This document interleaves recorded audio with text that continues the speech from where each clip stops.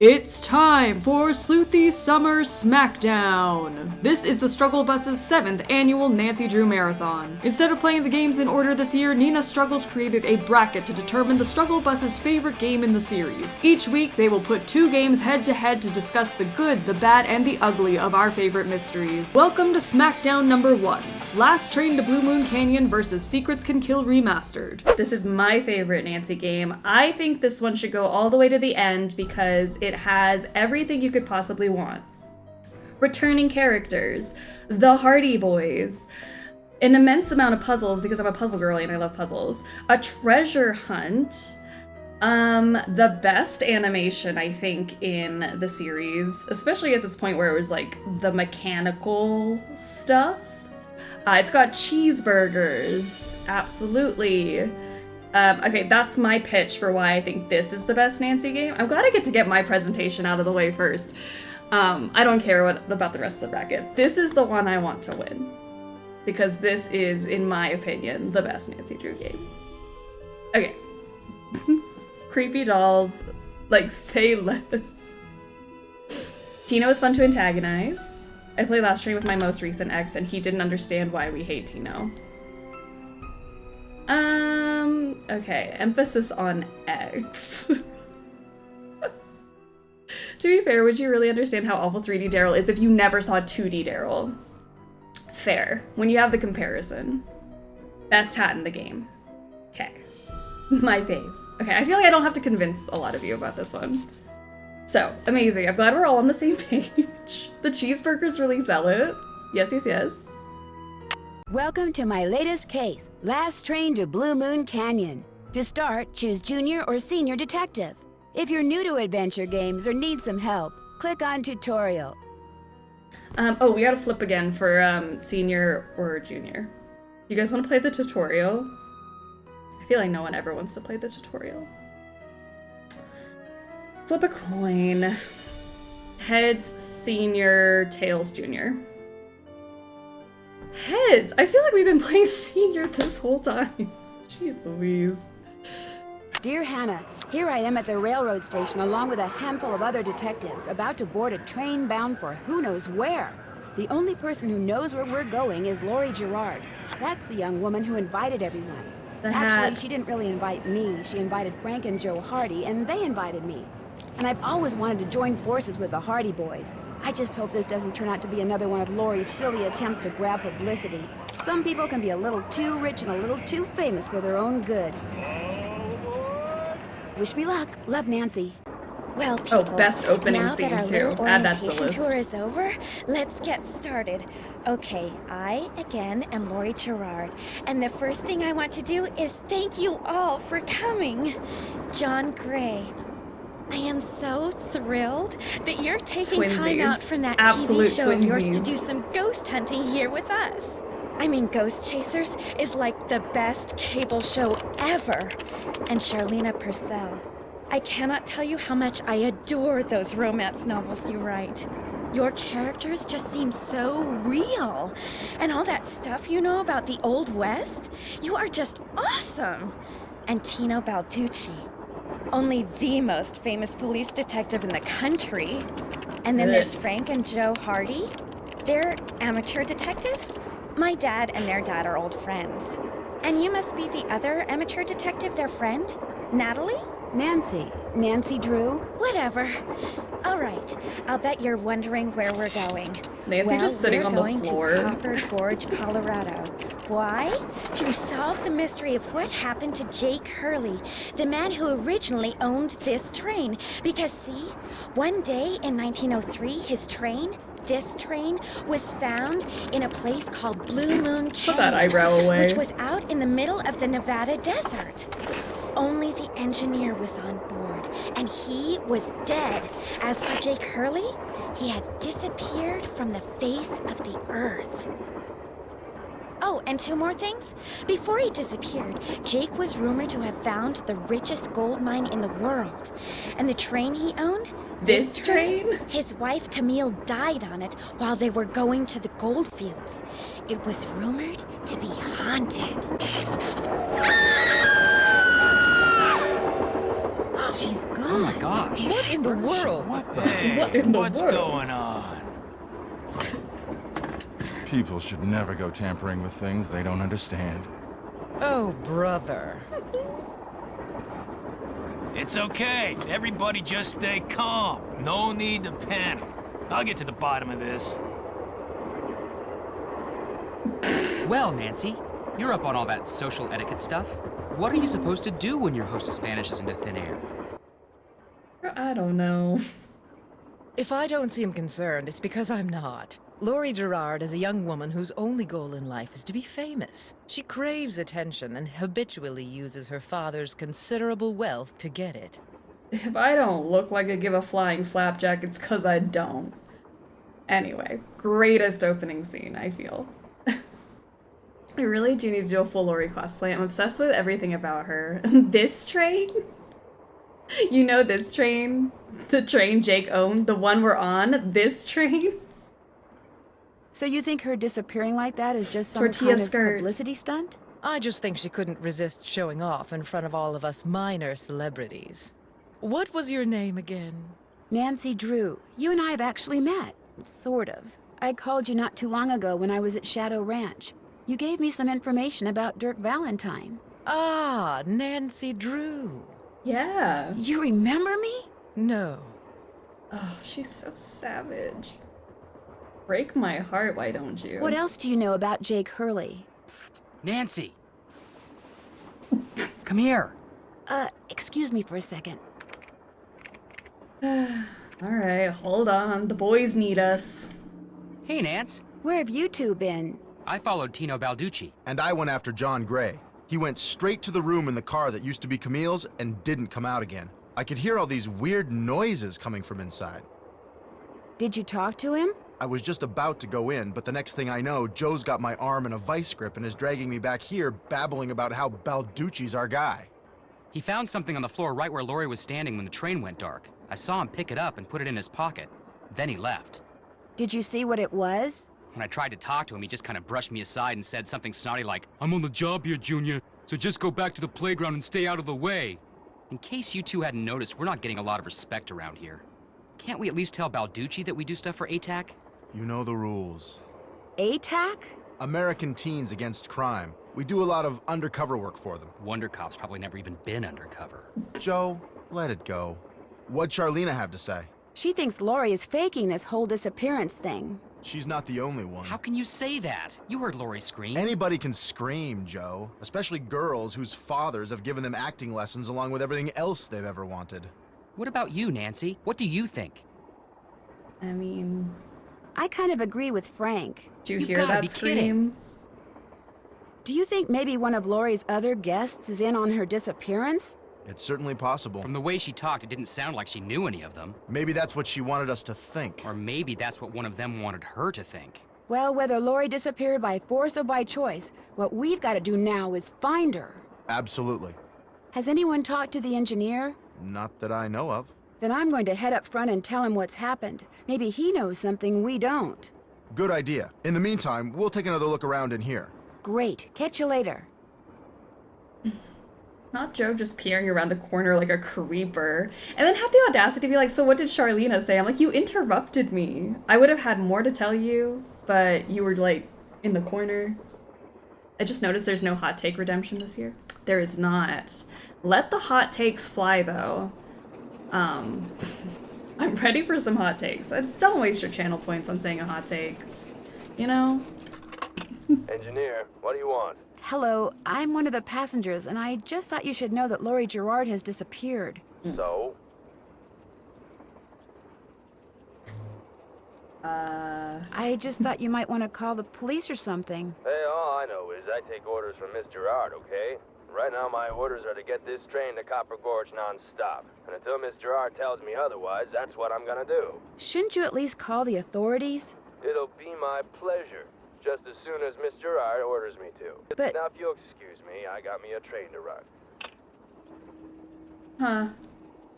Unofficial hot take. All of the 3D models in this game are bad, and Daryl just gets all the flack because his 2D model was daddy. You know what? Probably fair enough, because Daryl, the reason we don't like Daryl is because 2D Daryl is so good. Engineer, Hi. is this Miss Gerard? Yes. Yeah, this is Lori. Nice try.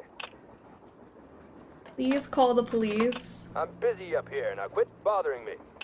Quit bothering me.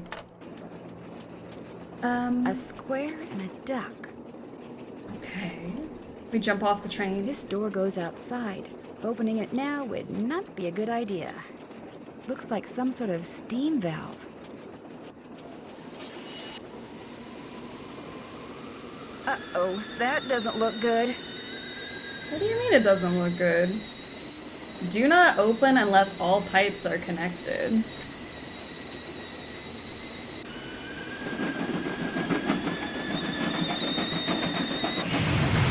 Oops. How many times can we kill Nancy in like the next 20 minutes? What a time to catch shrimp. Sassy Chef, how are ya?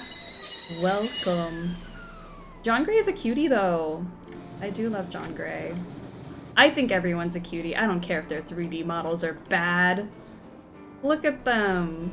Cutie patooties. Flippy fins. Freshly canned salmon. Fresh from a hand from the deep. Wholesome and satisfying. Okay. And there we have an It looks eagle. like there's something behind this painting, but I can't seem to move it. My 3D model is also bad, I get it. It's relatable. Sadie Crawford. Oh gosh, wait. Do I actually have to start taking notes now? Sadie Crawford. She got 2 left feet, which also relatable. 2 left feet. Concept for next year, do a death percent where for each game you die as fast as possible, then play the rest of the game normally. I like it. Pretty. Looks like some kind of gemstone. It is really pretty. Okay, Charlene, I'm so sorry we got interrupted. The boys really don't have any social etiquette. Yes? What are you working on? I'm writing my next book. I'm on a deadline, so until I write those 2 most wonderful of all 3-letter words, the end, everywhere I go, my laptop goes, and every chance I get, I write. What else do you know about Jake Hurley? You know, the man who originally owned this train? Wealthy, imaginative, adventurous, stubborn, egocentric, and most importantly, he was smitten at the age of 35 by a young French woman named Camille Voulet, who died about a year after they were married. I literally just realized what the fish ad is for.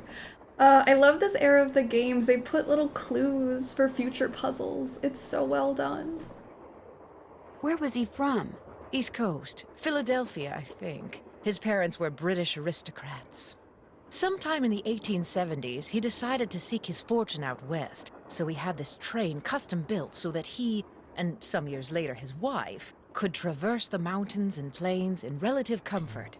So he went west and became a miner? All anyone knows for sure is that years after Camille's death, he showed up in Denver with a pouch full of gold nuggets and semi-precious stones, which he used to purchase mining supplies. He refused to say how he'd come by them, which of course led to speculation that he had found a fantastically rich vein somewhere, although to this day, its existence remains unsubstantiated and its location quite unknown. Why do you think Lori invited you on this trip? No doubt because I'm such an authority on life in the Old West, and because I'm so good at using old information to unearth new information. My knack for research is, well, it's a gift. I'll let you get back to your writing. That would be nice. We all have to strive for that confidence. Please. Is this Jake and his wife? Yes. From what I've read, Camille loved to sing and dance, even in death, apparently.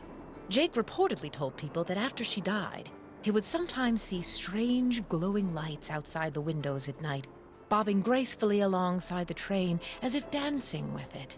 He said he found the sight very comforting. I suspect normal people would have found it terrifying. Okay. Let's get, I'm trying to think what I want to do next. Should I use my phone? My camera cell phone? Look. I'm gonna send this home. You know? Just in case Hannah wants to see that.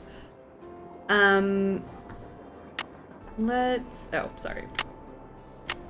Let's call home.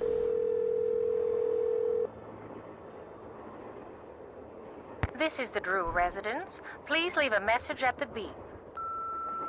Hi, Hannah. Bye, Hannah. Bess?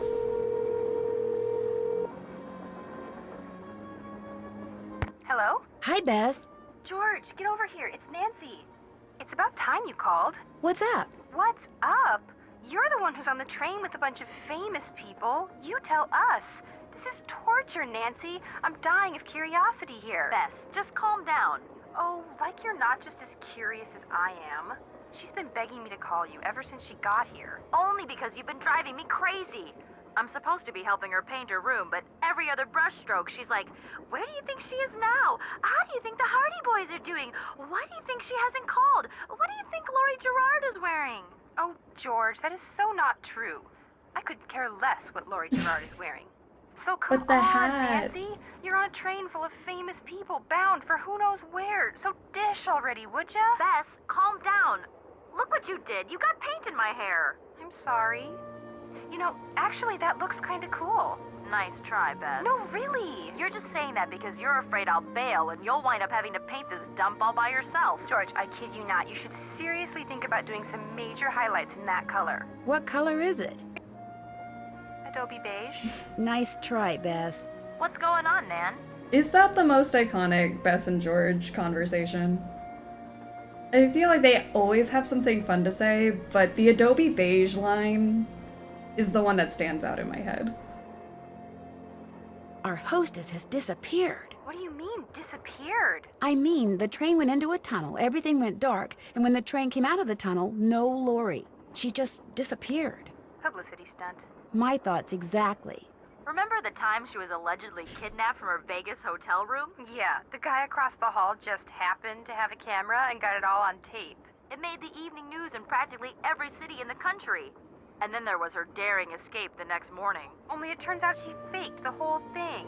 Of course, she claims her ex-boyfriend faked it to get back at her. She thought she was really being kidnapped. Like anybody believes that. Sounds to me like somebody has been spending a lot of time reading the tabloids. George has. Very funny. So what else is going on? Oh yeah, she wrecked her Rue is a close second. I forgot about she wrecked her Rue. That is an iconic one too. Before she disappeared, Laurie told us that the purpose of this train trip is to find out what happened to Jake Hurley, the train's original owner. Was he murdered or something? No one knows. He was married to a woman named Camille, but she died, and he eventually vanished while mining for gold. His train was found abandoned in Blue Moon Canyon, Nevada, with no one on board but his dead engineer. Whoa, spooky. Have any theories? My first order of business is to find out what happened to Laurie. So first Hurley's wife dies, then Hurley vanishes, then the engineer dies, then Laurie vanishes. A pattern, maybe? Bess, do us all a favor and leave the detective work to Nancy, okay? Has either of you been to Copper Gorge, Colorado? Never heard of the place. Why? Well, that's where the train I'm on is headed. Apparently Jake Hurley buried his wife Camille there after she died on the train. She died on the train? Ew, creepy. Ew. Imagine dying on a train. Disgusting. Jake used to see strange lights at night bobbing alongside the train and thought it was Camille dancing. Super creepy. Yeah, I just got goosebumps. Which is hard when you're practically covered in paint. Catch you later. Remember, when in doubt, call. We're just so savage in this game. Yeah, I love Bess and George in this one. Yeah, the Adobe beige wrecked her Rue is great. I'm trying to think of like other phone conversations that are like that stand out to me, and the only thing I can think of is Ned saying a goth in Waverly. When the phone conversations were good, you know? Not that I don't like the phone conversations in later games, they're very wordy. Alright, puzzle time. Oh wait, sorry, it's our first puzzle of the day. Guys, hold on. Take it in. Just went all willy-nilly, like... Need to point out that this is an iconic moment for us. I don't think... That doesn't look right. Maybe it is right. Okay. Don't doubt yourself, guys.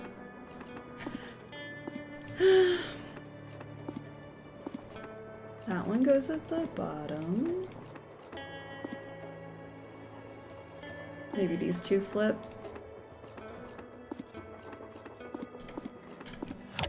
There we are. A goth is amazing. A goth? I like that we have like a whole lore about Ned not liking goths because of that. Wish you were here. Kidding. That's also a good one. Left pickaxe and lamp with buhl for safekeeping. To open what's closed, lead is the key. Or is it lead is the key? Lead. Labyrinth of Lies phone calls are a crime against humanity. They make no logical sense in the way they're laid out. I agree. This must have been the sleeping car. I think Tomb of the Lost Queen is the worst phone call offender, though. The Tomb of the Lost Queen phone calls are so long. I zone out, and I don't think they make sense. Still shocked that that didn't make bottom 5. We still have to play that one. Better not mess with that puppy. Why not?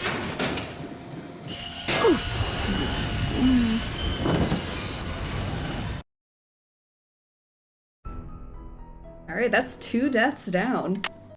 Nancy... gonna be fully concussed by the end of this. Tomb higher than Labyrinth of Lies is insane to me. Right? I don't know. I was having a good time playing Labyrinth of Lies the other day. I need 4 numbers to unlock this, and there's, what, 10,000 possible combinations? Guessing could take me a while. Okay. No guessing. A Tale of Two Dolls. Ill-tempered Edna could not get her way. Sorry, I forgot I had to write stuff down. She couldn't get Alice to come out and play. I can't, I'm too tired is what Alice said. I just want to go straight back to bed. Edna angrily tried to make herself heard, but all that came out was one 2-part word. Why, I'm not your mother, yawning Alice replied, till Edna the Terrible finally gave up and cried. Okay, Edna the Terrible is calling for a mommy. And we have yawning Alice. Alice, she's sleepy. Okay. 6969, that's the 4-digit number. Alright, that's all for the sleeping car. Same girl, same. We got Sadie Crawford with the 2 left feet. Edna, like, Mom, come pick me up, I'm scared. And we got Alice, who's just sleepy and wants to go to bed. Relatable queens, you know? Hey, come on over here. Hi, you're that Nancy person. How you doing? John Gray. My twin! Honestly, I think my sweater's better than his, but, you know? One of us is gonna have to change, John. You look pretty busy. Right now I'm taking time-lapse electromagnetic readings and recording background noise. This was Camille's private car. If she had something to do with Laurie's disappearance, analyzing these readings may give me a clue as to Laurie's whereabouts. Can confirm your sweater is better than his. Thank you. His is just like straight lines. I've got like a cable knit going on, you know? I've got like Sea of Darkness level sweater game. Are you saying that Camille's ghost kidnapped Laurie? What to most people are ghosts are actually temporary distortions in local electromagnetic fields caused by the presence of residual psychic energy generated by the person or persons who frequented that particular locale. That's my working theory, at least. That's very interesting. It's all very scientific. But the fact is, Laurie's missing, and I, for one, am doing everything in my power to find her. The vibes I'm getting make me think she could be in serious trouble. See, and he goes off of vibes. I'm also a vibe person. You know, this game has the vibes. That's how I pick my favorite Nancys. Charlena Purcell thinks Lori is just playing some kind of joke on us. Charlena Purcell writes romance novels. End of comment.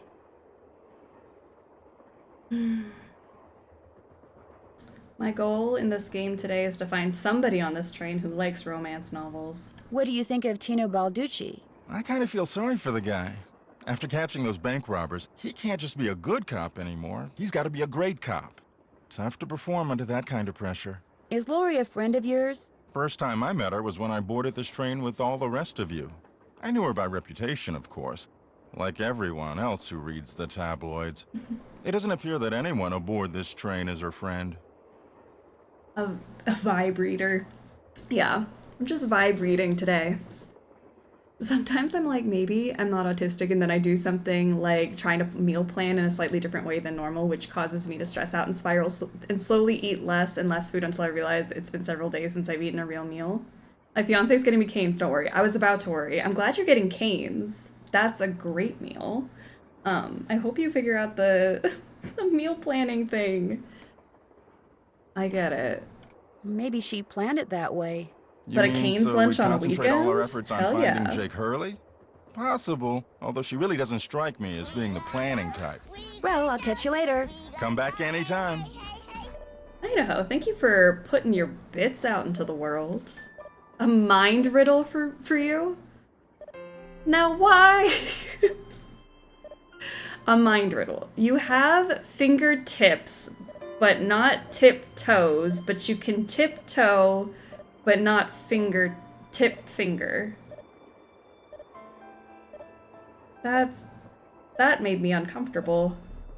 Because it's not something I've thought about. Fingertips, but no toe tips, and then you can tiptoe, but not tip finger. English is wild sometimes.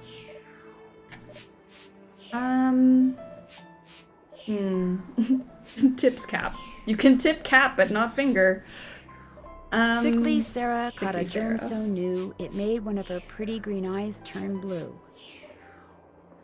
Different eyes. Okay. I'm glad Nancy read that. The handwriting is something. This looks like some sort of game. I tip finger all the time. You don't know my life. So sorry.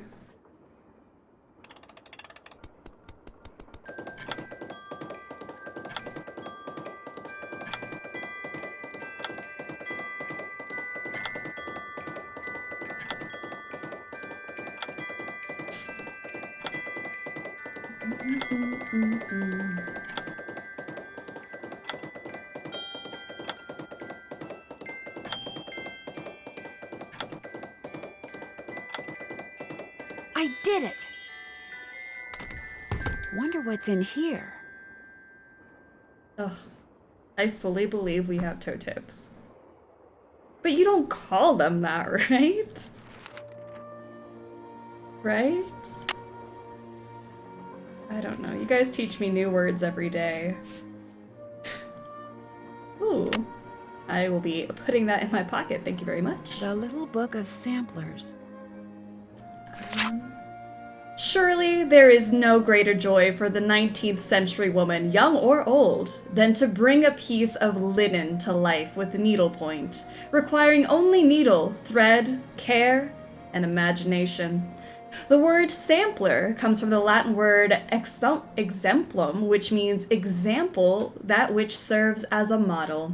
The best samplers not only allow their creators to recall what particular embroidery stitches look like when executed properly, but also demonstrate to the world their mastery of an important womanly skill. Indeed, many a gentleman's head has been turned, and many a marriage fortified by a well-crafted sampler. That's how you get the men, ladies.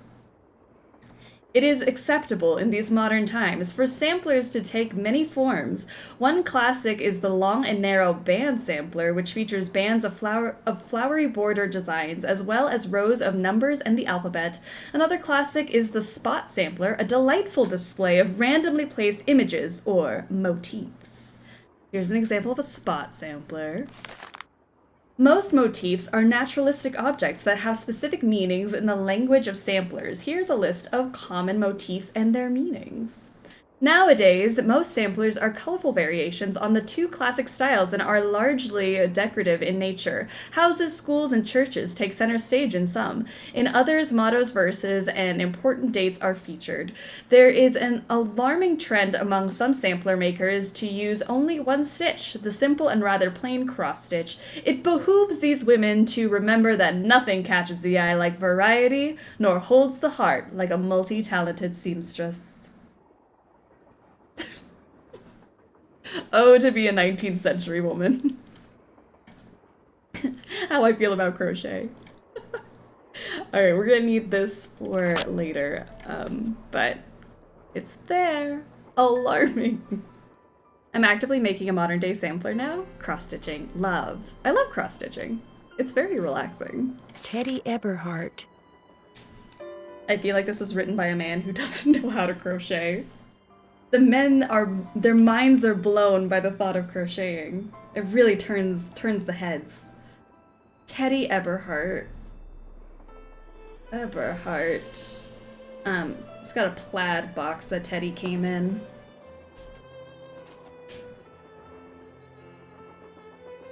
Ooh. What shall I play? What shall we play, Nancy? Needlepoint is witchcraft.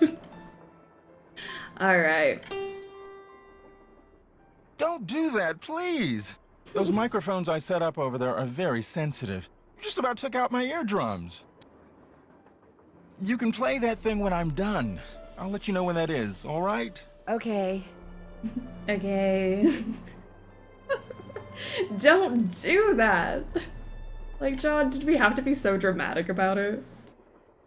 Then call me a witch. If needlepoint is witchcraft, we got witches in chat. I wish men were that turned on by my crochet skills in this era. Looks like Camille was teaching herself how to play the piano. Back from the store, ready to absolutely crash now. Oh, good. No thoughts, no nothing for the rest of the weekend. Alright. Thomasina O'Neill. Bro, how many dolls did you have? This is all my notes are just doll names. Thomasina O'Neill. I feel like I've said this before, but like for the longest time, I just thought this was ribbon. It's hair. And that's how you know which one's Thomasina. The one that's literally bald. Hair missing. Bald girl. My notes are looking insane now. It's just roasting the dolls at this point. Set off the mic again. Do it. Nancy? What? Don't even think about it. Don't even think about it. Why is he so mad, and why is he keeping such a close eye on us? Mind your business, John. It's locked. Aw. Let me live. Looks like some kind of sewing sampler. I wonder if there's a relationship between those symbols and those numbers. Maybe. I think it's more likely that there's a relationship between the sampler maker and a man. Awful Ursula. She's got this red hair, bopping around in that yellow dress. Okay. We have Owl and Cherry. Owl is 7. Cherry is 10. Okay. Oh, and the square and the duck we also saw. Square is 4, duck is 1. Picturing Nancy as a cat tentatively reaching a paw towards a key. John's just babysitting Nancy at this point. I wonder what's under here, and what the deal is with those weird-looking bolts. Keeping dolls is borderline borderline creepy hobby. Keeping hair ripped off from said dolls labeled with their names. We've done crossed that border. Maybe it was labeled like, we're gonna take it to like the doll hospital and like get it repaired, you know?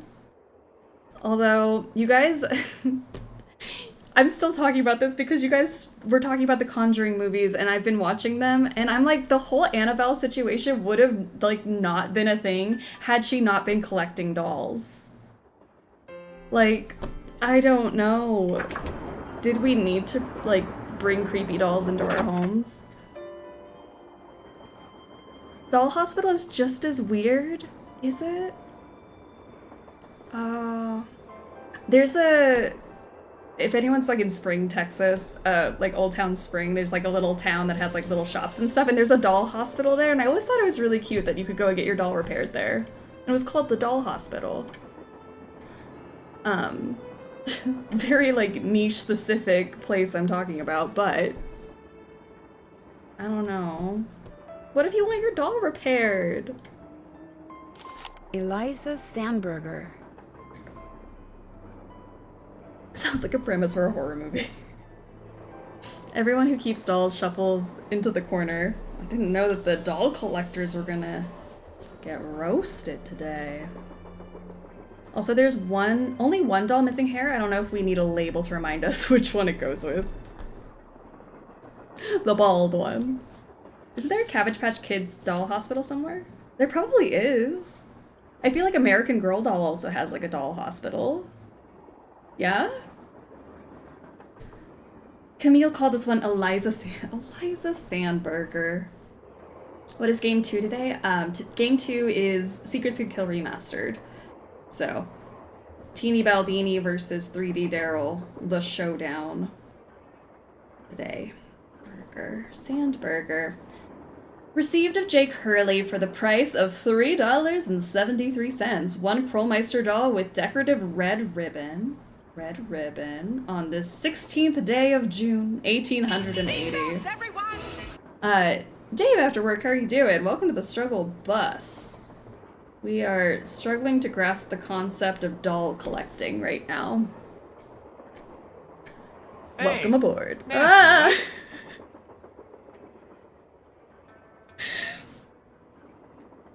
was looking at stuff, Tino. Oh my god.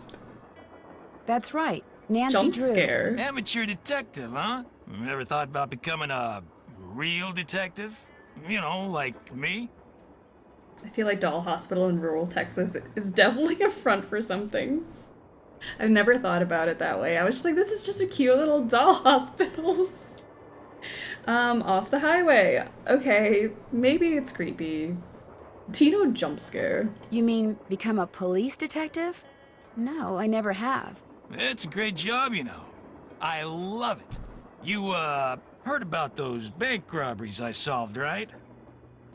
Tell me more. Tell me about them. Baffling case. Two-man team at 17 banks in 3 states in 5 days. FBI had no idea who the perps were. But after forcing their vehicle to a stop, confronting them, despite the fact that they were armed and giving chase, I single-handedly made the collar. Honestly, fully believe that was Tino farting. Or just okay. Thanks for your the inaugural fart of the stream. This perfect place to use it. Just cropped us teeny Baldini here. I heard they stopped because you accidentally rear-ended them. You heard wrong. You see, Nancy, when somebody does something really remarkable in this country, the first thing everybody else does is try to tear them down. Reporters, late-night comedians, even some of my fellow officers. All have been spreading vicious lies about me. Why? Because they've never done anything remarkable in their sorry little lives, and they're jealous. Anyway, you should look around in here. Lots of interesting stuff. This was Jake's private car, you know. Raise your hand if you're jealous of Teeny Balweenie. No one? Okay. Glad we cleared that up, Tino. I understand that you found something on the floor in the dining car. Yeah, at first I thought it was an old coin, but it turned out to be some kind of slug. He's giving I'm robbing the McAllister's house at Christmas Eve. I'm so happy we get a Tino roast today. Where do you think it came from? Probably been lying there for 100 years. May have served a purpose back then, but now, worthless. Oh. May I see it? Sure, in fact, here, keep it. Wear it around your neck or something. That way, when people ask you where you got it, you can tell them Tino Balducci gave it to you. The Tino Balducci.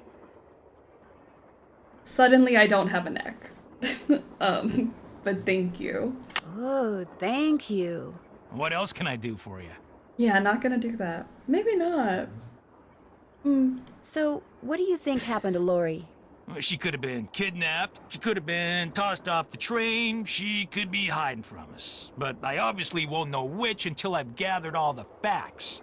So that's what you're doing in here? Gathering facts? So, you're gathering facts? Of course. It may not look it because that's my style. I'm a low-key kind of guy. But hey, don't worry. I'll know the facts when I know the facts. The truth can't be rushed, you know. The facts. He will know the facts when he knows the facts. He's not like other guys.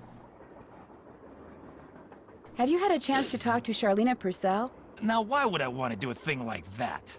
You don't like her? I can't stand those sappy books she writes.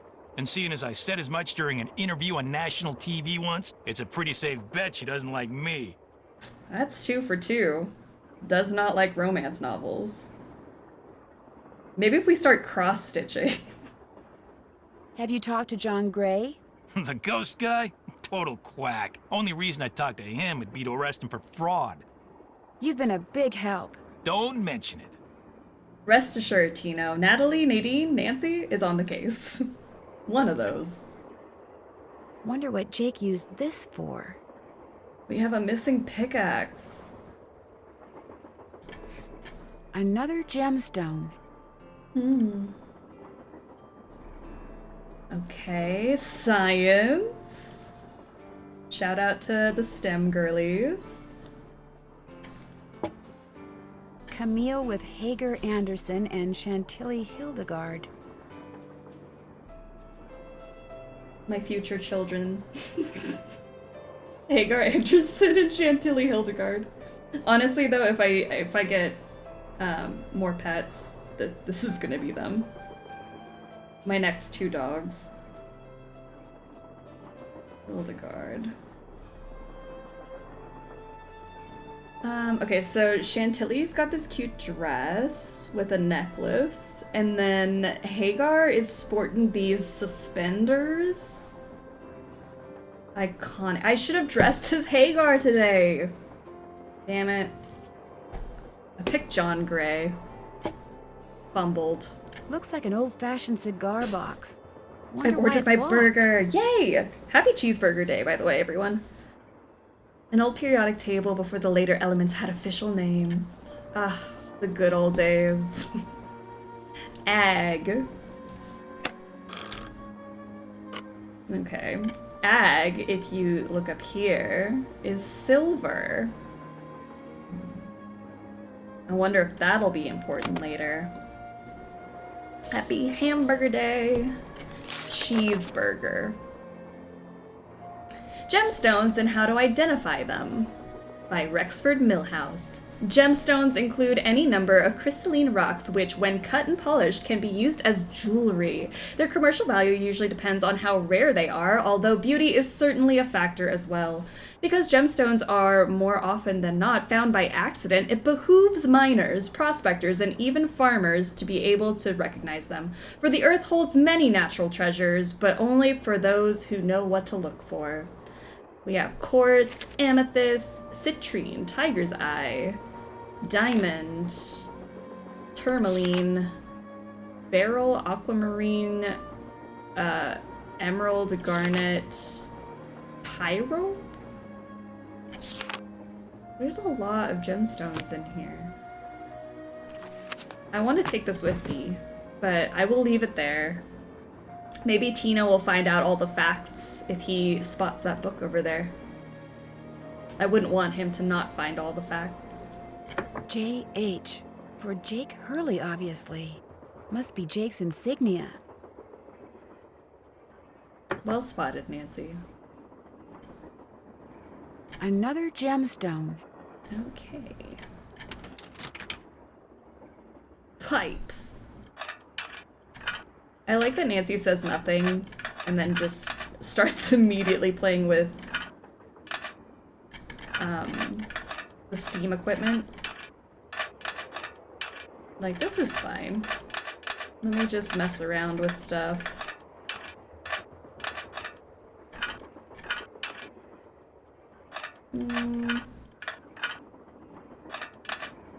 There, all done. Look at Nancy gathering all the facts. Oh, gosh. Tino's gonna be livid when he finds out that Nancy has all the facts and left no facts left for him. Oh, An no. old scale. Strange. It seems to be built into the wall. Those symbols look like the ones I saw in that sampler. Does look like that. It's locked. Dang. Well, that has an owl and a cherry on it. So owl is 7. And then cherry is 10. So we add 3 to make 10. That square and that duck look very familiar.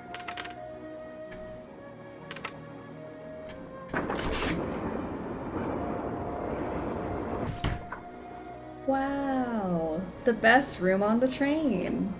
Look, we got, like, gauges and pipes and equipment. This thing spins. Like, what more could you want?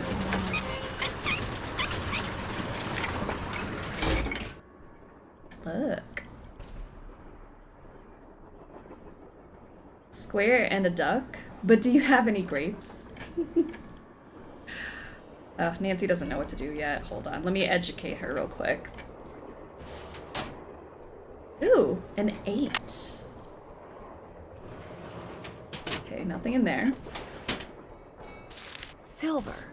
What do all those colors have to do with silver? So AG for silver, orange, blue, green, red, purple, yellow. Starting off with the good Nancy game. What, we don't like 3D Daryl? No?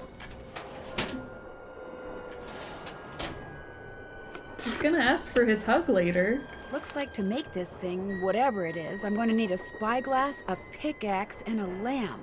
Citrine, amethyst, zircon, those are all gemstones, I think.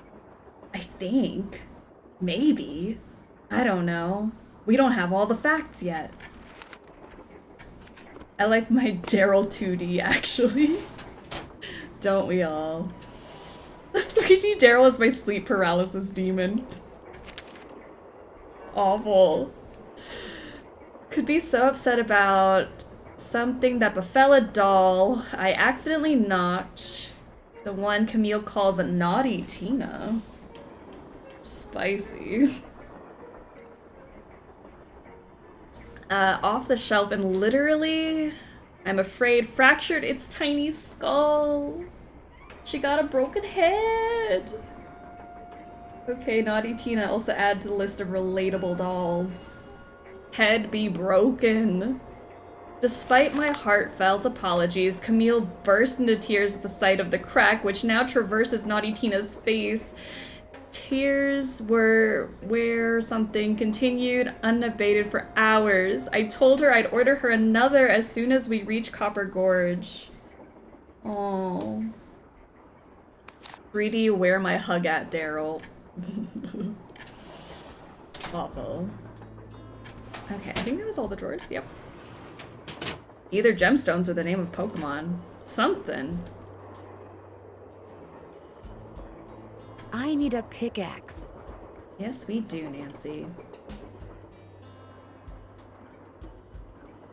I need a lamp. I need a spyglass. Mm-hmm. According to that diagram I found, those 6 gemstones are supposed to go in these 6 holders. But I have no idea which one goes where. Which is worse? That she called the doll naughty or that he broke the doll? I don't know. The breaking the doll seems like an accident. I don't know. Chessie, how are you doing? Welcome to the stream. Alright, we got all these different things to put our gemstones in. I mean, if you have a gemstone collection, this is how you display it. Look how cool.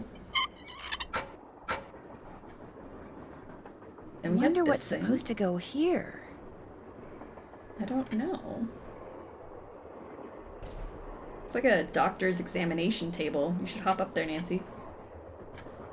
Looks like I need to enter 8 letters into this thing. The question is, which 8 letters?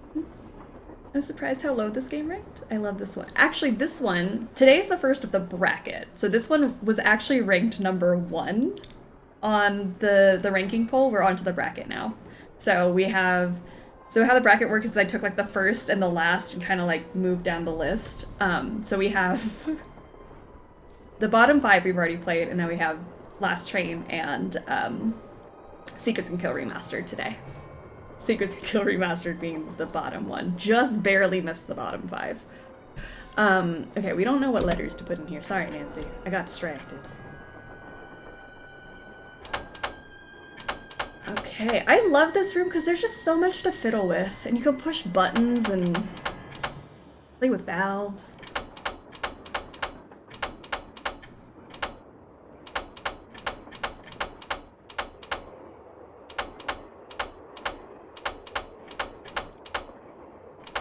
Maybe I spoke too soon. Maybe I don't love this. Although the sound effect for this one is not nearly as bad as some of these like repetitive ones, so I'll take it.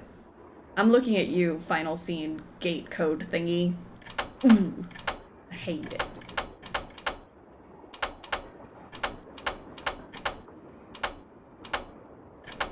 Ooh, ooh, ooh. Yeah.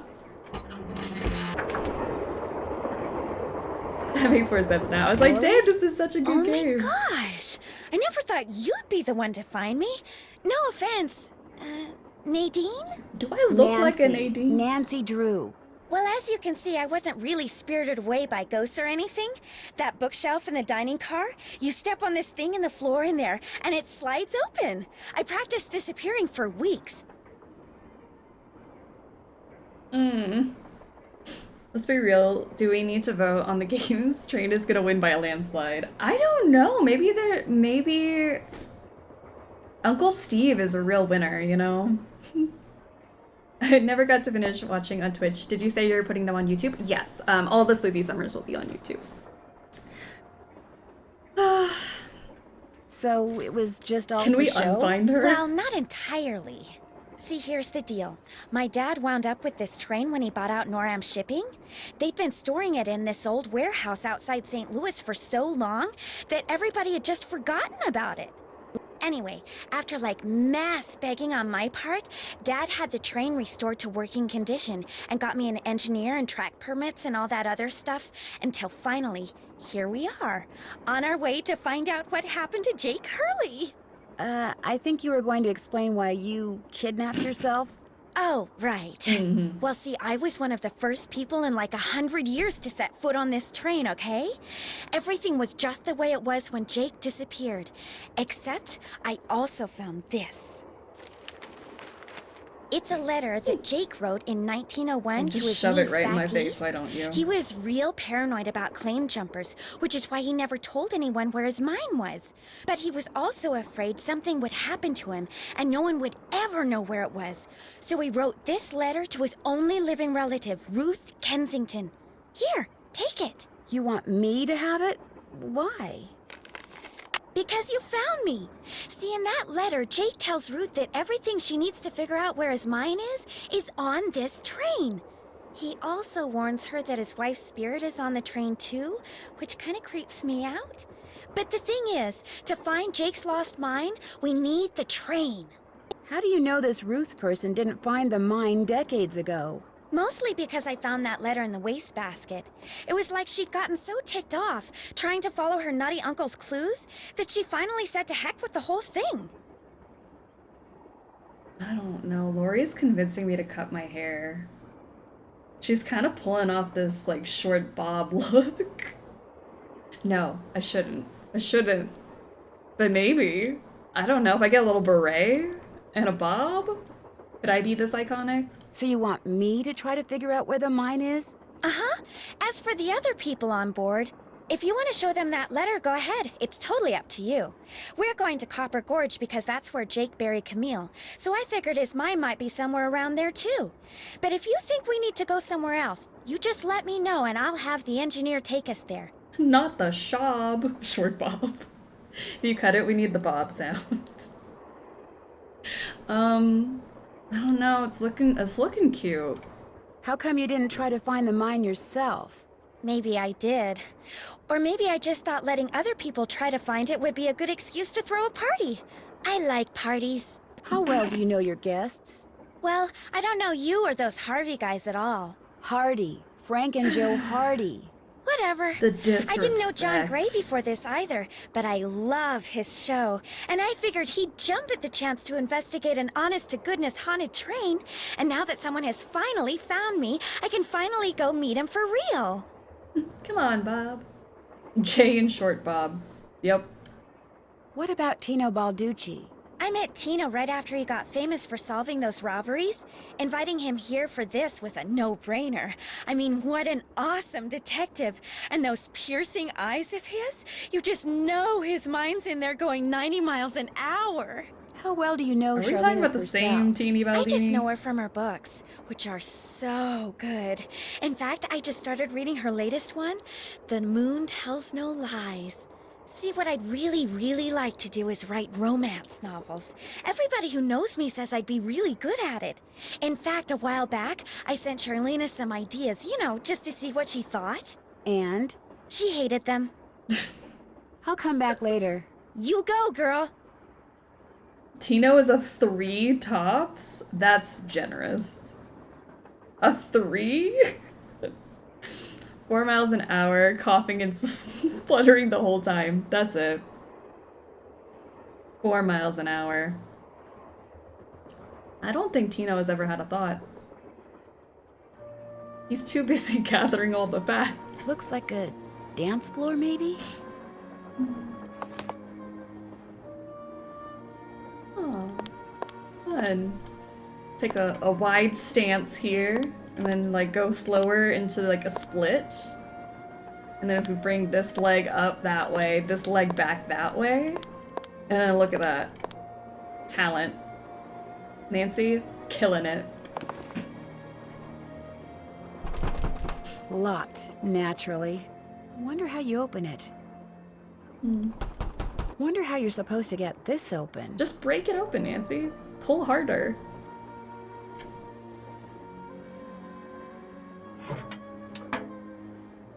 I bet I know what this is for. I bet you do. Let's take a look at that letter. Not that. This. The 3rd of November, 1901, from somewhere in Colorado. Dear Ruth, I know that we've never met, but now that your father, my estranged brother, is gone, you are my only living relative. I am writing to you to tell you about my mine before I, too, depart this earth, and its location is lost forever. I cannot tell you outright where it is, lest this epistle fall into the wrong hands, but with the information which follows, and with my train, which shall be yours upon my death, I promise that you'll be able to find it. First, you will need a map. To obtain it, know that my travels have taken me all over this great country, to towns which can be difficult to find, to Calico, Silverado, and Central City, to Dodge City, Virginia City, and Tombstone. To locate the mine on the map, you'll need my projector. When it comes to placing the stones, you'll need to ask someone who holds a warm place in my heart. I have stored his name accordingly, but to retrieve his This name, man you'll loved have his to riddles. give the dolls an order. This will require looking inside Camille's dancing shoes for the name of their maker, and wearing the shoes as you perform her favorite step on the dance floor. As for my beloved Camille, she has 4 words for you. Words which, when translated into numbers and used in combination, will help power my projector. But alas, she's taken them with her to her grave. So go to Copper Gorge, Colorado, and pay your respects. and let some of her goodness rub off on you. I promised Camille that this train would always be her home. In return, she promised to never leave, and indeed she never has. People say I'm crazy, but I've seen her and heard her and feel her presence on the train even today, 20 years after her untimely death. So above all else, my dear niece, let nothing happen to my train. It holds This wonderful train? things. Kindest regards, Jake Hurley. Okay, Jake. There should have been a death scene if you do that on the dance floor. Where Nancy does the splits and rips her mom jeans. Letter is amazingly exposition coded. How long have we been brothers? By the way, can we talk about the fact that Nancy has just worn 100-year-old slippers from a dead woman? Yeah, she put those on her feet, no questions asked. Very exposition heavy. Yeah, you're right. I don't think I've ever thought about that. But yeah. Your father, my estranged brother.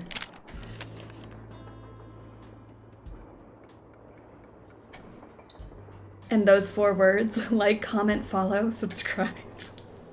Let's do this. We're looking for Calico, Silverado, Central City, Dodge City, Virginia City, Tombstone. I miss when Nancy would read stuff like this. I do love when Nancy reads to us. It's like a little bedtime story.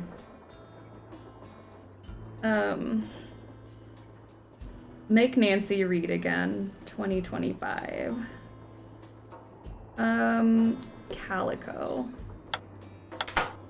Calico. Calico. Silverado. Central City. Now it gets hard. Where is Central City. Dodge City.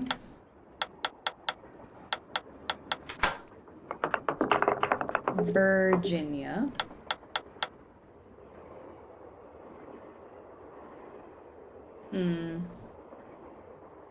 Why does that not seem right? How do you spell Virginia?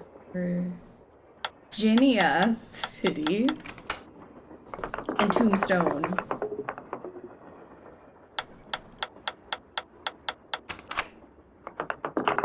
As you know, your father and I became estranged after an unfortunate incident involving a cow and your grandmother's lamp. NV. Guess I'm done. Strange. All that's left is a jumble of letters. See, I didn't mean to interrupt you there. NVRZTBAA. Inversitaba. Okay. Then... Darn. The name of the shoes is so faded I can't tell what it is. Maybe Bess and George can help me figure out who made them. Get to work, ladies. A sheepy. Sheepy sheep. How many more sheep games? The projector Jake mentioned in his letter to Ruth. Nancy, thank you. Wonder how many more sheep we have to encounter. We have Castle Malloy sheep. I feel like... Oh, I got Shattered Medallion sheep out of the way. Just kidding. I thought there were more sheep than that. Here's a sheep. NV... R... Z... T...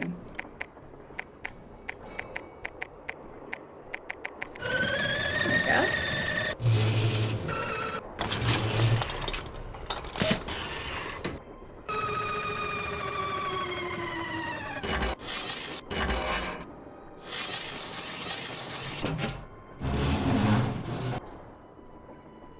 That was so cool. I can't imagine that there will be a cooler animation later in the game. Like, that's just impossible. How do you top that one? Jake's mind must be somewhere on this map, but where? I don't know. There. That little island spot right there. Got a good vibe about it. Honestly, I don't know what I'm looking at.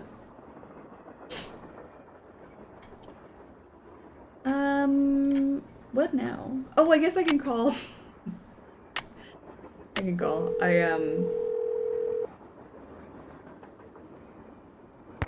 Hi, Beth. There's like so many Hey, things what's we could do going now. on?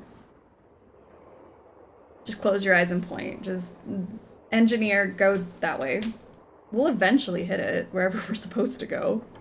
Lori gave me a letter that Jake Hurley wrote to his niece, telling her how to find his gold mine. If Lori knows where the mine is, why doesn't she just make a beeline for it? Because apparently Jake was too paranoid to tell his niece outright where it was. So he filled the letter with all these weird, obscure clues. I don't think Lori could make heads or tails of them. I know I barely can. Sounds like when he lost his wife, Jake may have lost a few marbles as well. The name of the company that made Jake's wife's dancing shoes is too faded to read. But to find Jake's mine, I need to know what it is. Hey, I know what you can do. Take a picture of them with your cell phone, then send it My to us. and we'll camera check them out for cellular you. device? But I thought you guys had to paint Bess's room. Boring. Besides, we're going to have to take a break soon because we're almost out of paint. Probably because Bess has gotten more on me than she has on the walls. Anyway, send us a picture of the shoes via cell phone as soon as you can. Actually, I already sent you a picture of the shoes. Well then, hey, we're on it. Ah, you guys are the greatest. I know. Need anything else? Let's just talk about some gossip I got. I get the definite feeling Lori Gerard has a thing for Tino Balducci. I saw him on TV once. He is very cute. Lori thinks he's the world's greatest detective. And you don't? Bess, I'm the world's greatest detective. What are you talking about? Let's just say I'm glad he doesn't work for our police department. I think the only reason he's famous is because he looks good on camera. Well, I think you two are being way too hard on him. Just because he's good looking doesn't mean he can't also be smart. In fact, maybe Balducci tries to look incompetent on purpose. You know, to give the bad guys a false sense of security so it's easier to catch them. Ever think of that? No, Bess, I never did. Well, there you go. And everybody else is just jealous of him. That's it. I better go. Let us know what happens. The delusion is unmatched. Oh, the best brand of Delulu is great. Let's see. Let's go talk to the world's greatest detective.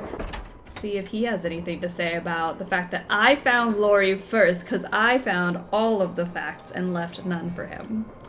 Well, it's the little lady detective. What do you need? I found Lori. She was hiding in the caboose. Oh, yeah? I just don't see it. Is it the chest hair? I mean, like... The hairline's not great. She disappeared because she wanted to see who'd find her first, which is why she left that clue behind. That slug? I mean, I knew that slug was a clue. That's why I gave it to you. I mean, I could have found Lori no sweat, but I thought, hey, why not give somebody else a shot? And you came through. Nice job. Thank you. But look, from now on, if you come across anything that may have something to do with Jake Hurley in his mind, let me know, okay? Just so I can, give you advice, help you sort things out.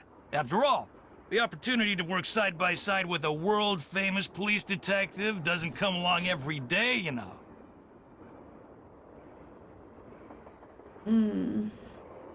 How did you and Lori meet? We met at a party in New York. Nice girl. Not a lot upstairs, but nice girl. So you make a great couple. She seems to have a thing for your eyes. Yeah, she always told me they were... I mean, she told me once that she thought they were very, brown. Brown? Brown or brown reddish? What do you think happened to Jake Hurley? He probably died trying to work that mine of his all by himself.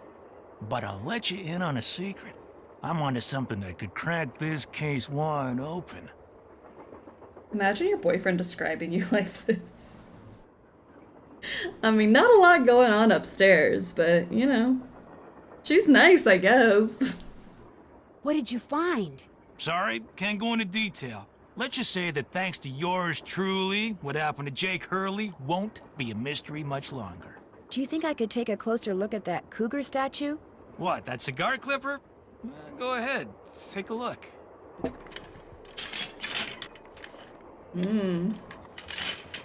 I'll bet I need this stone to build that thing in the diagram I found.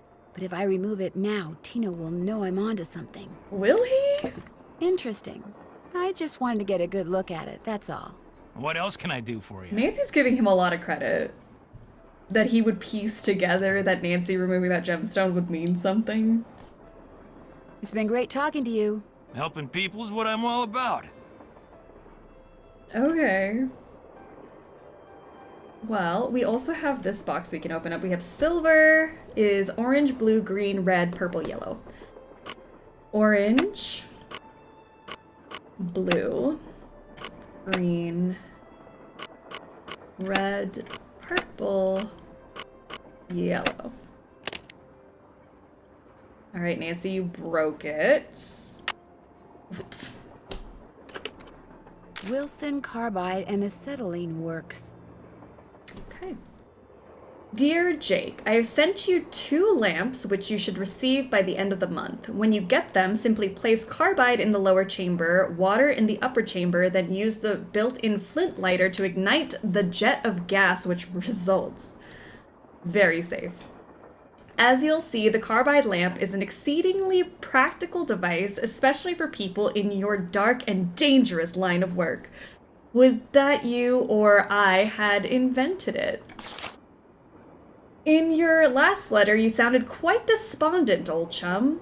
I suppose this is understandable in view of your failure to strike it rich, but I am living proof of how quickly misfortune can turn into good fortune. Little did I suspect 5 years ago that my attempt to produce aluminum would instead produce calcium carbide, or that calcium carbide, when placed in water, would release acetylene. Yet suddenly I was the surprised but happy owner of the patent for an inexpensive way of manufacturing an extremely flammable gas. This is really like...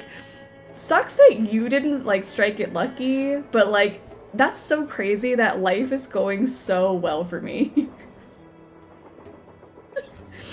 Just as I became wealthy when I sold that patent, I have no doubt that you too will someday be handsomely... That was your friend, Thomas Wilson. Handsomely rewarded for your efforts. Continue to keep me apprised of your adventures, dear friend, and never, ever give up. May the lamps I sent you soon light your way to the gold you seek.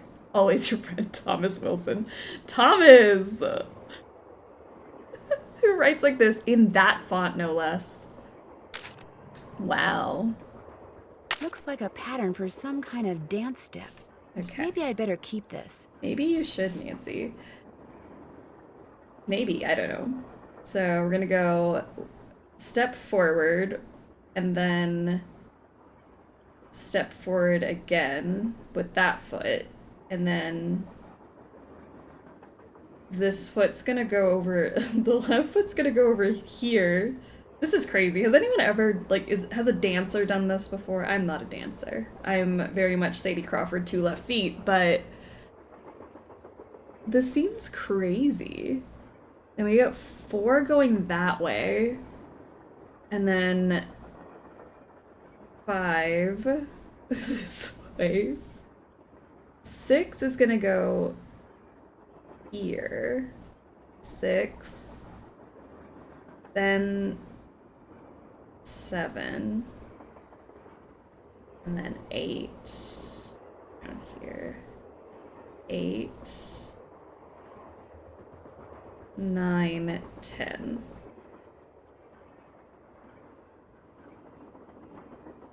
Was a dancer my whole life, never seen this. The Hurley's Whirly Burly? Never? I mean, everyone does the Hurley's Whirly Burly at the best parties. You don't plant your foot on 6 before making step 7? Are we floating at one point? I guess so. Hold on. 6, you go down here. I mean, I think you have a foot on the ground at every point, yeah?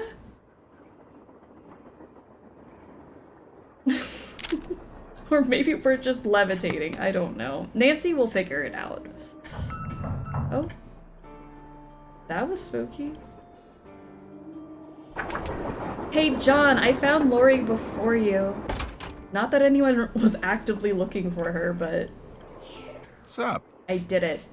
I found Lori safe and sound in the caboose. So I guess those vibes you got about her being in serious trouble were wrong.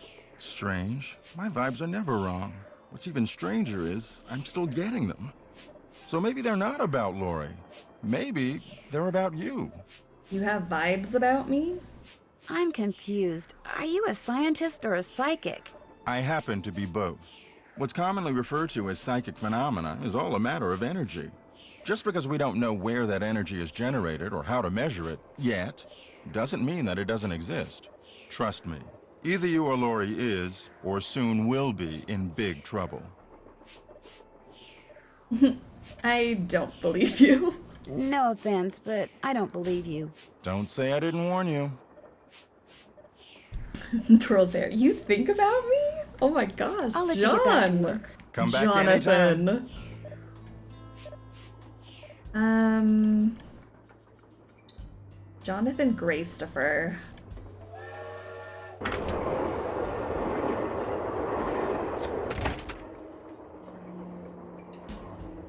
What is that?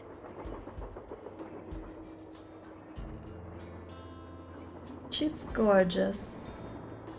As an adult, that's really pretty. As a child, nightmares. That kept me up at night as a kid.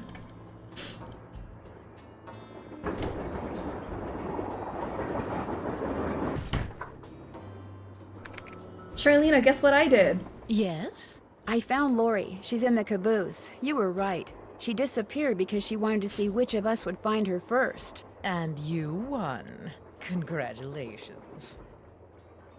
You don't seem that proud of me, but okay. It's the hurly-whirly-burly, obviously. That's what that is. The others on the train, John Gray and that police detective, do you know them very well? I don't know them at all. Needless to say, I don't watch television, so I've never even seen Mr. Gray before. Although I do know that his profession, if you can call it that, is rife with crackpots. As for Mr. Balducci, from what I've read, his success in solving those robberies was less a matter of talent and more a matter of being in the right place at precisely the right time. Don't you have a story where you had to go home from your friend's house as a kid because that scared you so bad? Yeah. If anyone knows fellow struggler Coro Unhinged, I was at her house for a sleepover and we were playing this game, and Camille was like literally haunting me that night, and I kept thinking I saw Camille outside her window. I had to call my parents to come pick me up. So my dad drove in the middle of the night to come pick me up from a sleepover because of Camille doing the hurly-whirly-burly. There's my fun Nancy Drew story. It was terrifying as a child. In other words, you don't think he deserves all the attention he's getting? No. You and those two Boy Scouts you're with would make better detectives. Is that all, dear? Did you know that Lori wants to be a romance novelist? Doesn't everyone? Do you think she could do it? No. Could we please talk about something a little more pleasant? Damn. Well, I'll let you go. Let me know if you run across anything juicy. You know Coro in real life? I do. I do. Hey, Nancy. What's with the Cheshire Cat grin? You found Lori. Yep, she's holed up in the caboose. And as a reward for finding her, she let me have this. It's a letter from Jake to his niece in which he leaves clues telling her how to find his mine. Only the clues are extremely obtuse. You found Lori, you got the letter with all the clues. Guess you don't need us anymore. Oh, Joe, quit pouting. Want any help? Are you kidding? You bet I do. Now you're talking. Yay. Is Coro sister Struggles? No, actually. Coro and I grew up together. We went to school together. We're a friend who wanted a sleepover but ended up not having one. If I remember correctly, it was a group of us. I think I was probably the only person that left that sleepover. The Hardys look like Muppets in this. I can't unsee it. Picture Kermit in the middle. Uh-oh. Don't tell me that. I like them in this game. Balducci wants me to share everything I find out about Jake Hurley with him. I'll bet he does. He just doesn't want you to show him up again. Yeah, he wants you to do all the legwork so at the last minute, bam, he can swoop in and grab all the credit. I wouldn't tell him a thing, Nance. Unless it's to get lost. It stands to reason that the only person other than Jake who had to have known the location of Jake's mine was the engineer on Jake's train. Very true. Not necessarily. Jake might not have told him the exact location. Maybe he just had him drop him off somewhere nearby. Well, still, we'd be way ahead of the game if we knew where that drop-off point was. If the engineer had any surviving relatives, we may be in luck. The guy died more than 100 years ago. How are we supposed to find out his name? Maybe Charlena What's-Her-Face could tell us how to go about it.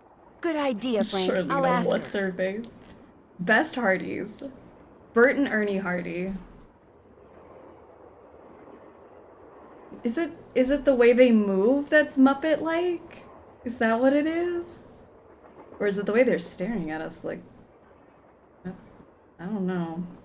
I found a diagram for some kind of contraption that Jake designed, but to operate it, you need his pickaxe and The some kind of bases? lamp or lantern, which it looks like he gave to somebody named Buell. Buell? Joe, show her! Show her what? That old picture we found! Okay. We found this on the bookshelf. See? Buell's Supplies and Pawn Shop. That's gotta be the same Buell Jake gave his axe and lantern to. Yeah, 100 years ago. And the guy was a pawnbroker, Frank. The stuff's probably long gone. Or maybe it's still somewhere in Copper Gorge. Well, that's where we're headed, so let's just hope for the best. Right. See you in a bit. If you need anything, just let us know. Well, that's super helpful. Frank has helmet head. Stop. Frank was my crush in this game. Oh my gosh. Don't say that. Engineer, this better be Miss Gerard. Well, actually, Forget it. I was just gonna tell you I found her. You didn't have to be rude about it. it looks like this thing opens up. But how? Smash. Okay, let's start gathering our gemstones. There's one.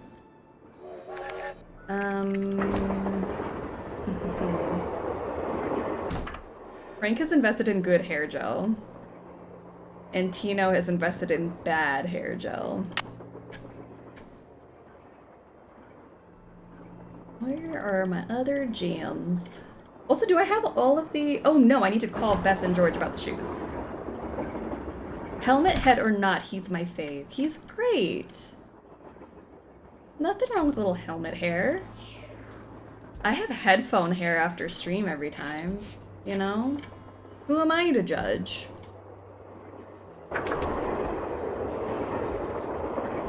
Tino's hair gel is probably car oil.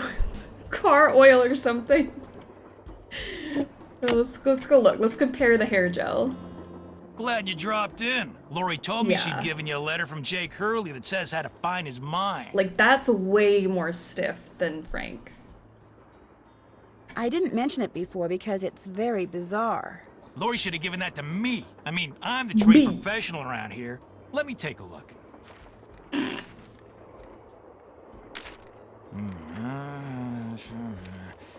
I've seen enough. He can't read. 2 words. Useless. Those are just the rantings of a guy who spent way too much of his life swirling mud around in pans under the hot sun. 5-star nut job. He went, "Rah, rah, rah." Anyway, I've seen enough. I never learned how to read.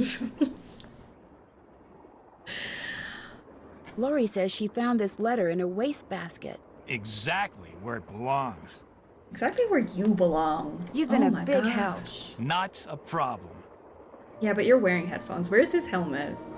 Fine. I didn't realize he had helmet hair, but you're so dirty talking about who's stiffer.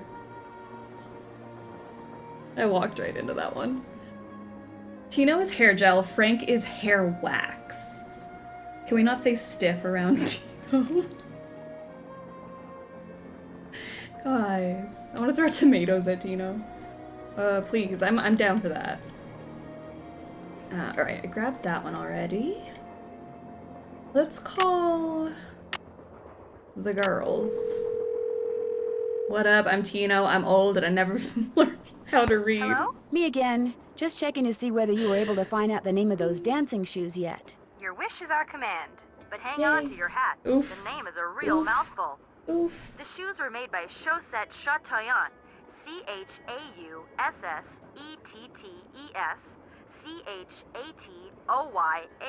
Chateauyantes.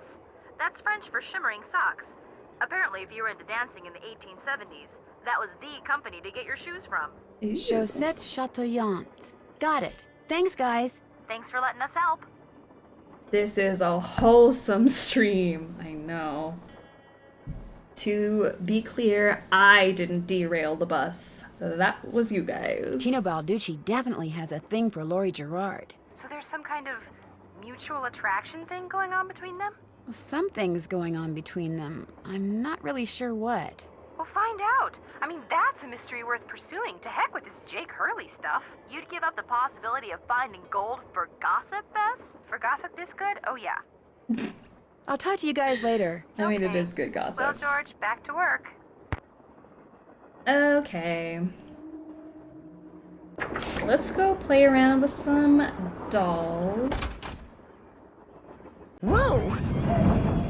Somebody must have thrown the emergency brake. Just when I was about to do a puzzle. Did somebody throw the brake? Or something? Oh, Joe, now you sound like Laurie. Hey, I was the first one on the scene, and I saw no one. I think Kane Okala pulled the brake. Just saying. Who was the next person on the scene? John Gray. Then Balducci came bursting through one door while Frank and the engineer came through the other. Boy, was that guy ticked. He said the train could have derailed. He reset the brake, muttered a few choice words, then headed back to the engine just as you and Laurie showed up. Everybody was there except Charlena. I don't think she left her laptop the whole time. Unbothered.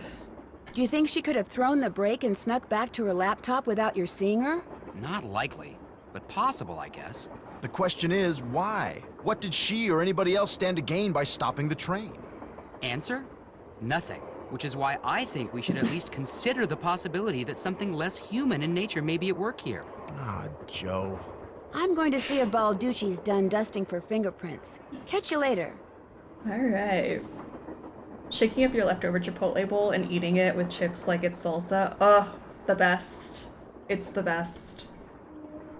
My cheeseburger that I've got, like, ready to go, that's the thing keeping me going right now. Happy cheeseburger day. I can't wait. Charlena? More questions?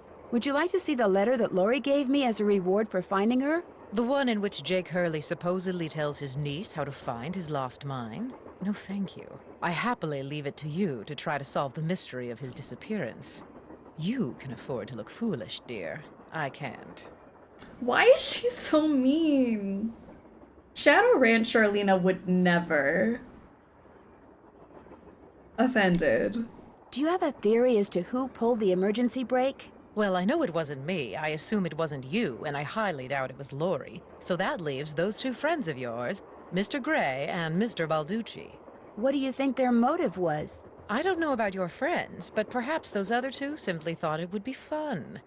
Boys will be boys. Boys will always turn heads for cross-stitch, too. How would I go about finding out the name of Jake's train engineer? If you're smart, you'd ask me.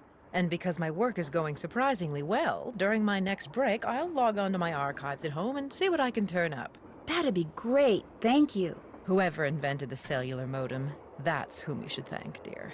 Aren't you even going to try finding out what happened to Jake Hurley? No time. The only reason I haven't insisted that Laurie release me from all this silliness is there's always the possibility that what happened to him has the makings of a bestseller, although I highly doubt it. Why are you so sure that Jake's story wouldn't make a bestseller? His story is an all too common one. A man wanders off into the desert in search of gold and never returns. Why? He either doesn't have enough food or water, or he encounters hostile natives. What about his wife, Camille, dying on the train like that? That does make the story a little more interesting. She probably died of something mundane like pneumonia or even measles. Now, if it was wintertime when she died, and they were in the mountains, Jake no doubt kept her body on the train for months before he buried her, which is rather delicious in a morbid sort of way. Imagine you die of pneumonia and Charlena Purcell's like, they probably went on like the most mundane way. Like, how boring. You got taken out by pneumonia or measles? Do better. How do you think Jake's engineer wound up dead on the train in the middle of nowhere? My guess is the engineer got tired of waiting for Jake to return, took off in the train to get help, and died of a heart attack along the way. After which, the train rolled to a stop in Blue Moon Canyon. Anyone experienced enough to single-handedly run a steam engine would have been quite a bit older than Jake. I should get going. That would be nice. Your death wasn't cool enough. Pneumonia catching strays. Describing measles as delicious is really what gets me. Delicious. Oh, let me look at the break. Forgot crimes happened. Looks like Tino's through dusting for fingerprints. Okay. Tino. Well, actually first, John, did you throw the break? I'm doing sauteed onions, roasted garlic, giant portobello, and Swiss for your cheeseburger. That sounds amazing. I almost got mushrooms too, because I was like, I kind of want, because I got Swiss, and I'm like, mushrooms with the Swiss would be perfect, but I didn't. Regrets. What's up? Pneumonia, I have no rose for you today. So are you making any progress in here? Oh yeah, not only am I getting some real unusual EMRs, that's electromagnetic readings, but take a look at this. Do we want to listen to the ghost stuff? You've got something? I set up a camera and took some time-lapse photos. Sometimes I was in the room, sometimes I wasn't, but somewhere along the line, I managed to get a shot of Camille. Where? She's You don't beautiful. mean that little blob, do you? Yep, that's Camille. Okay. You're skeptical. That's cool. Just remember, the key word when it That's comes to cool. ghostly phenomena is energy. That blob is the result of Camille's residual life force, spirit if you will, reacting with the chemicals in the photographic paper. Couldn't it just be a flaw in the photographic paper? No. Okay, it could be that too, but it's not. Trust me. Like, that's obviously Camille. Did you not see the portrait of her in the other car? It looked exactly like her. I saw a bunch of weird glowing lights outside the window of the sleeping car. Really? Actually, I'm not surprised. Charlena said Jake Hurley used to see them too, only he attributed them to his dead wife, Camille. They're probably some form of piezoelectricity. See, my guess is quartz crystals in the ground are being compressed as the train passes over them, and the resulting voltage, called piezoelectricity, is manifesting itself as glowing lights, probably because of some quirk in the train shape or in the composition of the metals used in its construction. It was custom built, remember? So it's a natural phenomenon, not a ghostly one? Take it from me, old Mother Nature is capable of some pretty scary stuff. I'll let you get back to work. Take care. His credentials, trust me, bro. Trust me. Okay, Tino, did you get some fingy prints? Look at him studying his notes. There's nothing written on that page.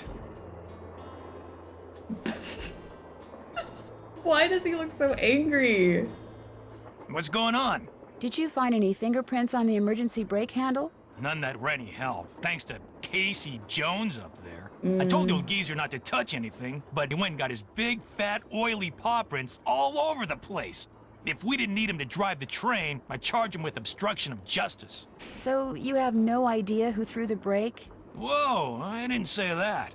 He's As a got matter the of fact, facts. I found this. Probably fell out of the perp's pocket while he was yanking on the Not handle. the Looks perp. like some kind of thermometer. Yeah, like the kind a certain ghost hunter uses on that bogus show of his. You think John Gray threw the brake? But why would he do that? Because they're thinking about axing his show, that's why. I checked with this buddy of mine in L.A. Gray's got to come up with something real big real soon, or he's toast. And you can't get much bigger than a train with a spooky past that's prone to strange accidents, now can ya? I mean, is there any proof? Or are you're going off of vibes also? Have you confronted John with your suspicions? All in due time. I always like to get my ducks in a row before I make an arrest. He's getting all the facts. But couldn't someone else have dropped that thermometer? Please. Who's the top cop here, huh? Who's the world-famous detective? You? I know what I'm doing, sweetheart. John Gray wanted publicity. That's exactly what I'm gonna give him.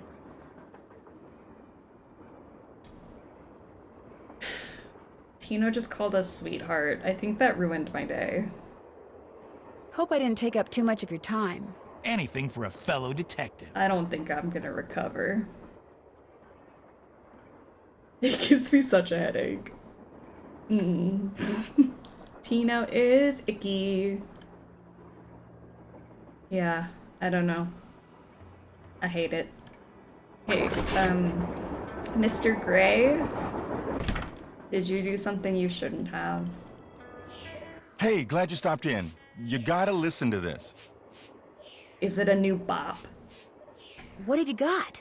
I put this digital recorder in the corner where Camille showed up in that picture and turned it on so it would just keep recording. Now when you play it back at normal volume, all you hear is background noise. But when you turn the volume way up and run the signal through a filter or two,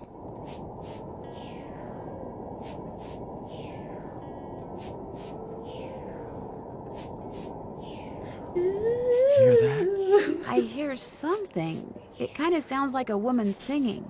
Not just any woman. Camille. So be careful what you say in here. She's listening.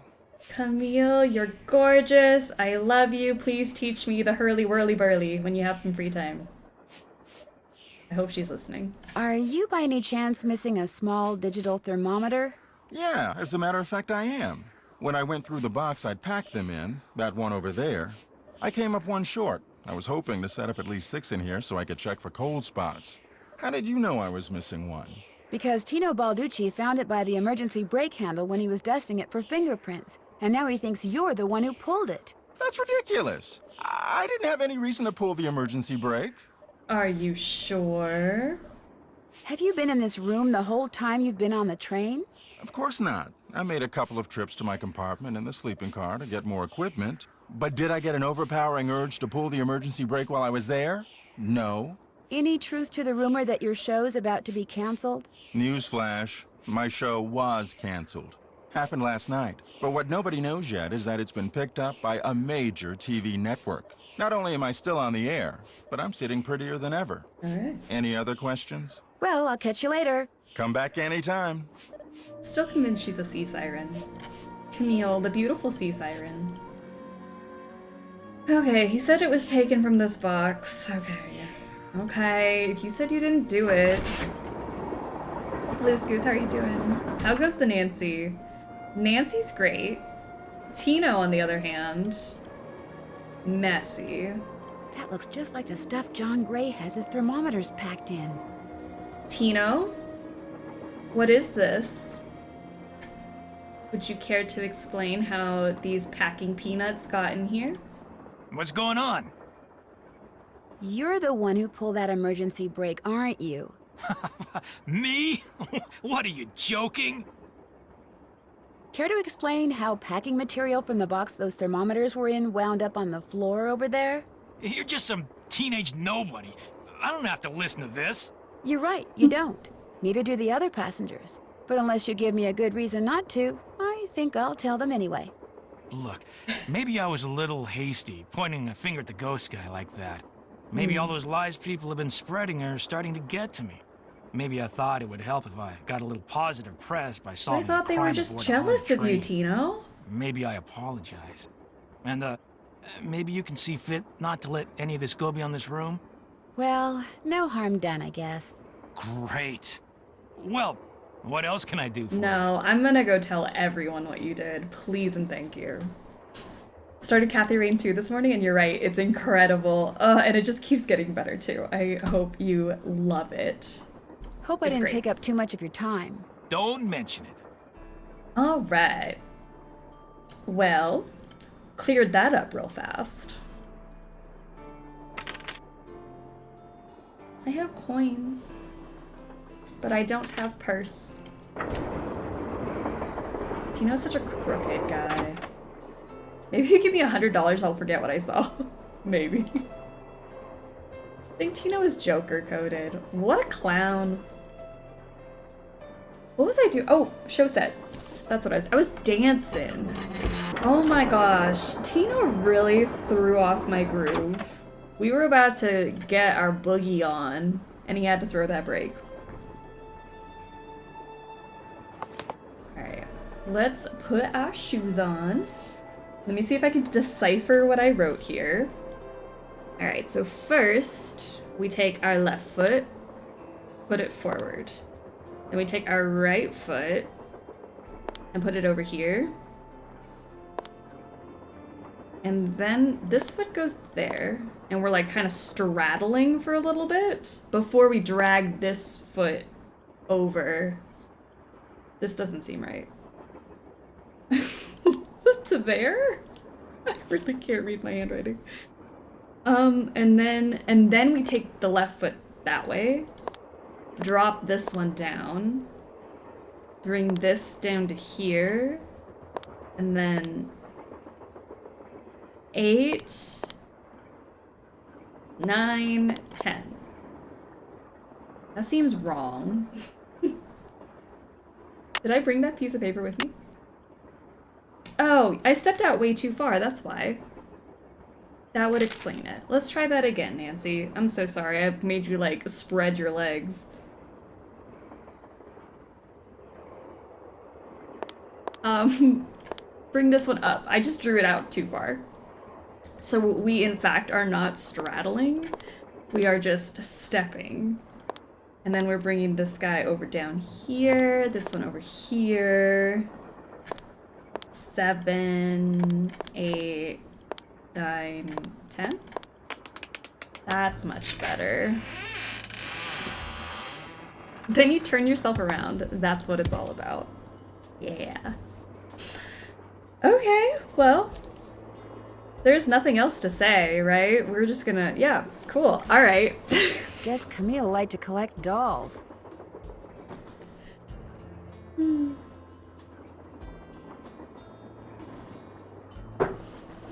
Anyway, show set Chatoyant. So CH is Chantilly Hildegard. Chantilly is the one with the cutesy dress and the necklace. I would know Chantilly anywhere. That's Chantilly. Then we have AU, who is ugly, no, not ugly, Awful Ursula. Awful Ursula is red hair with the yellow dress. Then SS is Sickly Sarah. Sickly Sarah, she's got different colored eyes. Look at that, she's so sick that one of her eyes is blue. Then we have ET, who is, I almost said Eddie Teberhart. Who's ET? Edna the Terrible, not Eddie Teberhart. Edna the Terrible says something. Mama. That's you. Then TE is Teddy Eberhart, and Teddy Eberhart is wearing plaid. Look at that kilt. And then SC is Sadie Crawford with those 2 left feet. Sadie Crawford. HA is Hagar Anderson with the suspenders. TO, Thomasina O'Neill. Bald! Bald. And then YA is Yawning Alice, Sleepy Girl. And then we have NT is Naughty Tina with the cracked head. And then ES was Eliza Sandberger. Nancy literally put on those 100-year-old shoes. She did. Nancy will do anything. I don't want to know how she lost her hair. I mean, balding is a common thing. Poor Thomasina. Tag yourself on Yawning Alice. I want to be Hagar Anderson, but I know I'm not that cool.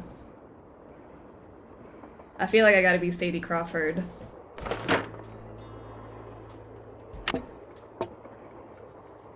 Sadie Crawford who yearns for the Hagar Anderson life. Yes? I hear that Tino and you used to be an item. How did you know that? So it's true? We went I out was a just couple guessing. of times, yeah.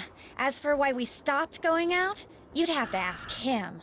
Uh-oh. We'll talk some more later. Keep me posted. Tino. Please. Chantilly Sun Hagar Rising. Tina, what did you do? He broke up with her. What's going on? How come you told me you and Lori never went out, and she told me you did? Don't you ever stop asking questions? I'm a detective. You know how it is. I dumped her, okay? I'm not proud of what I did. I'm not happy about what I did, but it's done. It's over. Now let's drop it. Why? If you didn't want to dump her, why did you? You are incredibly irritating, you know that? I dumped her because people said going out with her would make me look bad. Said she was a joke, that no one took her seriously. Said if I started hanging with her, no one would take me seriously. So I stopped calling. I'm gonna be real with you, Tino. I don't think anybody takes either of you seriously. Crazy. But you didn't stop caring. No. Now take a powder. I don't feel like talking anymore. Wild. You ghosted the best chance at love you had. Aw, Tino, no one takes you seriously no matter who you date. Sorry, the gossip threw me off. What are we doing next? I have things. I've done my little dance. Do we make a little love and get down tonight? What's next? Maybe I can go talk to the boys. The Hardy brothers. Take a powder! Lori, you deserve better. Maybe we should call Bess and George to update them on, on the hot goss. You're right. They would... Sorry. They would want to know.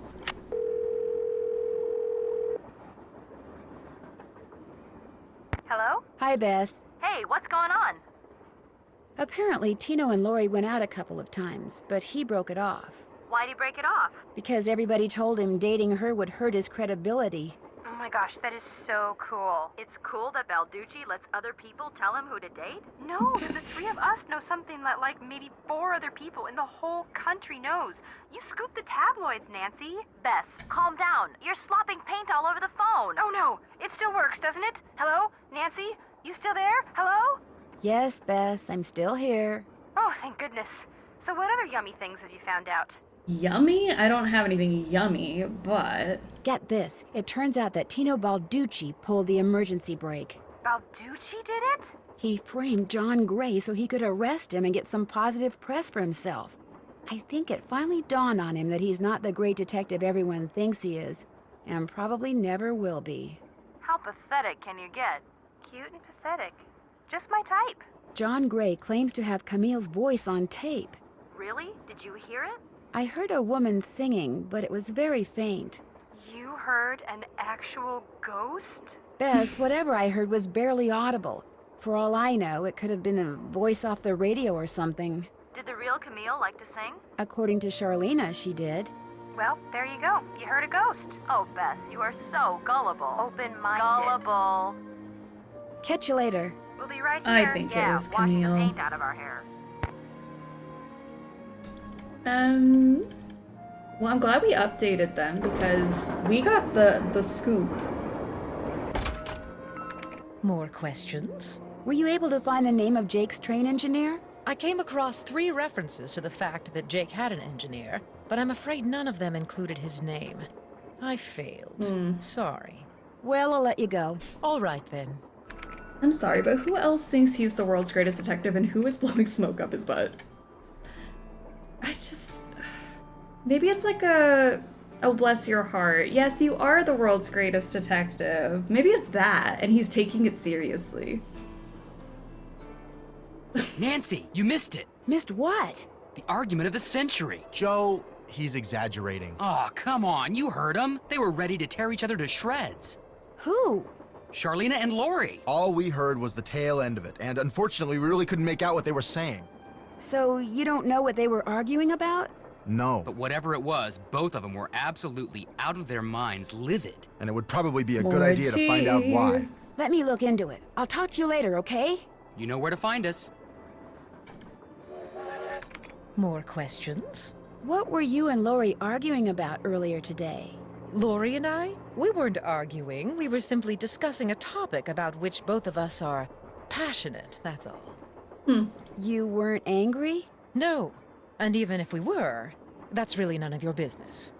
I know that sounds harsh, but really, Nancy, eavesdropping is so tacky. Actually, it was Frank and Joe Hardy who overheard you. They said I should talk to you before they gave me all the gory details, but since you obviously don't want to tell me your side of the story, I'll just have to get the scoop from them. No, you don't have to do that. A storyline that Lori submitted to me found its way into my last book, despite the fact that she never received compensation for it. She's reading the book now, and when she got to that part, she freaked. It just found its way into your book. You stole one of her ideas? She had no business sending me unsolicited material.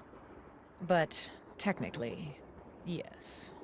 Now, legally, she can't prove anything, and I'm certainly not about to admit anything. And it's not as if she needs the money. But that's what we were arguing about. For what it's worth, I'm going to talk to this producer I know to see if he'll cast Lori in his next movie. It'll help ease my conscience, and who knows? She could wind up being a star. I mean, she is blonde. I should get going. Remember, if it's juicy, I want to know about it. Why is everyone on this train terrible? You just admitted it, Charlena. She's like, I don't know how it got into my book. I'm not about to admit anything, but like, the words just like stumbled onto the page somehow.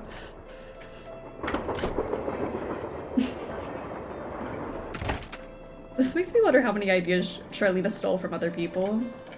Maybe that's how, like, Wind Through My Heart became an instant bestseller. Lori...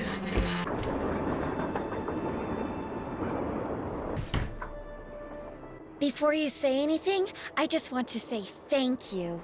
For what? Tino came to see me. He said you'd made him realize what a jerk he'd been for dumping me, and then he asked me out. Isn't that great? He said he doesn't care what anybody else thinks. He thinks we make the perfect couple. Well, I can't argue with him there. So what do you want? Nancy Drew, matchmaker. I'll come back later. You go, girl. Goss queen. Okay. Get what you want, Lori. They're gonna reproduce and it's all our fault. Those poor children. Tino! I can't stay mad at a fella detective. What do you need? Nothing. Hope I didn't take up too much of your time. Not a problem. Okay. Let's see. John, do you have anything to say? Would you like to add to the gossip? What's up? Well, I'll catch you later. Take care. John, just unproblematic king. He has no gossip. He's not dating anyone on this train. He's not yelling at anyone on this train. He's just sitting there with his little equipment, listening to Camille singing. That's it. Minding his own business.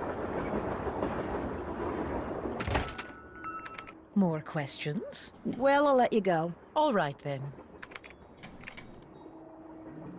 Hey, how's it going? Talk to you later.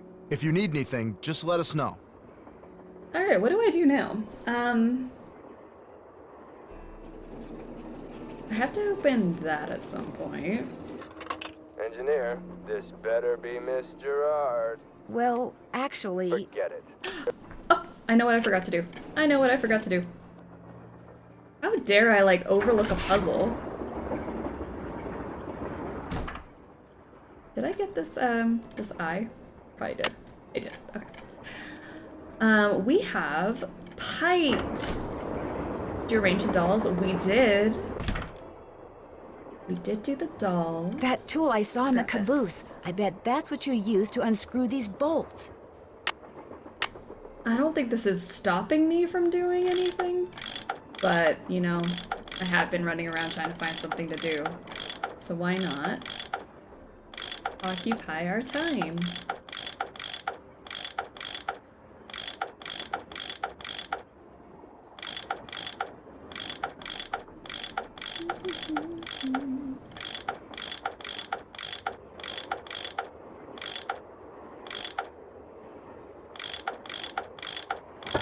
More pipes to connect.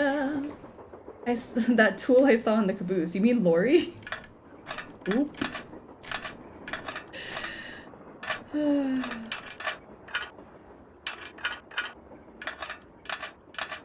Here we go. Easy peasy. Because we have the square and the duck. But I think I need 4 slugs in order to do that, because that's... Well, let's see.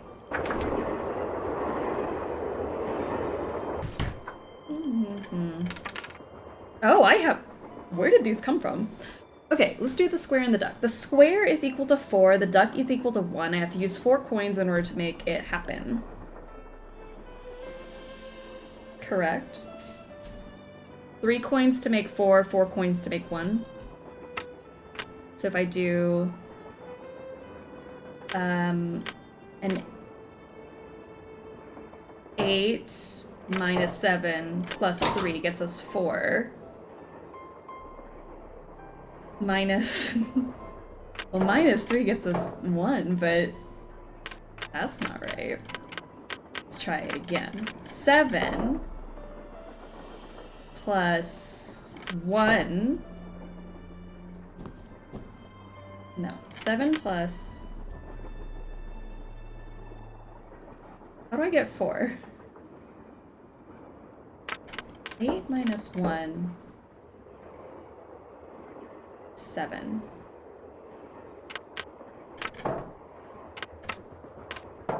Minus to get 4. And then minus 3 to get 1. There. With any luck, I just opened the stove and the dining car. I can math sometimes. So that'll open the square and the duck. Sorry, I dragged that out longer than I needed to because I didn't realize I had all those slugs in my pocket.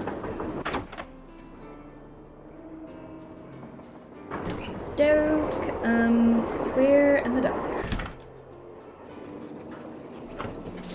James Thurston.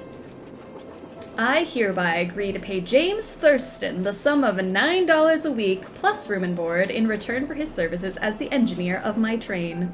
Jake Hurley. Don't you wish there was a bunch of extra slugs to solve an optional puzzle for an Easter egg? That would have been cool. I wish they did that. Hey, how's it going? I think I know the name of Jake Hurley's engineer. James Thurston. Great! What else do you know about him? Well, nothing. Good. Good? Yeah, finding out more about him will give us something to do. We'll look into it. Talk to you later. If you need anything, just let us know. Did you find anything? Back already? Yeah. See you soon. Sounds good. Okay.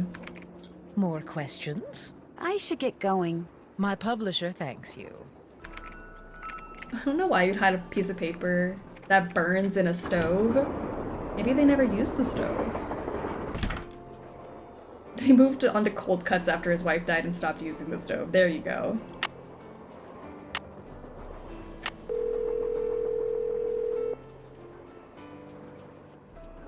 Hello? Hi, Beth. Hey, what's going on? Charlena and Lori had this big, huge argument, and you'll never guess why. Lori called Charlena a hack. No. Charlena called Lori an airhead. No.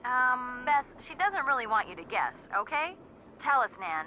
Well, it seems that Lori sent Charlena a bunch of story ideas, one of which Charlena used in her latest book without telling or paying Lori. Charlena stole something Lori wrote? That's incredible. No, the fact that Lori wrote something that Charlena thought was worth stealing. That's what's incredible. It makes me think that Charlena is a lot more devious than she appears. Yeah, better keep an eye on her, Nan. I better go. Okay.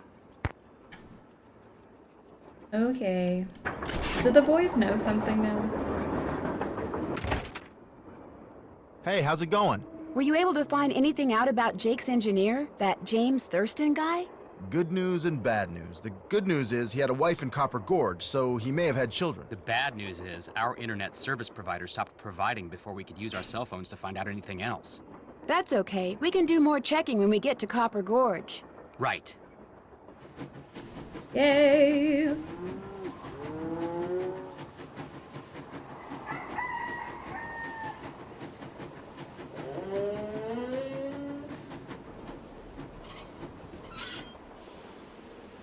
Copper Gorge, Colorado. Don't forget about cheeseburger. I told you guys that you need to yell at me when cheeseburger happens so that we don't have the cheeseburger incident of 2024 ever again. We will try to remember cheeseburger. We still got a while before cheeseburger, but... Yes? You startled me. Do you work here? I do. Are you looking for someone? Yes. Camille Hurley. She died back in the 1800s. Ah, Camille. Beautiful crypt, wonderful view, good drainage. Whoever buried her must have loved her very much. May I go inside it? You may, but unfortunately you can't. Why not? I accidentally dropped the key down the grate that's in front of the crypt. If you can retrieve it, you can keep it. I'm having another one made. But if you do go into the crypt, just remember, you won't be alone. Oh. Cheeseburger, not curse burger. Save before cheeseburger. I haven't saved today.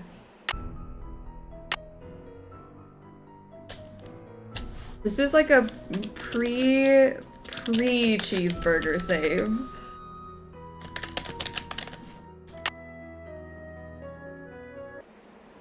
We'll make it a save before cheeseburger because we can't have it happen again.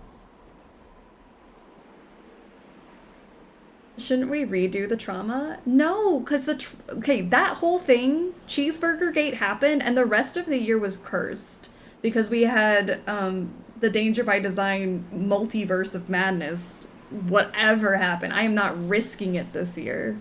Well, there's the key. No. I need something long and sticky. Can't get in without a key. Okay, we need something long and sticky. It's a canon event. That's why our timeline's so messed up. I honestly think we cursed the entire rest of 2024. I don't know what happened. So I'm not risking it this year. 2025 is going decently. Hey there! Welcome to Buell's Old Time Taffy House. Come on over here. Welcome, stranger. Listen, you by any chance get here on that private train what's parked out yonder? As a matter of fact, yes I did. There's a rumor going around that Charlena Purcell's on board. Is that true? As a matter of fact, yes it is. Hot dang if that don't beat all. I've read every single book that gal's ever written.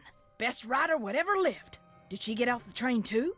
I don't think so. She's pretty busy. Charlena Purcell herself right here in Copper Gorge, breathing the same air as me. Hot dang! Well, welcome, little missy. Go on in and take a gander at what life was like during the heyday of Copper Gorge whilst you sample some of our delicious homemade saltwater taffy. What's long and sticky? A stick. Stick. Sample? As in free sample? Some taffy on a stick'll cost you 2 tokens, which you can get by winning both those games over there. Are they hard? Danged if I know. Come to think of it, I've never played them. But you're getting me off track here, missy. Fact of the matter is they're free. Lest you go messing with the artifacts I got in here. Do that and you'll be headfirst in the nearest snowdrift before you know what hit you. Are you Buell? Do I sound like a Buell to you? Sorry, the costume kinda, threw me off. Oh, right. Sometimes I forget I'm wearing this thing. Buell was my great-great-uncle. This building used to be his general store. During the glory days back in the 1880s, he commenced a pawnbrokering, so the miners Copper Gorge was crawling with back then could raise some cash to pay for grub and tools and such. But pretty soon, the mining boom went bust, and there was Uncle Buell, stuck with a whole store full of junk. Only it wasn't junk to him. Debris from lost lives and broken dreams is what he called it.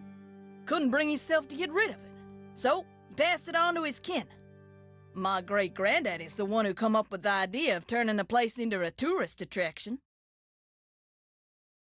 In continuing my campaign for making sure this game wins by the end of the summer, I offer you Fatima. No other game has Fatima. Therefore, how could they possibly be better? This is the best game. And I'm really nervous that it's going to get down to like the end of the bracket and this is going to make it all the way and then not win. But I have to remind you, you're voting for Fatima. A vote for Last Train is a vote for Fatima. End of story. Do you by any chance have any of Jake Hurley's things in here? Jake who? Hurley. He was a miner. I think he may have left a lamp and a pickaxe with your great-great-uncle. Never heard of him. Of course, that don't mean his stuff's not here. Just means you're just gonna have to look around and see for yourself.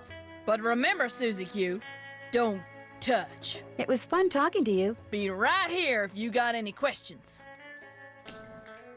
I see your Fatima and raise you a Toomey. Don't do this to me. I love Toomey. No, Fatima. Fatima all the way. Team Fatima. That's it. There's no other answer. I have to get all of my, like, campaigning in today. Like, this has to win. This is the best Nancy game. It needs to make it through. I made her think about it. Fine. I did think about it, but I'm just amazed there's someone out in Podunk, Copper Gorge, named Fatima. That's great. Alright, let's bet on horse number 1.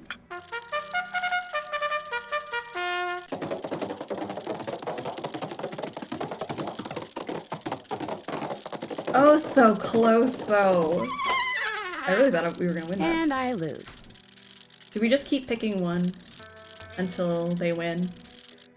I don't have a strategy for this one. It's all just luck.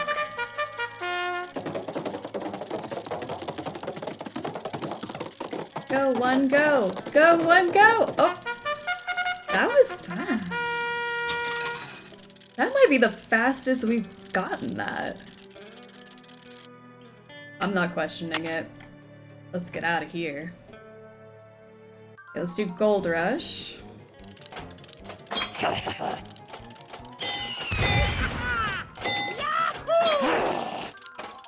Which?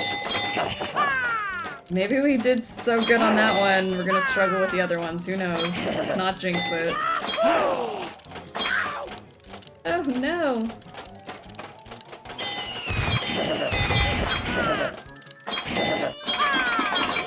Did we win?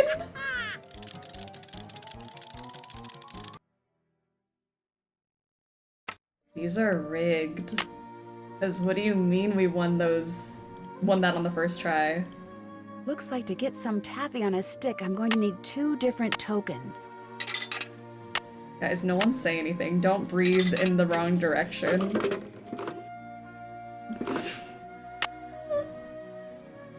Okay. You still here? Great talking to you. Be right here if you got any questions. Save. Witchcraft. I don't know what happened there. This looks just like the insignia I saw on the train. I'll bet this was Jake's trunk. Really? There's no other JH in this town? You ain't touching anything over there, are you, missy? Oops, I'd better go ask permission before I mess with this. That's how I keep my customers. You still here? You still here? Do you know what's in that old trunk over there? Why? You ain't been fooling with it, have you? Oh no, of course not. No, I just thought it might contain the lamp and pickaxe that I asked you about before. Well, if it does, you can forget about him, 'cause it's locked. None of my kin have ever been able to figure out how to open it. Not even my cousin Alvin, and he went to junior college. Alvin's smart. Are we the witchcraft? Yeah. That's a pretty distinctive JH in all fairness. You're telling me that no other JH in this town had the exact same insignia? I don't know. Nobody else had that idea? To connect the J to the H. Would it be okay if I tried to open it? Well, now, I certainly ain't gonna let you break it open if that's what you're getting at. Oh no, I would never use force, believe me. But in order to try to get it open, I would have to, touch it. Nope, sorry, not gonna happen, little missy. Unless... Unless? Tell you what, you get Charlena Purcell to come in here so's I can shake her hand, and I'll let you fiddle with that trunk till the cows come home. But Charlena is very busy. What if she won't come? Then I guess you'll just be out of luck. No, actually, you will be. Now, how do you figure that? Well, if you were to just meet her, you'd have nothing to show for it. Afterwards, she'd go her way and you go yours, and that would be it. But if you were to, say, get her autograph, well, then you'd have something to hang on the wall and brag about. Okay.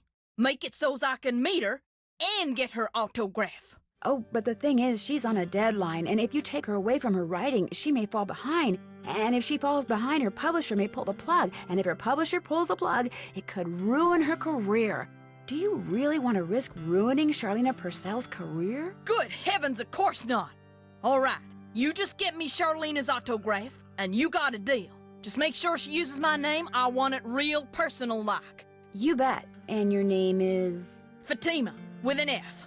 None of that weirdo PH stuff. Okay, Fatima. I'll be right back. Why did she have to use the word fiddle? I love fiddle. That's such a good word. A fiddle with a puzzle until I get it, you know? Why does Tino saying little lady detective make me want a shower, but Fatima calling us little missy is perfectly fine?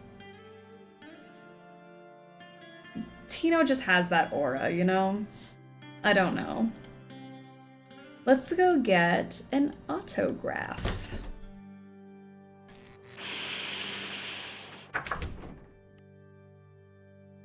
Okay, Charlena. More questions? I can't believe you have a fan. I met a huge fan of yours in town who'd really, really like your autograph. An autographed picture would be even better. Imagine that, me having fans way out here in the boonies. Well, I'm sure I have a picture around here somewhere. But what I don't have is a pen. Usually I just ask my assistant for one. I have a pencil here somewhere. A pencil won't do, dear. It has to be ink. See if you can borrow a pen from somebody. I'm glad she brought like a whole stack of headshots with her.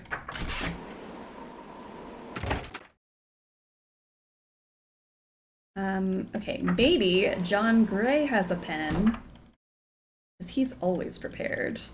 What's up? I really, really need a pen. Could I borrow one from you? Sorry.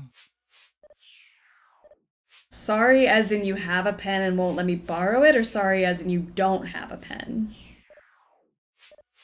I'll let you get back to work. Pleasure talking to you. I had high hopes for you, John. And now you're gonna make me go ask Tino? Ugh. What's going on? Do you by any chance have a pen I could borrow? Why, I'm surprised at you. Don't you know that every detective should carry a pen? Actually, I carry a pencil. Well, as it happens, I got lots of pens. Tell you what, if you can play that Leaping Lizards game I found over there and do better than I did when I played it, which shouldn't be that hard seeing as how smart you are, I'll give you a pen. No. What do you say? I think I'll pass. Suit yourself. Fine. If your offer's still open, could I try to win that pen from you now? You bet. Okay, the object of the game is to get rid of as many lizards as you can by jumping them with other lizards until you can't jump anymore. Last time I played, I wound up with just 5 lizards. If you can wind up with only 4, the pen's yours. Maybe Lori has a pen. Fatima might have a pen. Does anybody else have a pen so I don't have to converse with this man anymore? He's really scraping the bottom of the barrel to prove his superiority. Can you imagine not having a pen? Ugh. Only the real detectives have pens.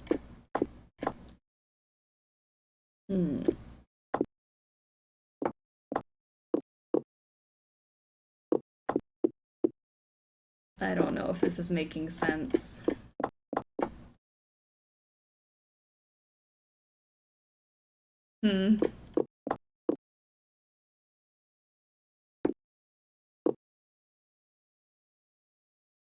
Do you see what I'm doing? It's strategic. It's really coming together.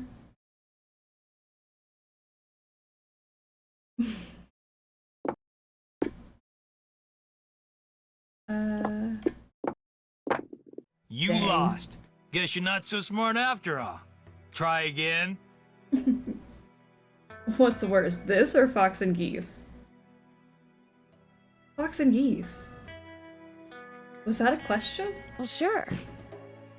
I would play Leaping Lizards for 24 hours straight before I touch Fox and Geese for fun.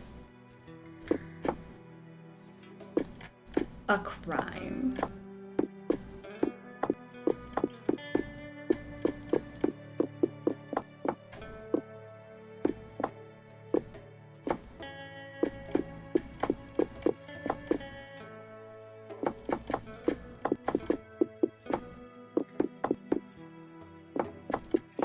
I did it! I won! Talk about luck. You want to ask that Here's your question pen. again? What else can I do for you?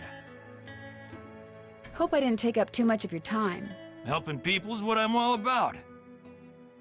Finish my burger and post it in Discord. Yay! Big ol' plate of fries to go with it. Ugh. I don't have, I mean, I think I have fries. It's gonna take me a while to make fries in between games. I think I'm just gonna stick with my burger, but I'm kind of jealous you have fries. You just logged in. Honestly, I think I just turned my brain off.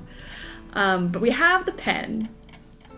But no, I love that way more than Fox and Geese. Maybe this year I'll enjoy Fox and Geese, who knows, but I am dreading it.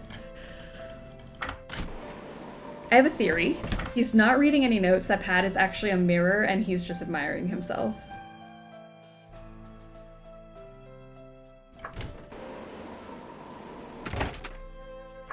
Well, we all know he can't read, so... He's getting that, like, angle, too, like... See, he's, like, pulling his chin in so he doesn't see his double chin, and just, like... I see it. Yep, that's absolutely what he's doing. No one smirks that much when they're reading. This game is going too fast! How are we this far in? You know, right? It's only been 3 hours. I'll slow down. We'll just very slowly walk back.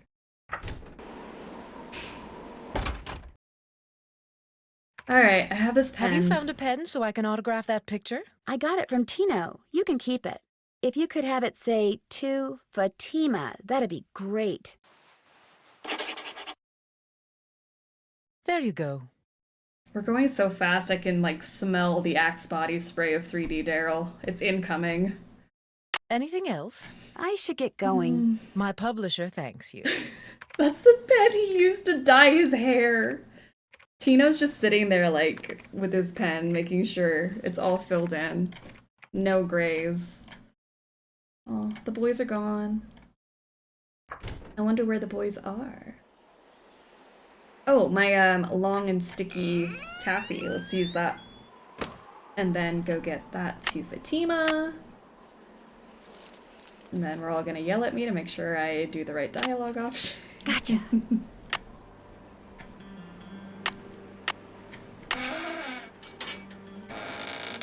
Alright, a slug. PB. PB. CU. Alright, PB is red, green, blue, orange, yellow, purple, and then CU is green, red, purple, yellow, orange, blue. This indentation looks familiar. Does it? Alright, so CU for copper. Let's do green, red, purple, yellow, orange, blue.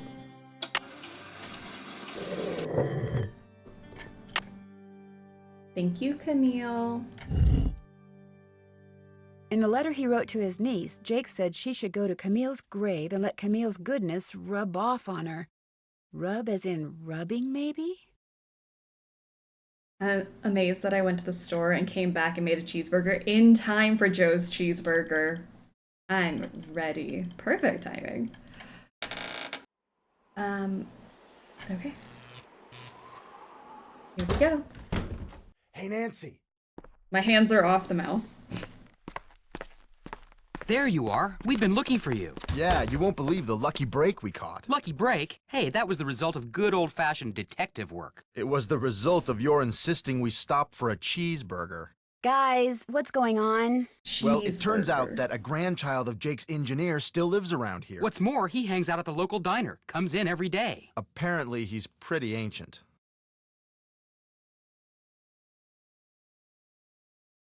I'm going to click on the first option so that Nancy says, and you found that out when you stopped there so Joe could get a hamburger. Man, this is a Wendy's. And that's the correct option. We are not going to click the bottom option and be robbed of the best line of the game. Okay. Ah, and you found that out when you stopped there so Joe could get a hamburger. Cheeseburger. The thing is, the owner of the diner wouldn't agree to point the guy out unless one of us fills in for his short-order cook. He's got to go home and wait for the cable guy or something. And since Joe here barely knows how to boil water, guess who got the job? The curse is broken. Redemption. Thank you, everyone. That goes in the butt bank. Yes, it does. The cheeseburger and Joe can go in the butt bank. Cheeseburger. The timeline is fixed. Does everyone feel different now? Way to go, Frank. Oh, and get this. Balducci convinced Lori that Jake's mine is somewhere right here in Copper Gorge, so he, Lori, and John Gray are hiking up the mountain out there even as we speak. Like that bumblebrain's gonna find anything. Sounds like now might be a good time to do some serious poking around on the train. Yay. Good thought. Hey, I better get going. Wish me luck. I'll go with you. You can make me a cheeseburger. Happy cheeseburger day, everyone. Billy Catnip, how are you? Joe looks like my brother's twin. Joe, both the Hardy Boys of this game are very cute. They've got the vibes. I feel healed. Good. Cheeseburger obtained. I feel an immense sense of relief. We've been holding that guilt and that stress since last year. We have fixed the timeline. Got that autograph? Got something better. An autographed picture. Hot dang! Yay! She spelled my name right and everything. Go ahead, little missy. Have a go at that trunk. Whatever's inside it's all yours. Love it when someone's playing Nance. We love Nancy here. We're in the middle of Sleuthy Summer. And we have a bracket. So we're playing Last Train and Secrets Can Kill Remastered today. And then we're going to vote on which one's better. And then eventually, by the end of the summer, we'll have an answer of the Nancy Drew game. I need to match that shape. I agree. We should. Cheese redemption. All right, this is going to be PB led. Red. Green. I forgot how to read for a second. Green. Blue. Orange. Yellow. Purple. My Tino is showing I became illiterate. Well, here's Jake's lamp. Another slug. Yay. Could come in handy. Currently going through them in order, love. But where's his pickaxe? We're switching it up this year. We usually go in order. I'm kind of liking not going in order this year. This feels a little chaotic, but I'm okay. I'm not like spontaneously combusting like I thought I would. There we go. Actually, before I go, Fatima, hold on. Welcome back. Have you by any chance ever come across a pickaxe that had the initials JH carved into it? Why? Because it used to belong to Jake Hurley, and I really, really need it. I thought it would be in that old trunk, but it wasn't. You got that trunk open? Wait till I tell Cousin Alvin. He thinks he's so smart. As for that pickaxe, so happens I got it upstairs in my kitchen. Use it to open the coconuts Aunt Lucy sends me every year from Hawaii. Do you think I could have it? Why, no, you can't have it. How would I open them coconuts? But your great-great-uncle, do you really think Buell would approve of you using something that belonged to some poor miner to open coconuts? Oh, okay. I'll let you have the pickaxe. After you do something for me. Absolutely anything I got for a bunch you. of taffy over there what needs sorting. Just follow the directions that are posted by the machine. Them belts get moving pretty fast, so you gotta keep your wits about you. While you're doing that, I'll fetch that pickaxe. You got Thank a deal. You. I love that you can see Charlena's photo up afterwards. Really cute. Well, I can't zoom in, but it's up there. She looks great. Why is that like Stinky Pete from Toy Story? Wax paper for the taffy. Would you mind if I took a piece of wax paper? Guess I could let you have a piece. Thank you. I will be taking all of it. Okay, everyone, let's do it. We can sort some taffy. I was born for this. Blueberry. Ugly. Mango. Ugly. Mango. More uggos. Blueberry. That one looks kind of crusty, but it's a strawberry. Blueberry. Apple. Great. I honestly wish it went faster. Like, I want to be panicky, but I'm not panicking.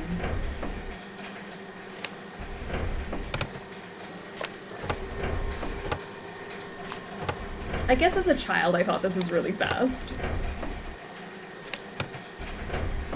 Maybe I've matured.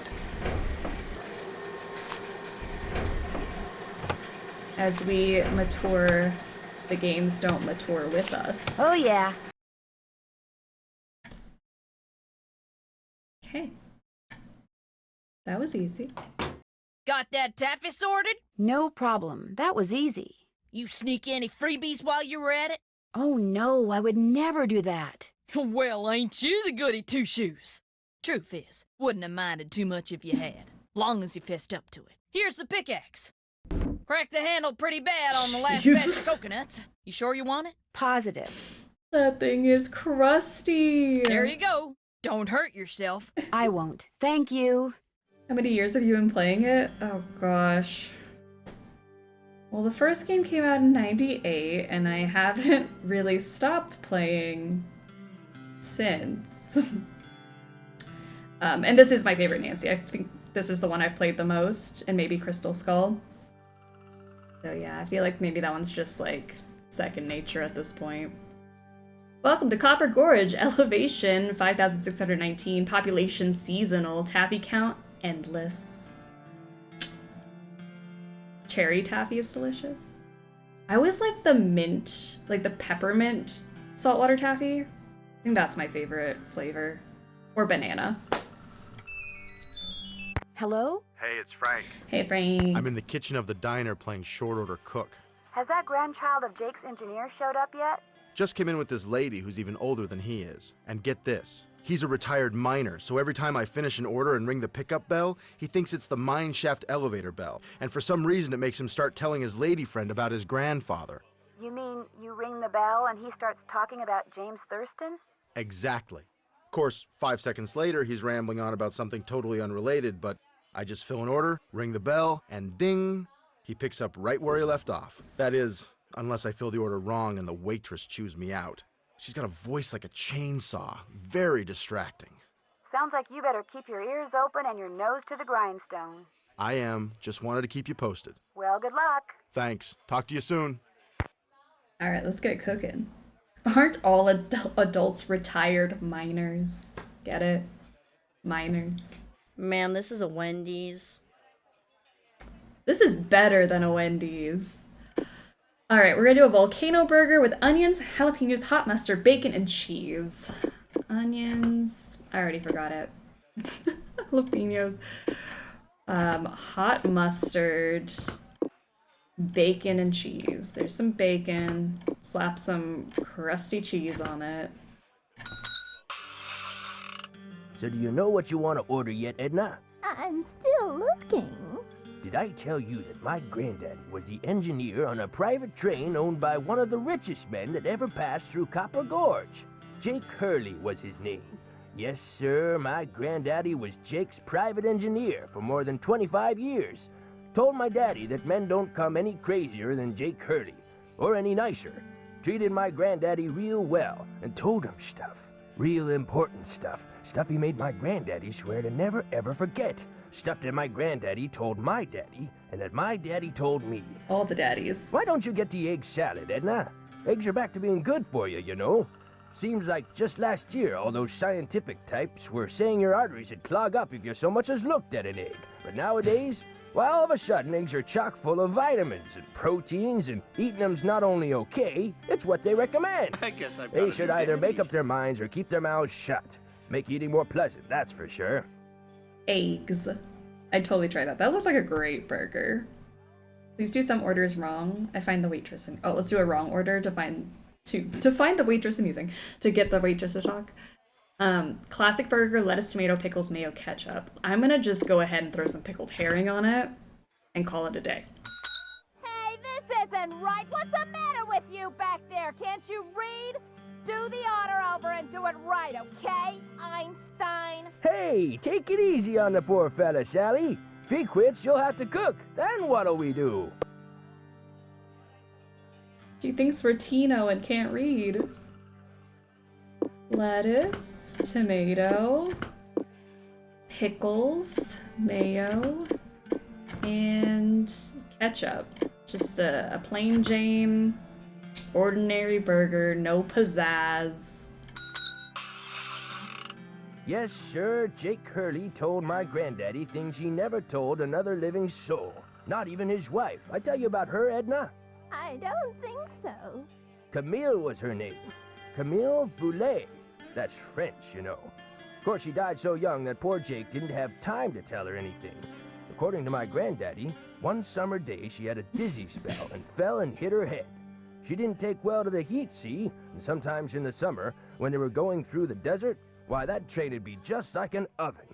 Anyway, Granddad said she got right up afterwards and seemed okay. But a couple hours later, Jake found her in her room, dead as a doornail. Now there's another expression that kinda makes you wonder. Dead as a doornail. How can something be dead if it was never alive to begin with? And why a doornail? Why not something else that begins with a D? Like dish rag or dust mop. Dead as a dust mop. That's kinda got a ring to it, don't you think? Yeah, I think so. I think I'd honestly rather eat the bun on screen than my normal gluten-free ones. That is like a very soft-looking bun. I mean, the buns I have for my cheeseburger for intermission, I don't think they look that soft, to be honest. Should we mess it up again? I'm gonna do just a pickle burger this time. Whoa, whoa, whoa, wrong! I'm not serving this to my customer!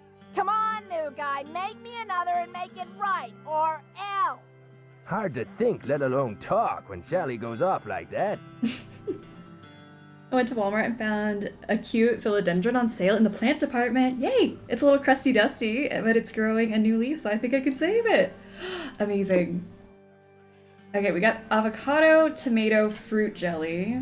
All right, let's put this together. Fruit jelly. Pineapple, cheese, and mayo. Pineapple, cheese, mayo. Done. The way my granddaddy died, that was kind of strange, too. I ever tell you how my granddaddy died? No, I don't think you did. My daddy, he came home from school one day to find a railroad official telling his mom that Granddad been found dead in Blue Moon Canyon, Nevada. He was in the engine of Jake Hurley's train, just kind of slumped over with his hand still on the throttle. The strange thing is, nobody else was on board the train, yet the door to the engine was locked and barred. It was like Granddad was trying to keep someone out, like he was running from something. like something finally scared him so bad his heart just stopped. Of course, he was in his 60s at the time, and back then that was old. Doesn't seem so old now, does it, Edna? Here I am pushing 93 and still spry as a spring chicken. Spring chicken! Now where do you suppose that expression came from? Why not spring goose or summer chicken? Life's just one puzzlement after another, isn't it, Edna? Isn't it? Is there a second chance here? I don't think there is. Like, if we keep messing up orders? Bacon. Hey, look, Mr. Temporary Cook Person. If I served this, my customer would throw a fit. Just make me what's on that check, okay? That cook had better get on the stick or we're all gonna go deaf out here. Oh no, he's turning on us. He was defending us before, and now he's like, Frank has to get it together. Alright, we're doing a colossal burger. Everything minus the peas, because nobody wants pea on their burger. Pickles, peanut butter, pineapple, pickled herring. So lettuce is fine. That doesn't have pea on it. Tomato, onions, cheese, mustard, bacon. Ketchup, mayo, hot mustard. Yeah, am I making sense? I ever tell you about the mine my granddaddy said Jake Hurley'd found? He found a mine? A A couple years before he died, Granddad told my daddy that Jake found a vein in the mountains somewhere and was mining it all by himself, so no one would steal it out from under him. He wouldn't even tell Granddad where the mine was. What he'd do is have Granddad drive the train real slow so he could jump off without Granddad seeing him. Then Granddad would pick him up at a prearranged spot a few days later. Oh, they didn't call him Crazy Jake Hurley for nothing. Speaking of crazy, you see how much Abner's charging for a haircut at that shop of his now? $20! Highway but what's robbery. even crazier is people are actually paying him that. I told him the only way I'd pay him $20 would be if I came in with hair down to my knees. He just laughed and said I was a crazy one. $20 for a haircut? What is this world coming to? Who does Abner think he is? Charging $20 for a haircut. Alright, my favorite. Chef's choice. What are we putting on it? A little bit of everything, I'm assuming? Because why would we not do a little bit of everything? Mustard. Like, if you're asking for whatever I want, here we go. Okay, we got one of everything on there. Put the picture frame on it. Just sandwich it in. You can also just serve a blank, sad hamburger. Okay, I would never do that to somebody. Never just like a plain hamburger, nothing on it. Should we just do another round of everything? One of everything, but twice over. Two types of people. Those who make a really tasty burger and those who make a really disgusting burger. I mean, this looks good. You wouldn't eat this? Are you doubting my culinary prowess? Lots of bacon. Oh no. No! There. But the craziest thing Jake Hurley ever did was tell Granddad the secret to finding his mine. He made him swear to tell it to my daddy and nobody else. Eventually, my daddy, he told me, and it was so bizarre that I remember it to this day, though I sure don't understand how it'd help anybody find his mine. But since my daddy didn't tell me not to tell anybody, this is what Crazy Jake Hurley told Granddad, word for word. Word for word. The eye of the tiger is fixed on a star. Zircon lies in fingers that scar. Amethyst floats in a hand from the deep. Citrine is what the foul mouth shall keep. Tourmaline by a soft arm is ensnared. Peridot rests at the foot of the mare. The eye of the tiger is fixed on a star. Zircon lies in fingers that scar. Amethyst floats in a hand from the deep. Citrine is what the foul mouth shall keep. Tourmaline by a soft arm is ensnared. Peridot rests at the foot of the mare? Straight Frank, are you bars. sure that's what he said? I'm positive. I'm honestly amazed that he remembered that. I would not have. That helmet hair, it's like a steel trap, kept all of that in there. Are you sure that's all he said? Look, this guy was old, okay? I mean, we're talking Jurassic. And guys that old don't joke around. They don't have time to. What you just heard is what I heard, word for word. Got anything else? I almost forgot. You gotta check this out. It's just an old letter, Frank. You bet it's an old letter. I love an old from letter. Samuel Clemens. Oh my gosh, where'd you get this? I found it in the caboose. Apparently, he and Jake were pen pals. Wish I had a famous writer for a pen pal. When Joe gave it to me, I about flipped. I know I should turn it over to Lori, and I will, but it's just so darn cool. I still don't see what the big deal is. I mean, it's not like it's from Mark Twain or anything. What? See you in a bit. Sounds good. Oh, Joe. Okay. Let's go do things. More questions? You didn't go on Tino's expedition to Jake's mine? Please. The man barely knows where his head is. If he's the one who finds that mine, I'll eat my laptop. I'll touch bases with you later. My publisher thanks you. I have the wax paper, actually. Let's go do some rubbing. Joe doesn't know his American writers. Apparently not. I won a trivia contest as a kid by knowing Mark Twain's real name, and it was all because of this game. Nancy really has educated us. Okay. Oh, I should be writing this down. Wisdom. And then we have on this side. Oh, sorry, let me get my pencil out. Charity. I love knowing fun facts in real life because of Nancy games. It's so great.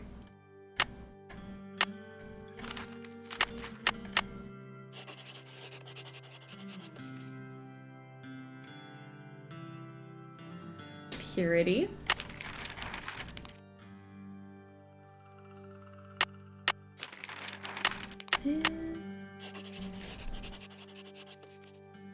Wisdom, charity, purity, eternity. Great.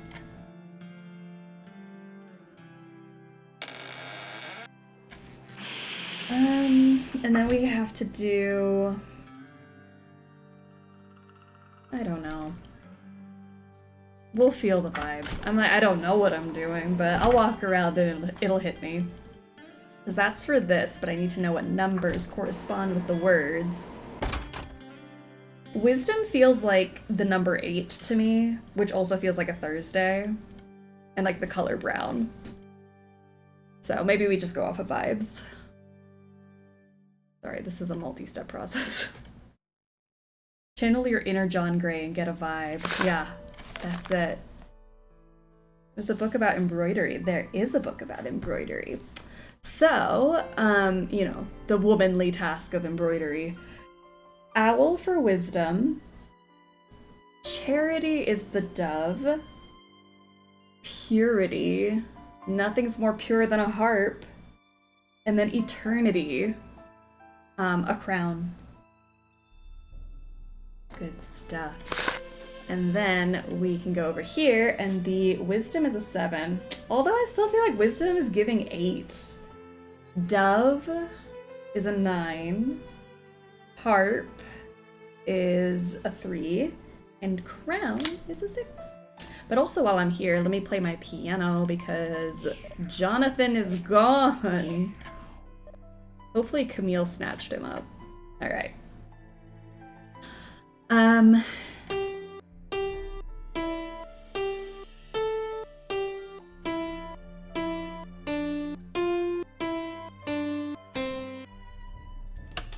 Nancy, a musician.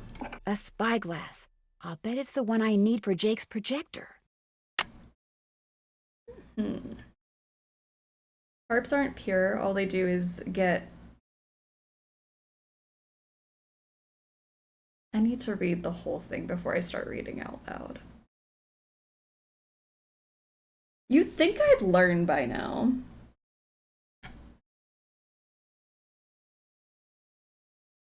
Sometimes I'm like, I'll just start reading that. That's fine. Nothing wrong with that. Alright, the top corner is gonna be 7, that bottom corner is a 9, that corner is a 6, and then this one's a 3. 7, 9, 6, 3.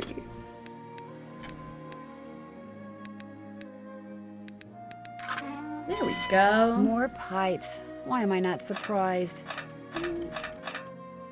Why are you upset about it, Nancy? Pipes aren't all that bad. We've got plumbing experience. Who of us hasn't had to unclog a toilet before? You know? That should do it.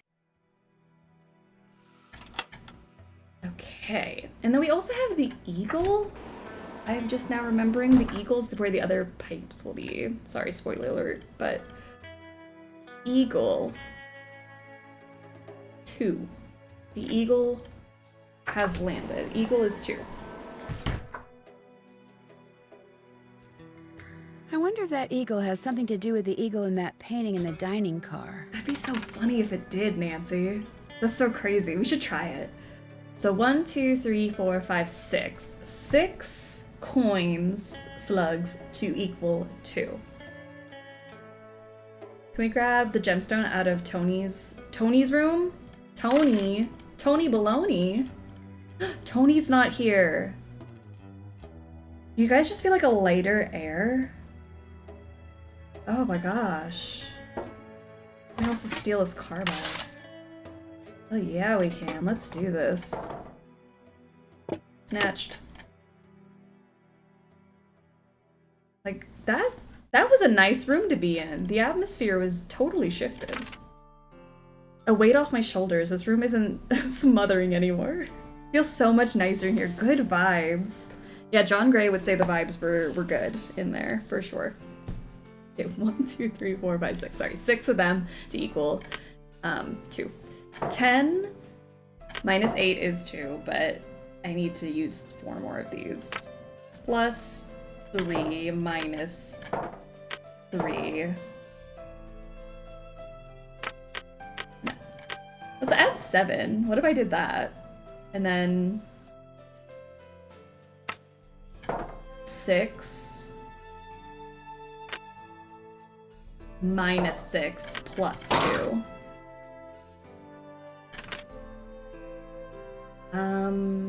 Let's go get the pipes open. No longer smells like aquafalfa and cheap vodka.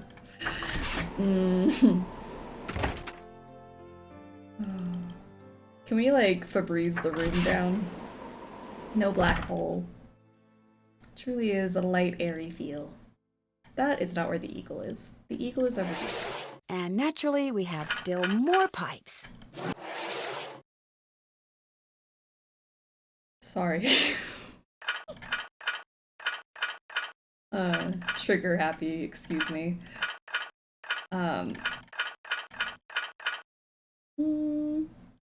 Let's do that. Flip that one around, flip this one around. There, that looks right. It does. But remember, everyone, no matter if you look right or you look wrong, it's all okay and things will work out.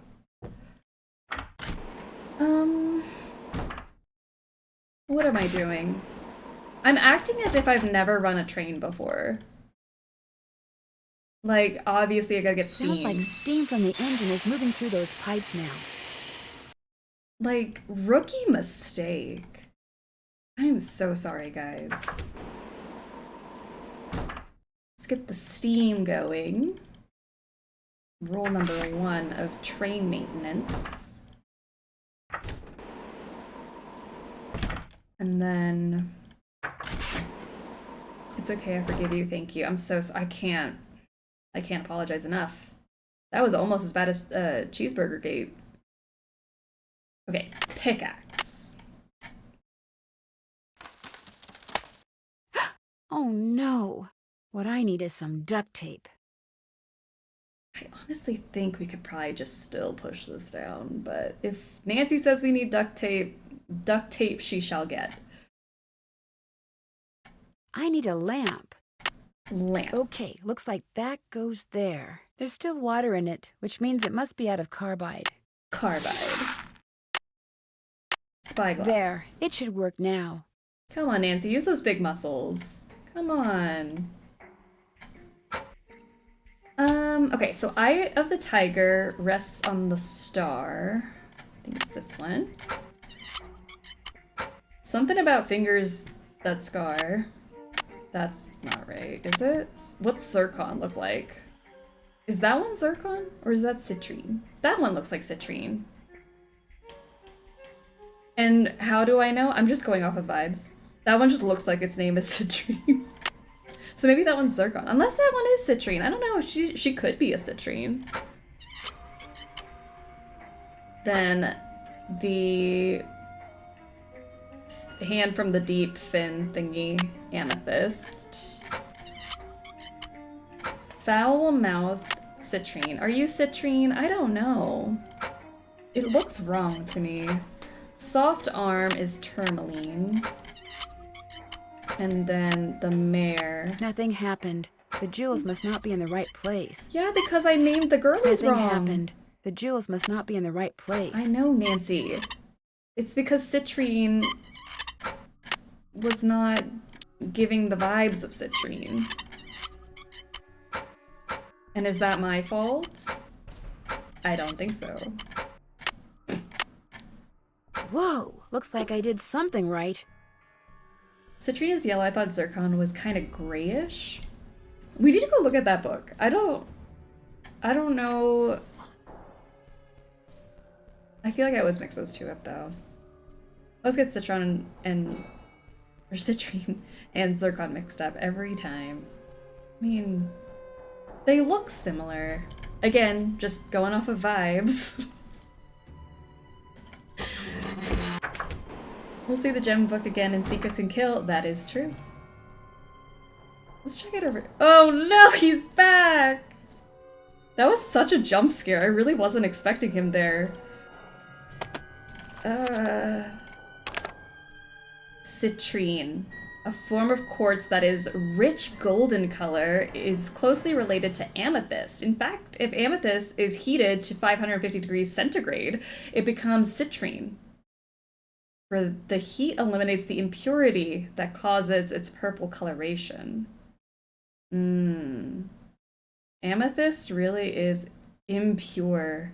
So we have to burn it. And then it becomes citrine. The pure girly pop.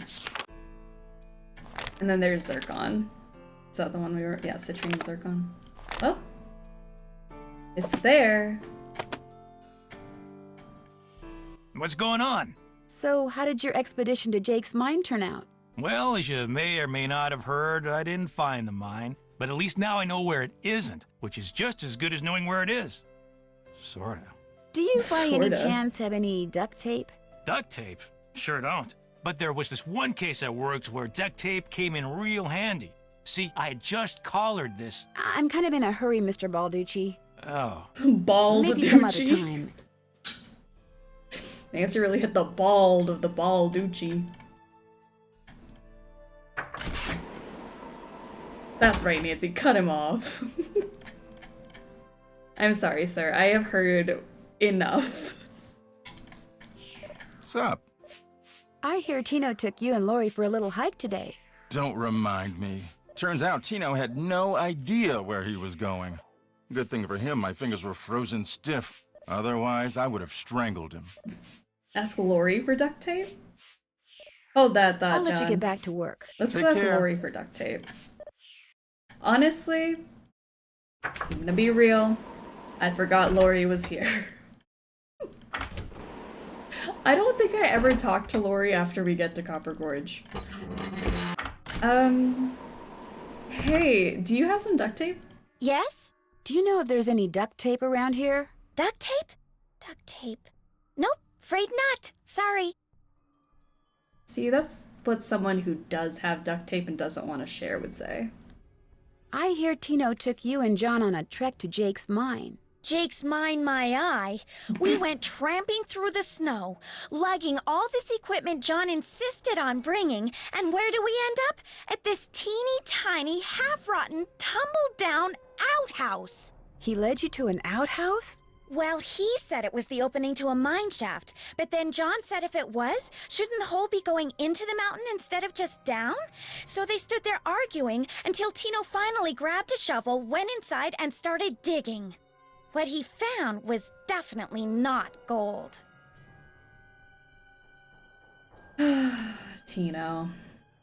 At least he knows that the mine is not in the outhouse now, which is just as good as knowing where the mine actually is. Did he apologize? Of course not.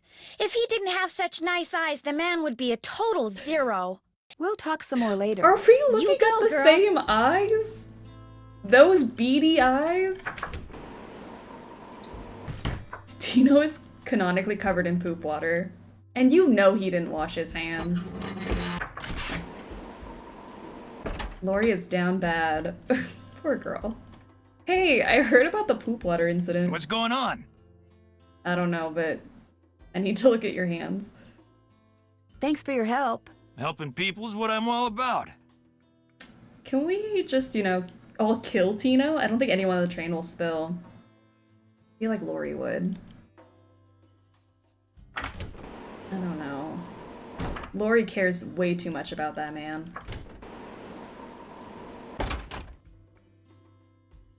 Lori's my wish from Paris Hilton. Timu. Off-brand. More questions? Do you have duct tape? Would you by any chance have any duct tape? Duct tape? Why, I happen to have a roll right here in my pocket.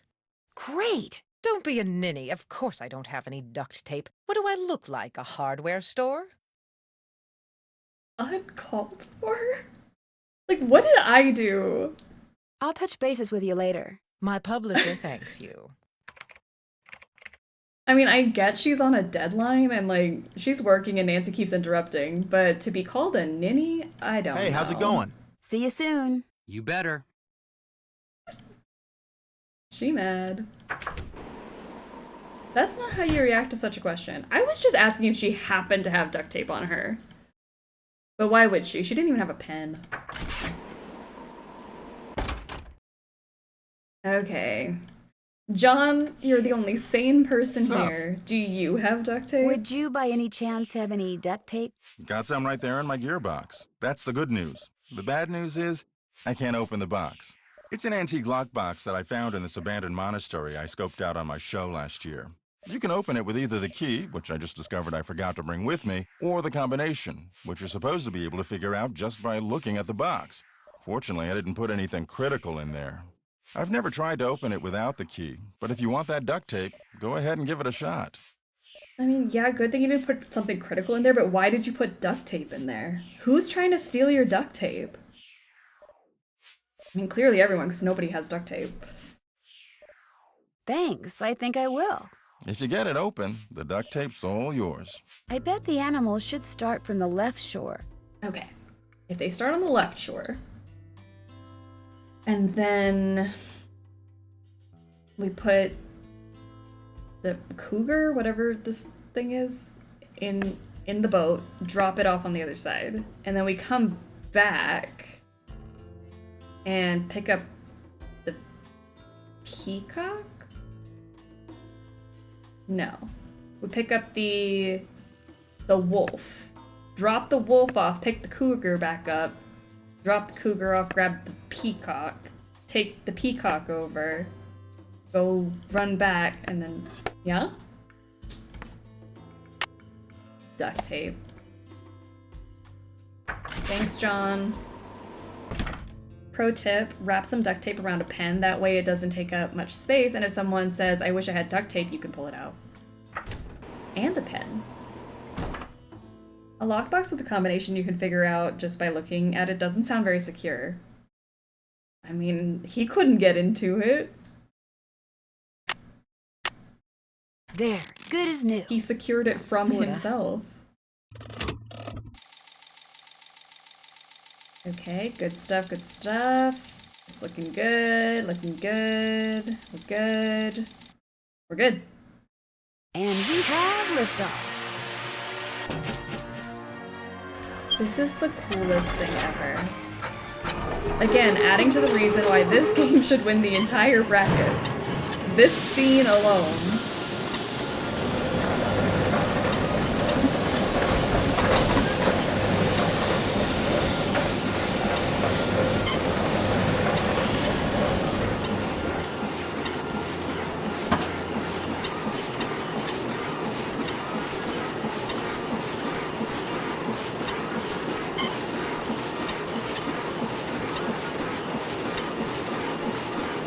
Doing this little dancey dance.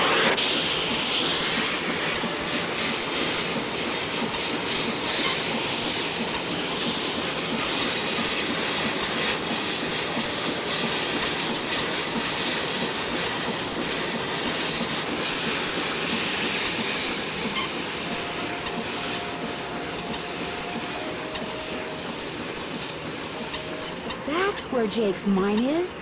Brimstone Canyon. Yay. Don't you look all excited. What's up? I just saw the think best I know where animation Jake's ever, mine Lori. is. That's what's up. Tell the engineer to head for a place in Nevada called Brimstone Canyon. Way to go. I knew you could do it, Francie. Not Francie, Nancy. Here's the deal. When we get there, I'm going to make sure that you get to be the first one to check out the mine. I'll call everyone together in the dining car, and while we're in there, you slip off the train. Will 10 minutes be enough of a head start? And that's how you do the hurly-whirly-burly. Yeah, that little thing was just like dancing around. It's one of the coolest things they ever did. I still get chills. It's so good. Oh man, Secrets Can Kill Remastered doesn't have a chance. I'm sorry. 3D Terrell. You don't have to give me a head start. Think of it as your reward. Of course, anything you find in the mine is, well, mine. So if I find out that you've taken something without telling me, let's just say things could get ugly. Not ugly. Don't worry, you can trust me. I have the feeling that thanks to you, we are about to discover something huge. Great job, Amy. Thank you. No, Nancy, she's shipping you with Frank. Francie. Yes. I felt my whole mind expanding when I watched the opening from Final Fantasy VIII on PC. Life-changing. There's just like those scenes in games that stick with you. That's one of them for me. Like, that was mind-blowing as a child. I mean, it's still mind-blowing. Sounds like the train's leaving. Where's it going? Well, Frank and Joe will make sure it comes back for me. I hope. What if Frank and Joe were in on the plan and this was just the plan to ditch Nancy in the middle of nowhere? We gotta get rid of that girl who keeps asking questions. Annoying. Okay. Well, there's not much to look at here. I mean, it's not like the most fabulous place I've ever been. There's a lot of rocks. But, okay. And a cannon. Oh no, that's gotta be the entrance to Jake's mine, but it's totally blocked by boulders. Well, that sucks. I wish there was something we could do about that. Don't hurt the rocks' feelings like that. The rocks are great. I just don't know what I was expecting.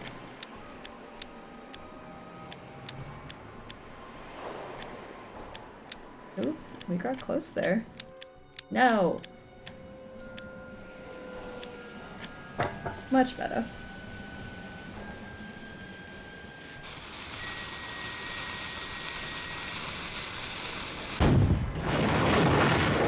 Whoa! Nancy did not move out of the way. No safety precautions. Just let that rock I'm not fly right. cleaning that up. No, we're not. I think we're just gonna crawl over the mess. To be honest. Oh, right. This is the entrance to Jake's mine. What if it wasn't? Whoa, what's going on here? Jake's color wheel seems to be pointing toward purple. Purple, wow, you say? glowing lizards. Cool, but weird. Are they glowing? I feel like they just look like normal lizards. Wonder what that's doing there. We have this little hanging thing with a fish in the water. That thing. Beautiful. Gorge. And then this way. I can't get through here. What do you mean? Just squeeze through, Nancy.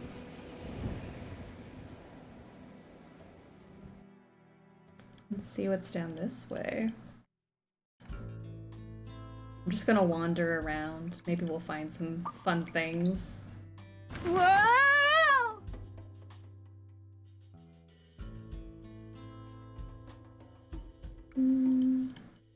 Is there really nothing else over here? I feel like I'm missing out. Ah. Jake must have made those symbols.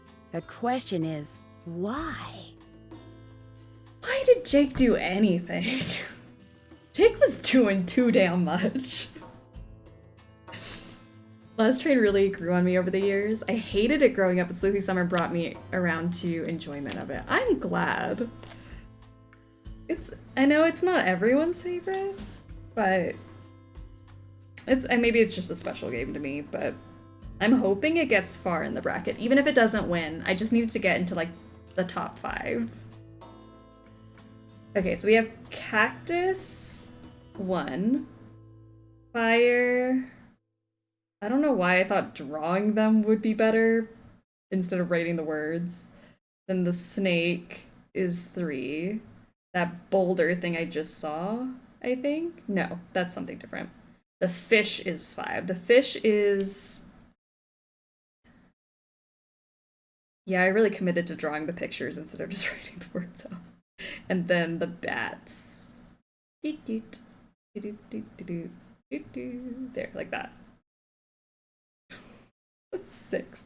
So the Fish is that first thing we saw with the little T with the circle at the end. Fortune teller, when I have a moment. I do have a moment. I don't have a book though. I feel like we so rarely do fortune teller these days that I never have a book on hand. Hold on, I don't want to flash you guys. Make sure my shorts were writing up earlier. Let's...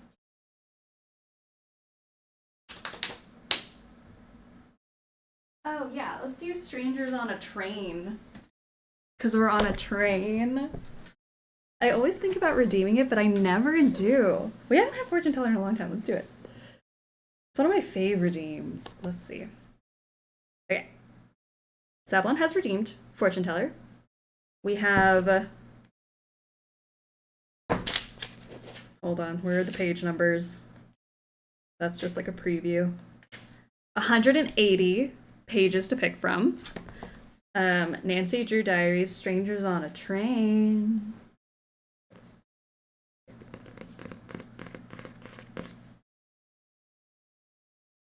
The good news, Bess, George, and I are on a train bound for Denali National Park, gazing at majestic Mount McKinley as we speed along. It's truly awesome. The bad news, someone, a creepy passenger or disgruntled employee, is still causing major trouble on the Arctic Star cruise ship. Crazy. Page 17, line 3. Ooh, you got like the actual like chapter page in the line of fire. Line 3. 1, 2, 3. You know what you did. You just thought we'd never find out. You know what you did. You just thought we'd never find out. Did you do something, Sablon, or did somebody else do something? Savvy, what did you do? That's the line. You know what you did. You just thought we'd never find out. I like it. Saucy. Tea. Such a good conundrum. You little devil. Ooh. Saucy. Alright. I wrote down these symbols. Let's keep looking for more of them. We have this Another thing, symbol. which is the fire, because we're by the fire pit. So that's gonna be the second symbol. I'm dying right now. That's so funny. And now we'll never know, because that's the fortune. We're never gonna find out what Savlon did.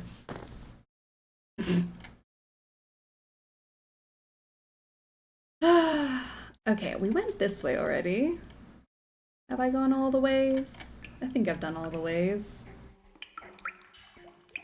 Yeah, because that's the fishy again. We're back to the entrance. Okay, let's go further in.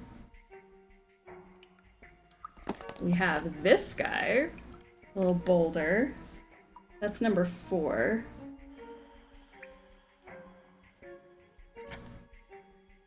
I'm gonna take this. Nancy's braver than me. I would never put my body in this thing. I hate normal elevators. I'm kind of a goody two-shoes, so I feel like it would be me finding out someone else's tea, but I'll keep y'all posted. Please do, if you find out someone's tea. I think that's what it means. Not that you did something, but somebody did something and you're gonna find out.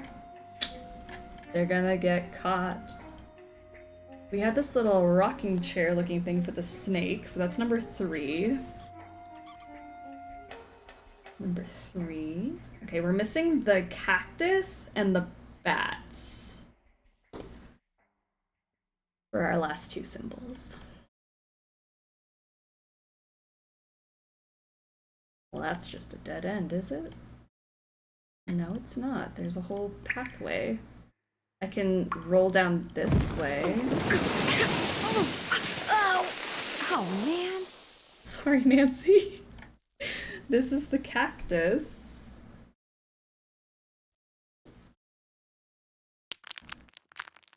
Cactus. Great. Okay, let's get out of here.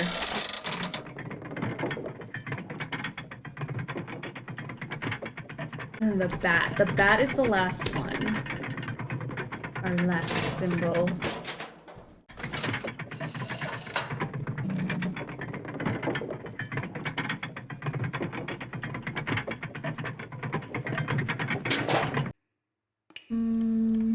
Where would it be? Probably right at the end, huh?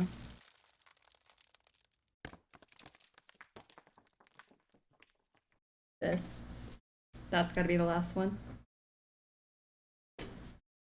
Because there's some kind of chamber on the other side of those poles. But if I move the wrong one, the ceiling will collapse.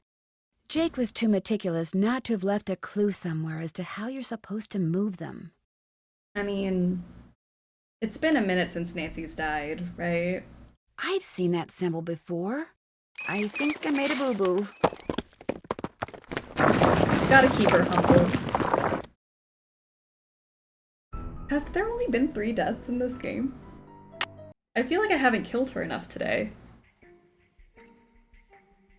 I mean, the night's still young. We have secrets and kill deaths, but... Okay, so far so good. Alright, then 2, the rocking chair, then that thing, this thing, and then I should be able to get through there now. We can squeeze through. Jake Hurley, I presume? Camille. It figures he'd be carrying a picture of her. There's something underneath it.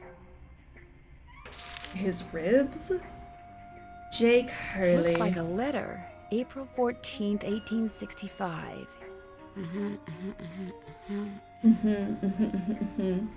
My dear friend Jake, believe me, Jake, my boy, I can think of nothing more pleasant than touring the West aboard your private train. But much as I would like to accept your invitation, the duties and responsibilities of my office forbid it. You know, being President of the United States.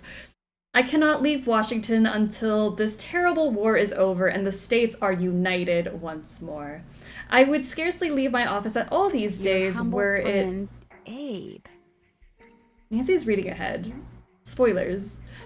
I would scarcely leave my office at all these days if it Days were it not for Mary. Tonight, at her insistence, I will be accompanying her to the Ford Theater to see a comedy called Our American Cousin. Have you seen it?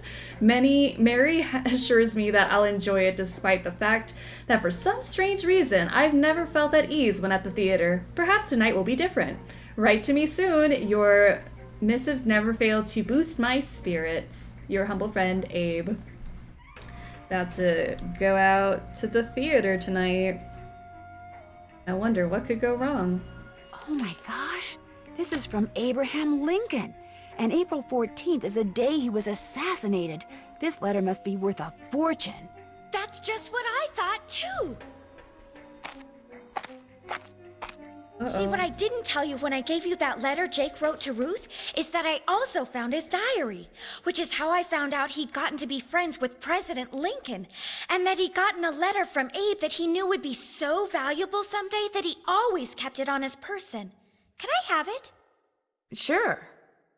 See, I knew if we could just find Jake's body, we'd find the letter. And you did it, Amy. You did it. I'm going to be famous. Good famous for once. So you never really cared about finding Jake's mine? Nah. I mean, it would have been nice if it was filled with gold and silver and stuff, but this is what I was really after. And you followed me because you didn't trust me? I trusted you to find it. I just didn't trust you to give it to me. And now that you have, you know, I'd really, really be famous if I could say I found this all by myself. But even if I got you to lie for me, how do I know you'd keep lying? Oh my gosh. What if there was like this cave-in and we were trapped, but I was the only one who made it out? Excuse me? Oh my gosh! That way I could not only say that I found the letter, but that I tried to save you. Only you did something stupid, and it was all I could do to save myself. Oh my gosh! I'd make the national news for sure, and people would say I was smart and resourceful and courageous even. Lori, you can't be serious. That's crazy. Nancy's just standing here. You don't understand. People are finally going to respect me. I have to do this. Sorry. Okay. I mean, Lori! You didn't have to do it, but slay, I guess. Opening's blocked. I'm trapped. It'll take forever to dig through those rocks. There's gotta be another way out of here. Nancy, you had so much time to run out. Or do anything, like trip her. I don't know. She could have done literally anything. Nancy needs to learn to start throwing punches when the villains start monologuing like that. You'd think she'd learn. Like, you'd know when the monologue's about to start. Like, they're just starting to go. They forget you're in the room. That's your time to attack. Maybe I could get out of here in this. I mean, maybe. Or we could just live here. Jake's chillin', like, it doesn't seem so bad. Oh my gosh, I just realized. We're gonna have 2 dead Jakes today. Forget Cheeseburger Day. It's R.I.P. Jake Day.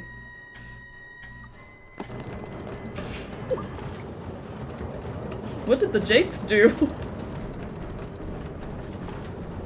We should kill Nancy again, just for funsies.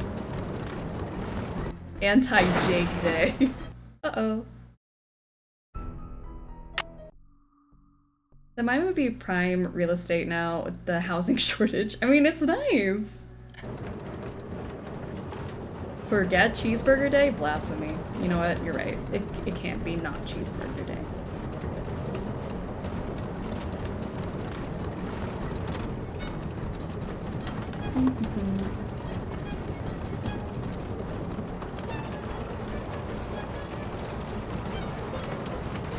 Should do the dynamite death. It's one of the deaths that leads to the right. Okay, the dynamite.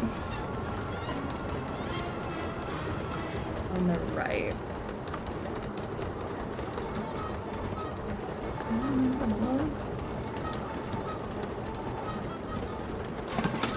This one? Oh! She made it, she jumped! Good for Nancy.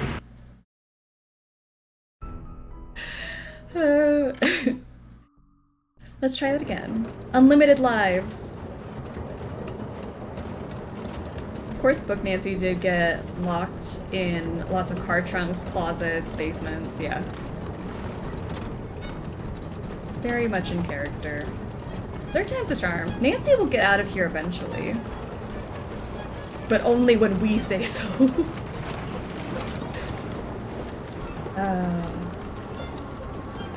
Nancy should know better than to trust us.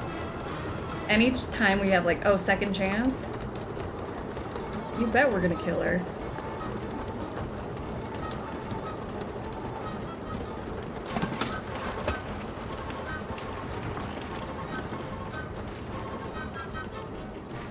The music is so intense for such a slow little cart ride.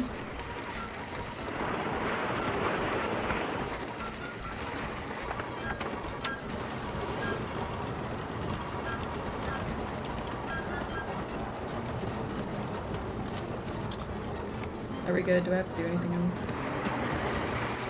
I think we made it.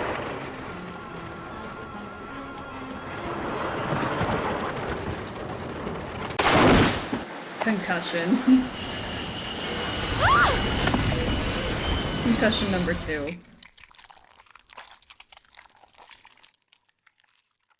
Lori, are you alright? Nancy! Is everything okay? Where did you come from and why do you sound like horses? As soon as we discovered you and Lori weren't on the train, we jumped off and hightailed it back here. What the heck's going on? I'm sure Lori will be glad to tell you all about it. Darn you, Natalie! It's Nancy. Dear Hannah, some hostess Lori Gerard turned out to be.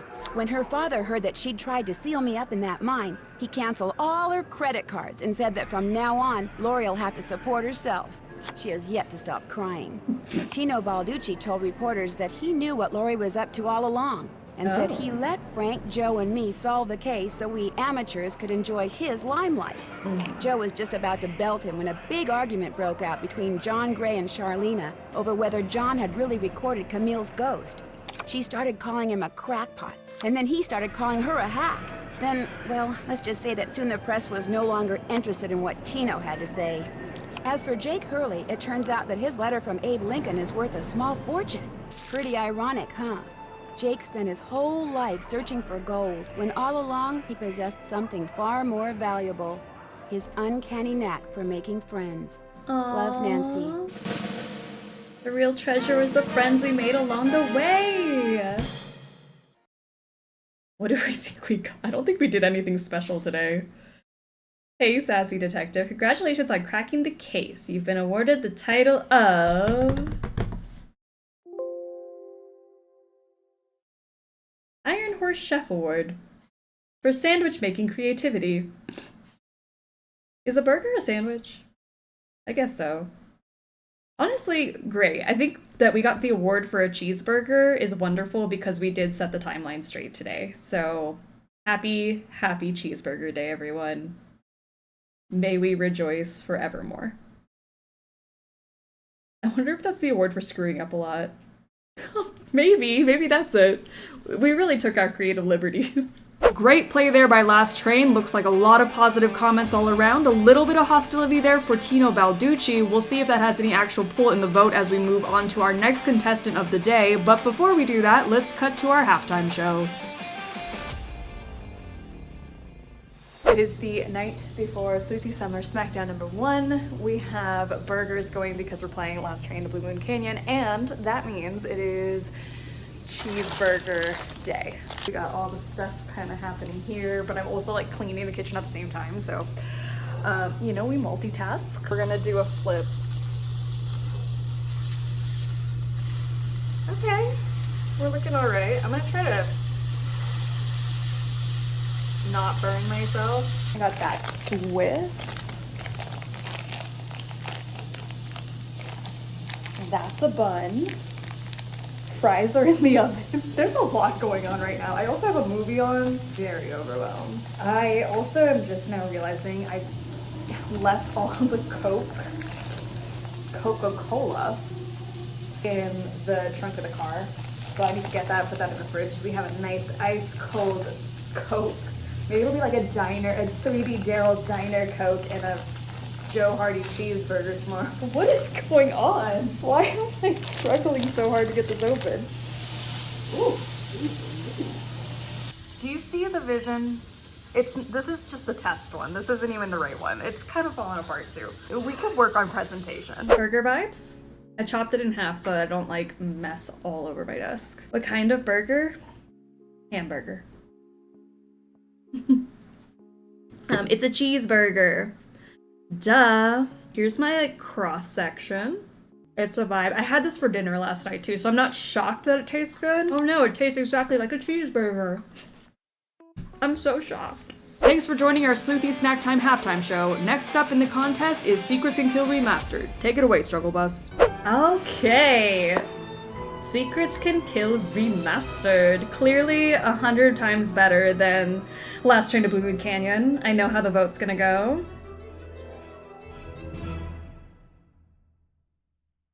Hi, I'm Nancy Drew. This is my center of operations, my desk. Go ahead and poke around. If you want to know the particulars of how I do what I do, take a look at the book titled How to Be a Detective. It's real helpful, especially if you're new to the mystery-solving business. And be sure to check out my scrapbook. I put memorabilia from all my past cases in there. A lot of them were pretty dangerous and at times really scary.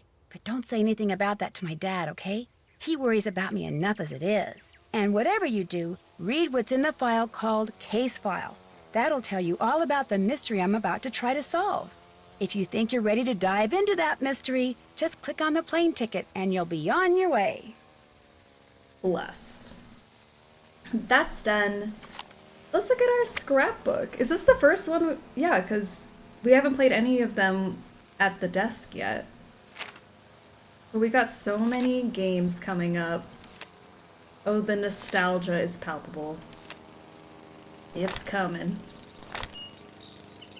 We were saying we were gonna try to 100% this game, but after all those technical issues, I don't know. Barnacle Blast for 2 hours, anyone? 100% is seeming harder and harder. Look at that, Last Train. Tino Baldino. We have some really good ones coming up. Oh my gosh, I can't believe. All past cases, but isn't this technically the first? I mean, technically, this is Nancy. Secrets Can Kill. Well, I guess no. Secret of the Old Clock would be Nancy's first one. But yeah, technically the first. It's just remastered. Current assignment. A student named Jake Rogers was killed at the local high school last week. An undercover detective by the name of Beach asked Aunt Eloise if I always have to autocorrect myself because I say aunt, but it feels weird to say Aunt Eloise. I feel like it's Aunt Eloise. I gotta be like aunt. Maybe it's because it's a vowel. I don't know. Aunt Eloise, if I could go undercover to investigate the murder. I'm posing as a new student to see what the other kids may know about Jake and his untimely end. Nancy, just one of the kids. Here we go. Alright, let's flip a coin for Heads Junior, Tails Senior. Flip a coin. Flip, flip, flip, flip, flip. Tails. I was like, we got Heads last time, so we had to do Senior last time, so thank goodness we got Tails. Like, no, Tails is Senior on this one. Heads, Tails. Tails, Senior. Not that I mind, but... Dear Dad, who would have dreamed taking a vacation to visit Aunt Eloise in Florida would result in another case? Seems a student named Jake Rogers was murdered at the high school last week. And an undercover police detective wants me to pose as a student to search for any leads at the school. So, it's undercover I go. I'm calling this case Secrets Can Kill. Love, Nancy. Okay, I'm glad we're naming our cases. Ooh.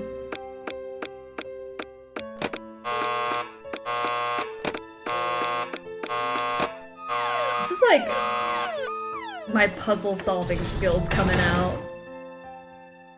Help? See, I figured out how to activate the cage. The good news, you're safe. The bad news, Detective Beach thinks you're too unsafe for undercover work. You're fired. Can Beach fire us? Yeah. Nancy's a poser, posing as a student. Such a poser. Okay, Nancy, I had to close the school library early today, but if you need to do any research for your case, the key to the library is in the safe. Remember not to enter in a wrong combination. If only I had read that sooner. Be careful, Aunt Eloise. Maybe a case with kill in the title won't worry anyone. Secrets can kill.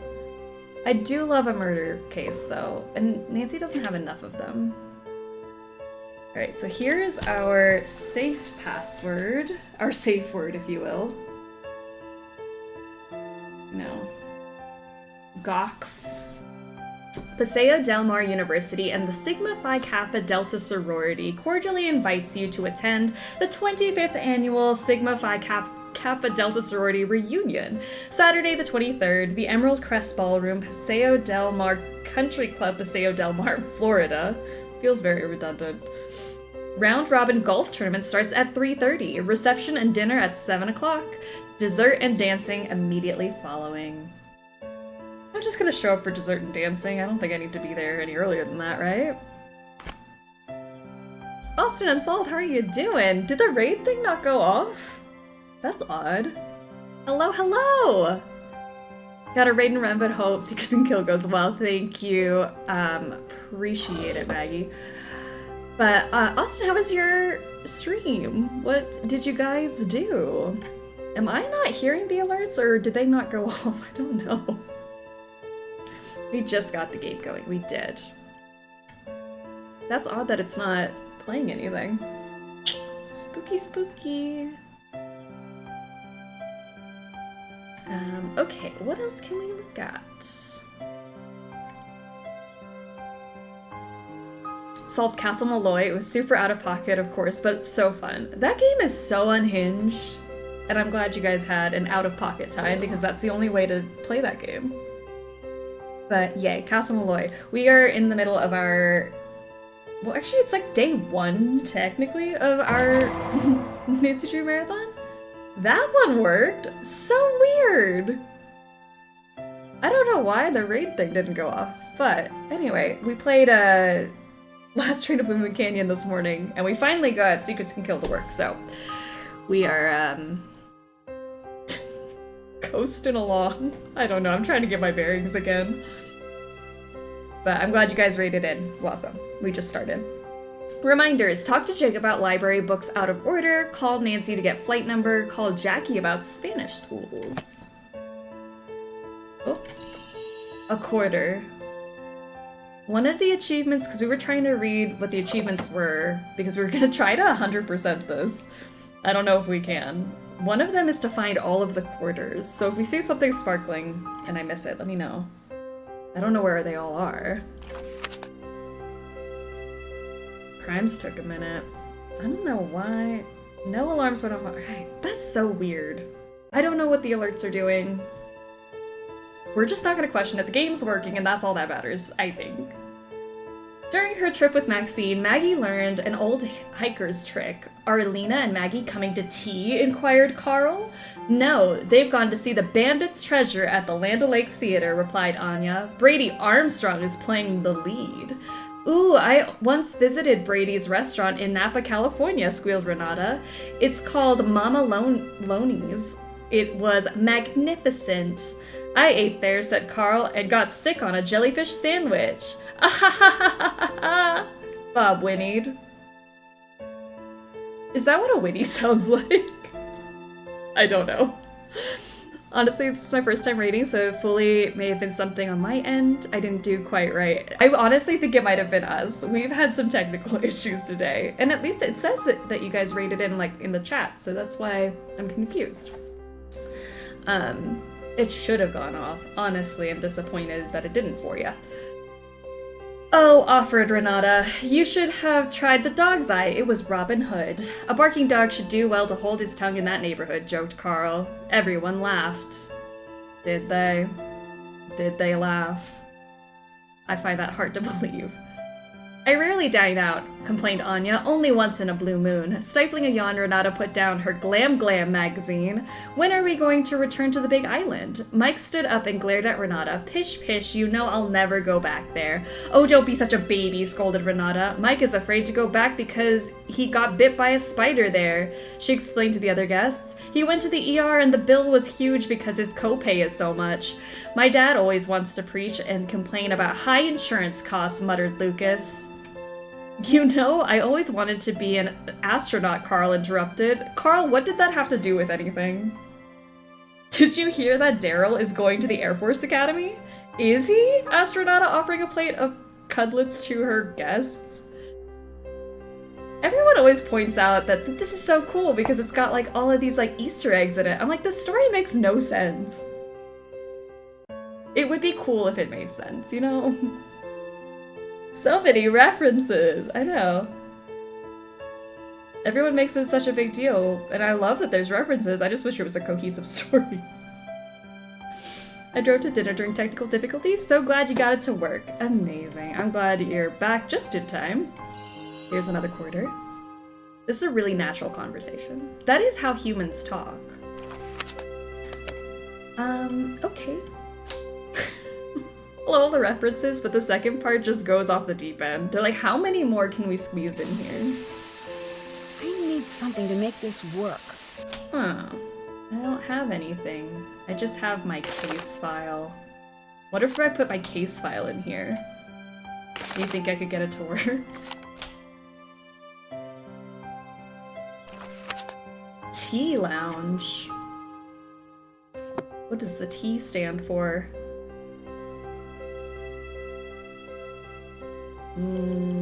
Maybe just tea.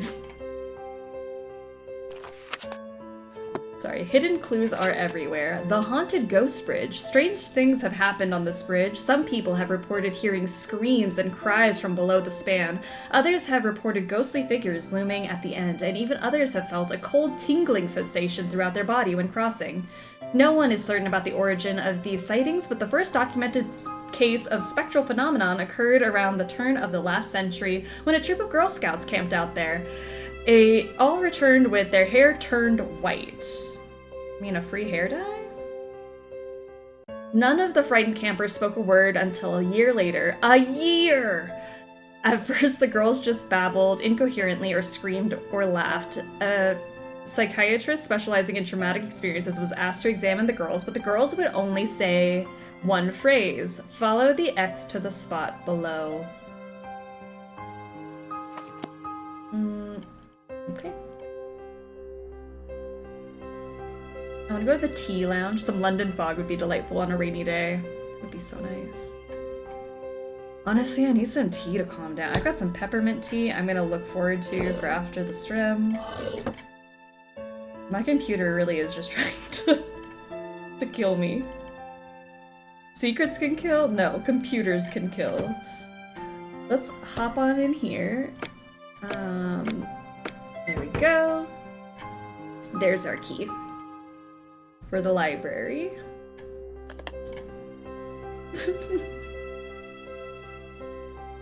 I can't wait for us to vote on which game is better.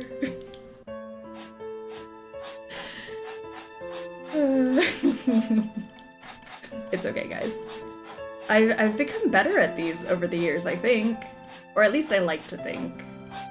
No, a lie. I don't like to think, but I would hope that I have gotten better over time. Anyway.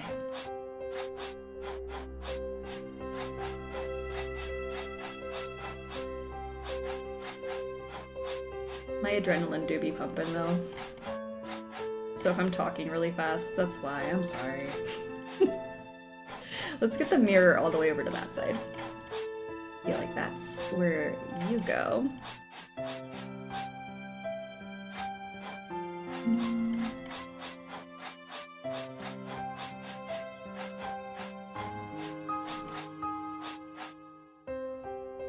Oh, wait, I thought I had it in my head. Okay, wait, like this, like this, like this. There we go. Now I got that whole side done. See, I think this year I'm just embracing the click and hope vibes. Like, this just feels right. Like, I think this is where this goes. You know?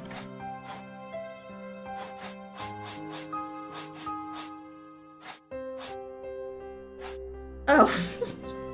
What's that doing here? Hello?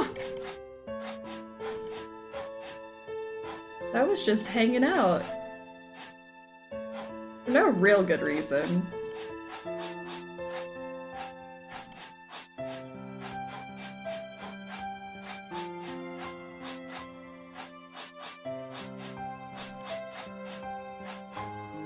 Did I jinx myself by saying I was getting better at these? Yeah, I did. I didn't even knock on wood. I just straight up said something. Aha, wait.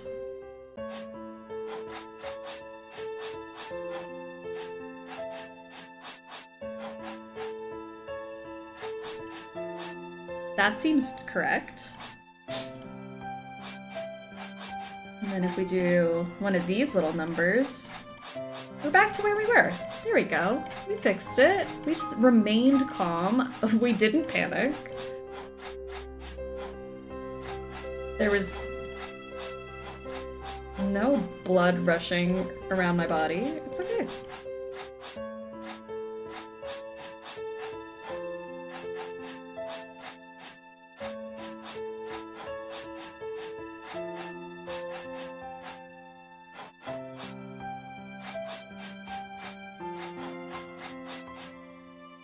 Oh shoot. I thought I had it too.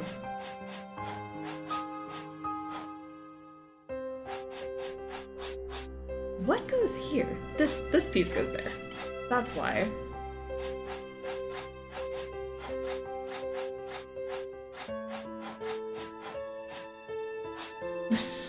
Where do her boobs go?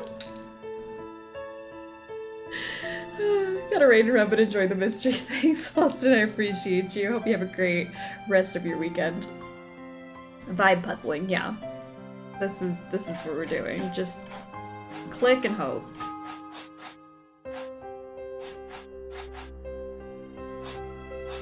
I feel like it's so close too, which is really aggravating. There we are. So we have Eloise Drew. Eloise Drew. Oh, wise elder. I'm writing this down as if I don't already have that memorized, but here we go. Is there a quarter in here? I'm like making sure we don't miss all the sparkles. There goes my cell phone. Nancy Drew, Detective Beach here. How are you? Good, and yourself? Frustrated, Nancy. I need some leads, and you're my man. Well, woman, teen, student, whatever. Teen. I'll be at Maxine's You're Diner. my teen. Come see me when you found out anything. All contact should be through me. Can do. So what's our cover? Our what? Our cover. Who should I say you are if anyone sees us and asks? Oh, right. I'll be your uncle. Uncle Steve. I gotta go now. If you need anything else, come see me at Maxine's. I'm wearing glasses and a green striped shirt. With a receding hairline. Alright, Uncle Steve. Hello, fellow kids. Alright. Uncle Steve. Ooh, okay, wait, Uncle Steve first, Uncle Steve first. Uncle Steve! Nancy! Why, I haven't seen you since... for a long time. How's your... Aunt Eloise. Oh, she's fine. And Dad says hello. You're staying with your aunt, right? Yes. So, what do you got for me? Well, I was hoping you could debrief me on the investigation. Oh, sure. I'm just a bit... Well, my undercover assignments are usually not so... suburban. I understand. The victim was a senior named Jake Rogers. As usual, He's none of the so family, gray. teachers, or students know about any enemies he may have had. Nothing came Needs up from some searching his home, sunlight. computer, cell phone, or locker. His bank records tell a different story. He had a fairly large savings account and a lot of cash deposits. We suspect he was involved in something shady.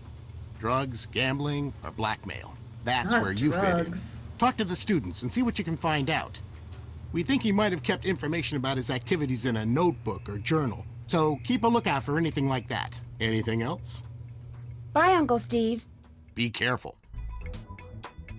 Oh, the music. We're just starting game 2. We are. We had some technical issues, but we kind of fixed them. I don't know. Okay. Too bad there's no one else in this room to talk to. Man, this is a Wendy's. Actually, it's Maxine's. Let's see. We have XE. Not that I forgot this is a puzzle, but I need to keep track of these. So if you see one of these things, let me know. We are bound to miss one. We miss one every single time. And then it is like a wild goose chase trying to find the one we missed. So that's 1. I don't know how many we're supposed to find. We have J-O-U, Journa,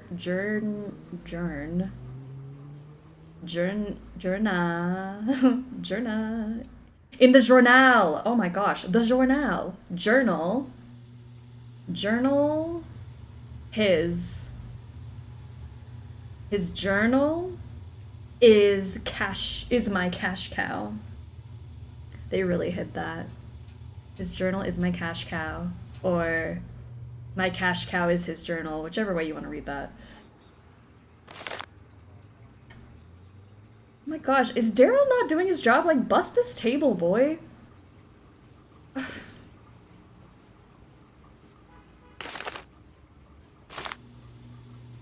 What is cream of macaroon soup? Where do you see that? Cream of macaroon?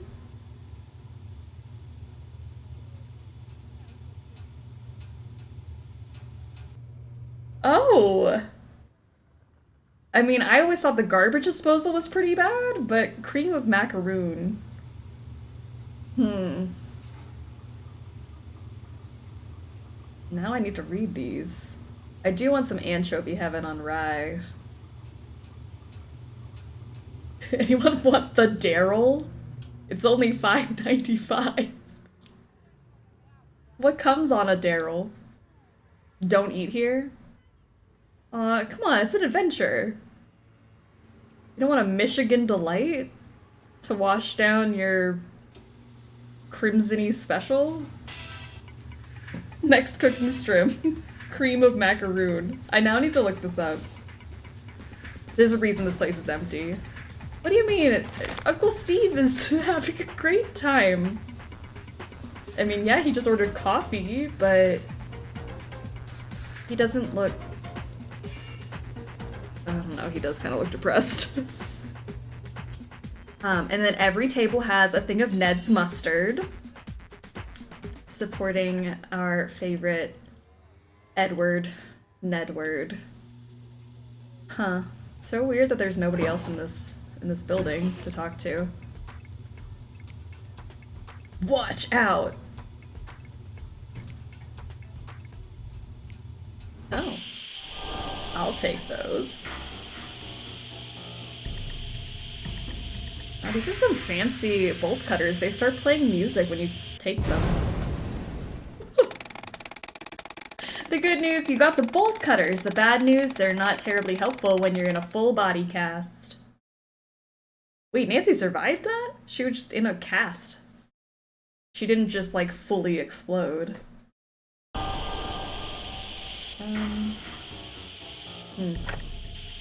A ladle will do.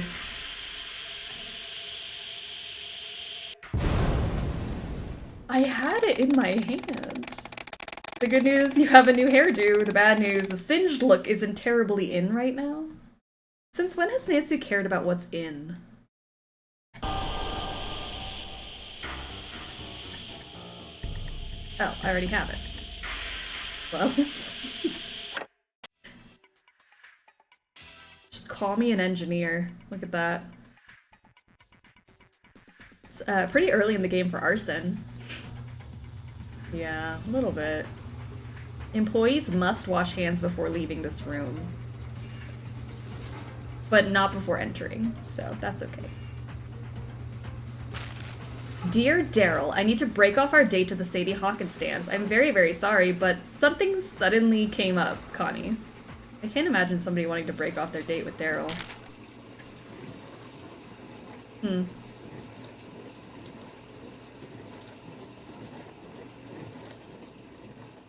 feel like they made this so much quicker in the remaster.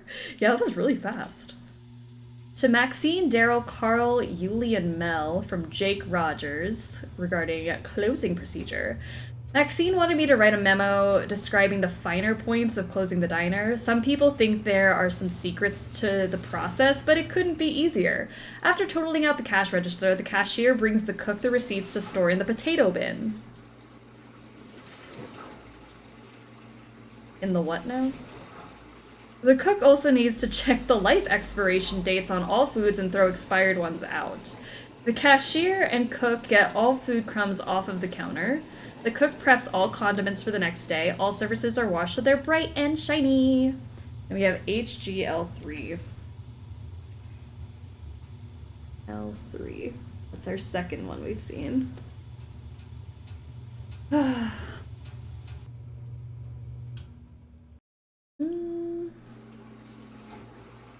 This one says check your ass. Check your ass at in gym.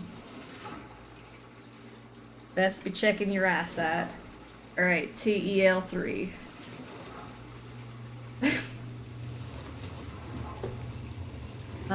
Great. And then there's like something ripped off here. Looks like something was removed here. Where's the potato bin? Guess we'll never know.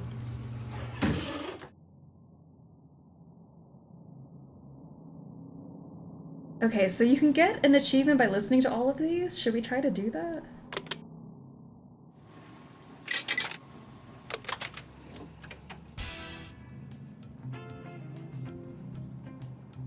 I mean, that's the OG bop.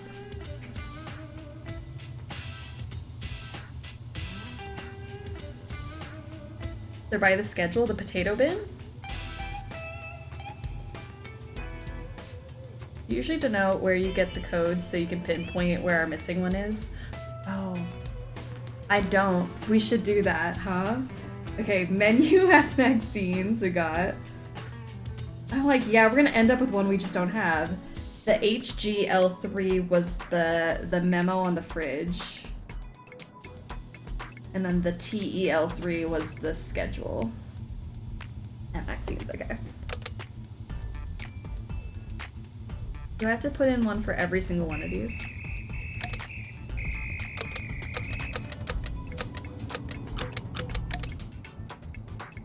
That's a lot. I don't want to waste all my quarters just on the music. Is that how you get that achievement?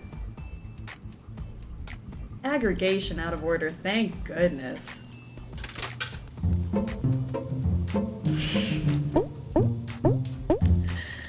How much of this do we have to do? Ahoy, matey! Your job be to scrub our barnacle-ridden decks by blasting them out of the way with your magic ball. But be on the lookout for creatures and objects with special powers. Scrubbing a chest increases your paddle size. Scrubbing a mine decreases your paddle size. Scrubbing an anemone slows down the magic ball, and scrubbing a whirlpool speeds up the magic ball. Good luck and start your scrubbing. Oh gosh, why is that so fast? That feels faster than normal Barnacle Blast. Oh, hello! Jeez Louise! That thing is fast! I never really play it in this game, it's always a haunted carousel. thing. They were like, we're gonna update this and make it more panic-inducing. No!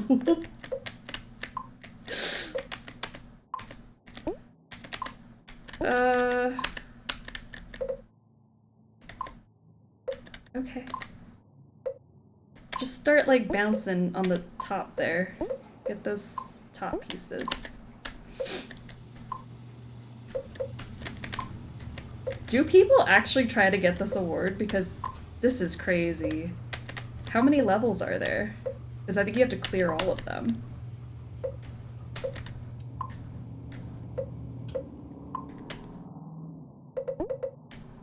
I'm like, come on.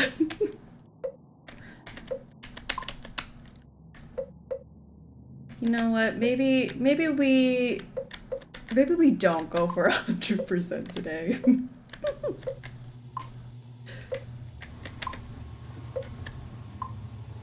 I'm not cleaning that up. Why are we cleaning these barnacles? Oh! That was only level 1.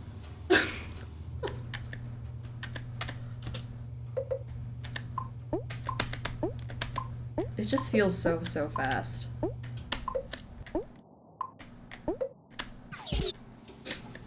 How many lives? Oh, I have 6. I have 6 lives? That seems like a lot. That's actually generous. That's actually doable with 6 lives.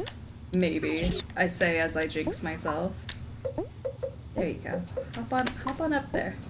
Get up to that chest.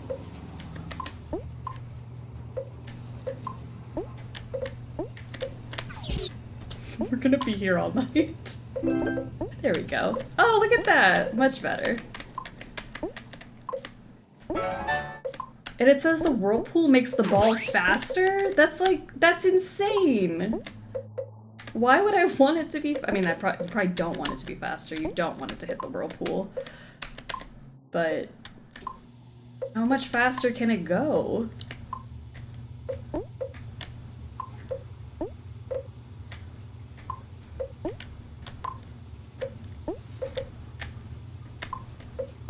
No, God! No, God, please, no! No! No! No! Did that mean we're not having a good time? I don't know. Something, I've been very good with the vibes today. The John Gray, like, vibe pickups. You know, did that mean that we were not vibing with Barnacle Blast?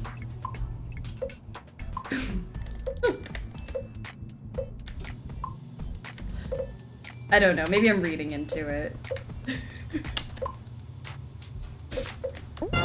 Maybe it translated to, yes, please, we're having a great time.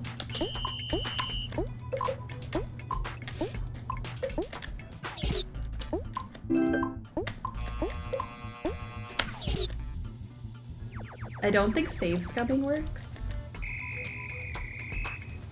Should we try? Oh, that one was saucy. Did you see that? It like gently caressed each of those on its way up.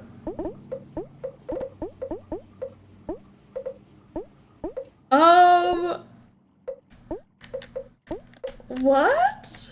That was so nice of you. It's so sad that I'm not gonna keep playing you, but that was really nice.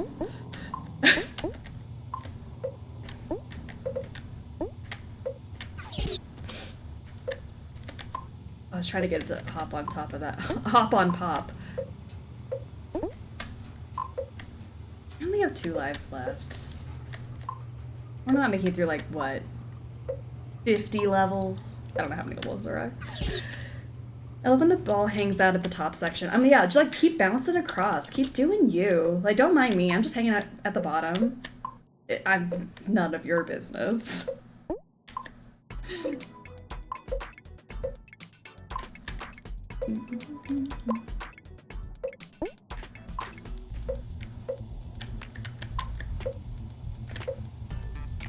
Can you guys tell how badly I don't want to talk to Daryl Gray?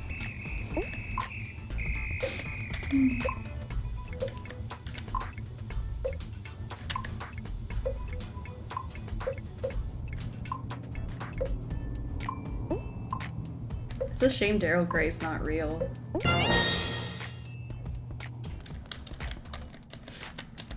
Whatever makes Nina happy makes us happy. I don't know if I would say this is making me happy.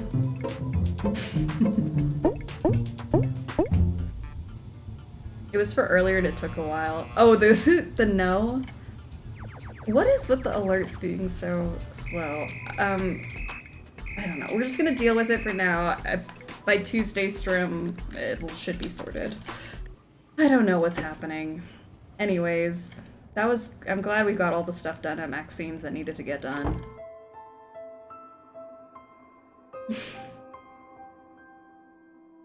Anyways, Barnacle Blast, more like Barnacle Sad. Yeah, I was not having a blast. The Roaring Girl, a Jacobean comedy. Performances are Friday through Sunday at 8 p.m. Dr. Deception, a poetic drama written by the senior essay winners of Paseo High School. Student files under lock and key will show the lies of the doctor-to-be. What? Did you mean to print that? Oh no, see this is where I'm gonna get confused though, because I'm just write bulletin board next to them, and I don't know which bulletin board. HFL1 is Doctor-to-be, I guess. I'll write E. I don't know how we're gonna keep track of these. Tickets go on sale Monday at 9 a.m.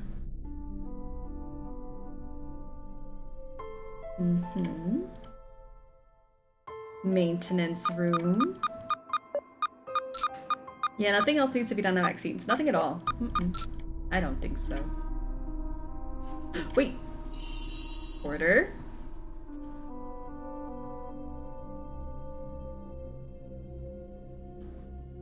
Special announcement, senior essay contest. The Hilda Emma Swenson Foundation will award a scholarship for $8,000 to the best senior essay. The theme of this year's contest is methods of good citizenship and role modeling.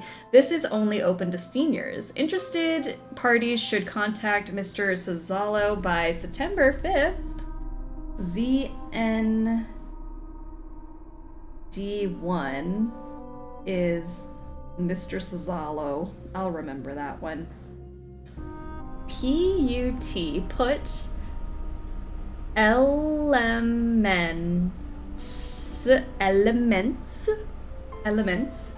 in order to open puzzle.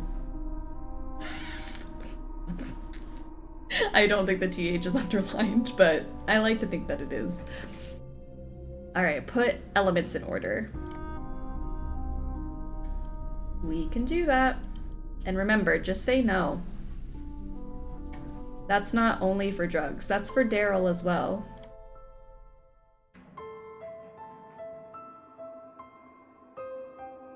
Hold on, I think I skipped a... Yeah.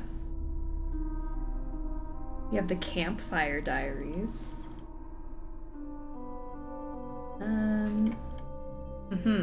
A Crane contestant in a masked disguise won their prize money despite all the lies.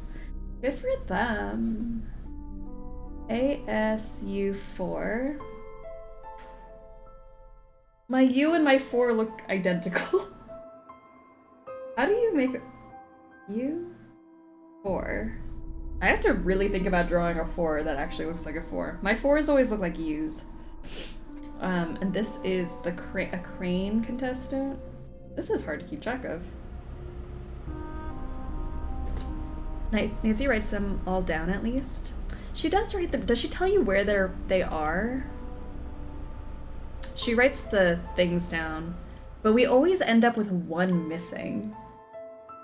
And I'm trying to make sure we keep track of exactly which ones we've already seen, which is such a good idea. I don't think I usually write down where I've spotted something. Come to the game. LAU2. Friends and family are invited to come to the 5th annual picnic of the Paseo Del Mar Junior High School Marching Band meet in the parking lot at 9 in the morning. Picnic will take place December 8th at Walden Reservoir. Where was the period? That felt like 2 sentences. Woodwinds and percussion should wear full dress whites except for hats. Brass recital is set for later. Okay, so that's all that's there.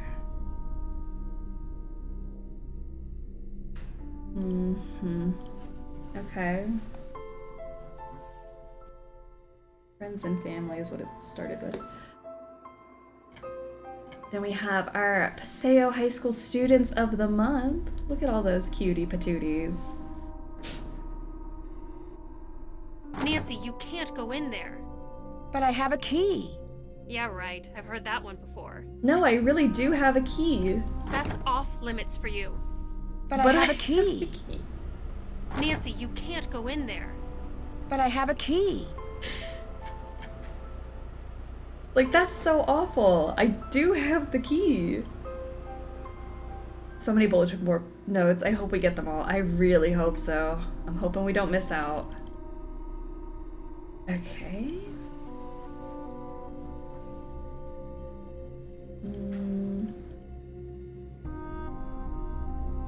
Oh, there's quarters galore over here. That's where people are dropping their money. Let's get a pop. Refreshing. Calm down, Nancy. Gulp your drinks down like a lady. 555 Tony. Okay, let's talk to Connie and about why she won't let me into the teacher's lounge even though I have a key. Hi, I'm Connie. You're not from around here, are you? Usually, Paseo del Mar High is really quiet and boring. Lately, it's been totally out of control. Out of control? One of the students was killed last week. What? I am just a fellow kid. I didn't know that. Who was killed? Oh, just this wannabe stud named Jake Rogers. What do you mean? Jake Rogers was a total creep. Nobody liked him. I gotta go now. Later. That kid who died? Awful. Everyone hated him. Anyways, bye. Overly edited, how are you? That sounded refreshing. Nancy was refreshed for sure. This must have been one good extra pop. Hey, Nancy, need something? Have you seen any of those weird messages on the bulletin boards? Yes, and if I catch the guy who's doing it, he's going to be in big trouble. I bet it's the same person who keeps on setting off the soda machine alarm. I guess that comes with the territory of being school monitor. Normally it's not this hectic. When I figure out who's been pulling all these pranks. Why did you break your date with Daryl to the Sadie Hawkins dance? It's a long story. Nancy, have you seen Daryl? Actually, it's not even like looking at Daryl. It's just having a conversation with Daryl. That's the problem. I'll let you go. Bye, Nancy. All right. Did we see? We saw this bulletin board. Gosh, I'm so scared I'm gonna miss one. There's another quarter. Another quarter. Another bulletin board. Another reminder to just say no. There we go. Paseo High School School News. Seniors, all entries in art exhibit must be picked up at the library on Thursday. See Eloise Drew for info. Ipat odiv nedi et etaf sreverdrum lays liu.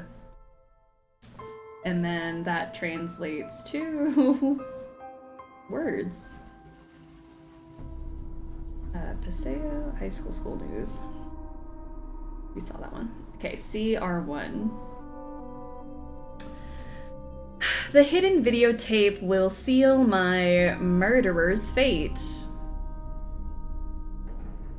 Thank goodness. No, did I do it right? You did! Just say no. Oh, actually, no, you capitalized both letters. It's just the N. The O is like lowercase. It's like, no. Oh. Simlish? Yes. Will seal my murderer's fate, the hidden videotape. Actually, that sounds so much better. Will seal my murderer's fate, the hidden videotape. Boots and cats.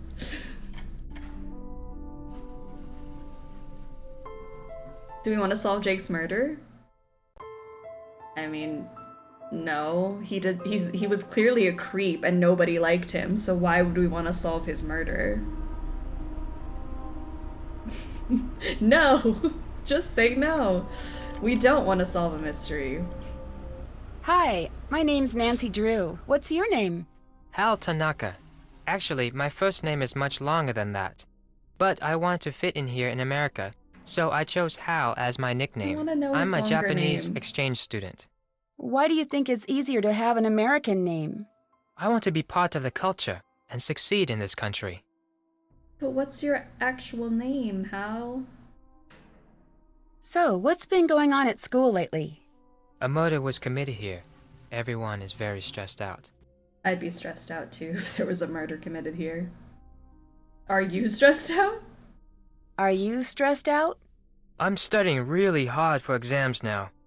My future as a doctor depends on the outcome of these tests. Also, I think the murder has caused a lot of tension at school. Wow. Well, who was murdered? Jake Rogers, a student here at Paseo Del Mar High. It's really intense. Is that all you know about the murder? I feel uncomfortable speaking about this now. Please, excuse me. You're uncomfortable? Because you are the murderer? The silent stare. Okay, sorry, I'll start the conversation. Do you know Connie? Do you know Connie Watson? Yes, we've been in a few classes together. I think she was dating Jake Rogers. See you later. I must go now, Nancy. Sure, a kid died, but the grind stays real. I'm busy. I'm studying for my finals. But yeah, some kid got murdered.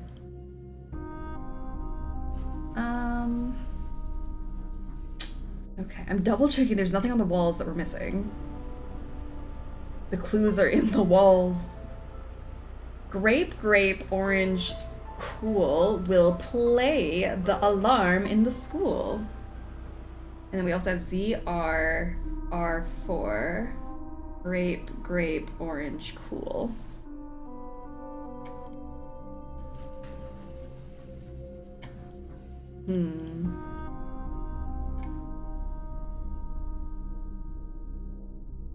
Oh, the Pharaoh poster. YD3. Okay, we have 10 of these already. I don't know how many we're looking for, but YD3, it feels like we're on a roll. This game is 95% asking for tea on characters from other characters. Yeah. Koro, how are you? Is this the 2D game of the day? Sadly, it's all 3 dimensions today. I now realize that said second and not 2D. I'm so focused on the fact that Daryl is 3D today that I read that as the 2D game of the day. This is the second game of the day. Yes, it is. I've become illiterate because I spent way too much time with Tino Balducci today. Dang it, I love Last Train. It was a good time. There was a lot of Teeny Baldini. Gosh. Help. Let's go to the library. Okay.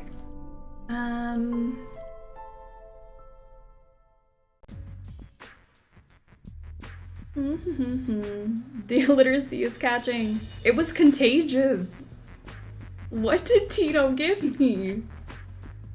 Sports today. The race to the finish line, the real home team advantage, managing stress for competition, making time for fitness and fun. Harmful effects of steroids on athletes. The insanity, absolute insanity of steroid abuse. Don't do it, kids. Use and effects of exogenous anabolic steroids. Anabolic steroids are drugs. Just say no. used to enhance athletic performance and build muscle mass. They are virtually all derivatives of the testosterone or substances which promote the overproduction of testosterone in primates. In America, anabolic steroids are classed as a controlled substance, and possession of even small amounts of hectanol or human growth hormone can leave a dealer in jail. Yet, steroid use has doubled and redoubled in the American fitness scene over the last 20 years. What is the attraction? Why would a star, amateur, or professional athlete risk jail time for possession? Because many people think they can get that little bit of extra performance if they take the stuff. Peer pressure amongst college and even high school athletic teams is another reason. If anyone on the team is taking the drugs, you have to as well to keep up, because the early gains from anabolic steroid use are awesome. I know they mean awesome, like, a lot, but come on. Could have thought of a different word. But there are no shortcuts to athletic excellence. The physiological side effects are terrible. Liver damage, heart disease, and impotence are just a few problems. The low body fat levels encountered with heavy steroid use are unhealthy. In addition, though anabolic steroids grow at a fast rate, they don't change the composition of the connective tissue nor the heaviness of the bones. Thus, while the muscles are stronger, the support systems for them are not, so injury is often the result. There's like a lack of punctuation on this page. That was kind of hard to read. Okay guys, say no to drugs.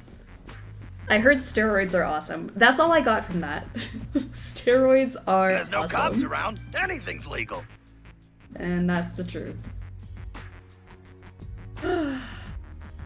Okay. NAL3. This music is a bop. If anything, do you know anything about the Chamber of Secrets? If anything happens to me, search under my combo in catalog. Combo in catalog.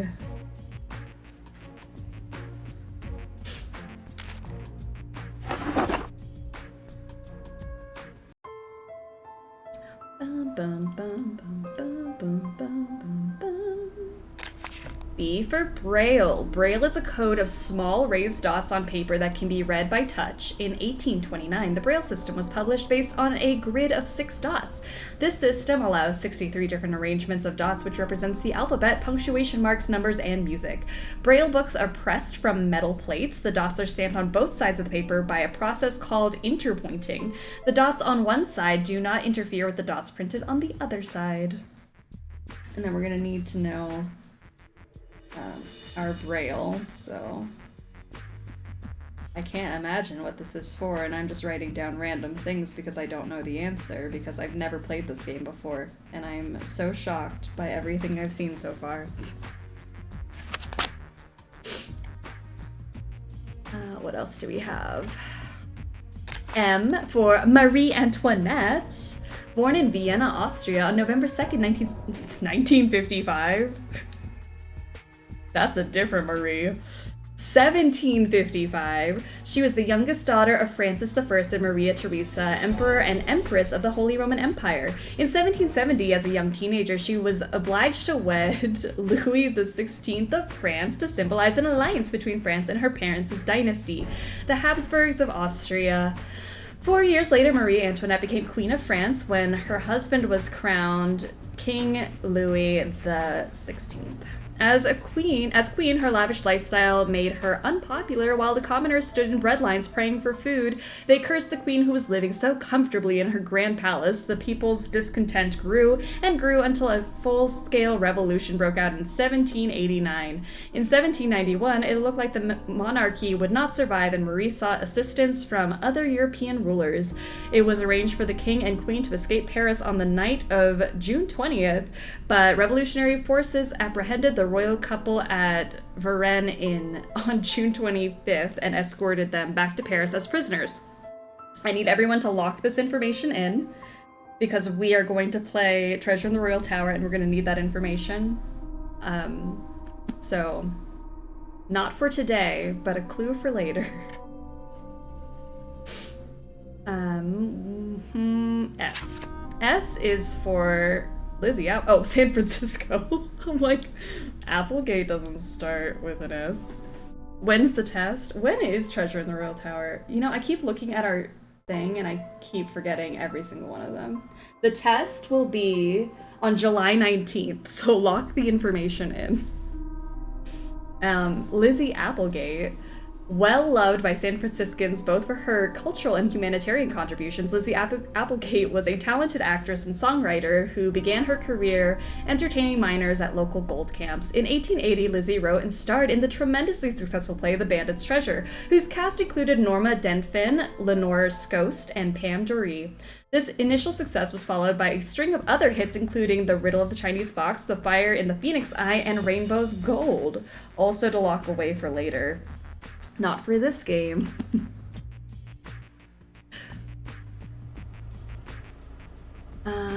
K? That medallion Connie is wearing is kanji for crane. So weird.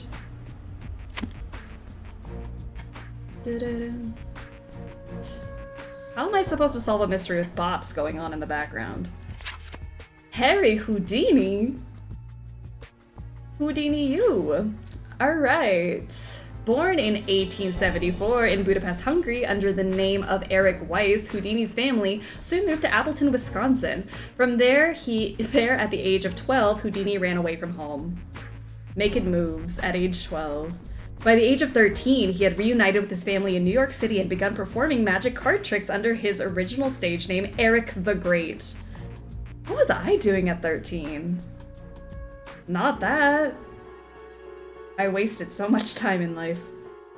In the course of his illustrious 33-year career, Houdini escaped from prison cells, handcuffs, leg irons, straitjackets, packing crates, milk cans, coffins, and St. Louis tycoon J.J. Thompson's infamous watery grave.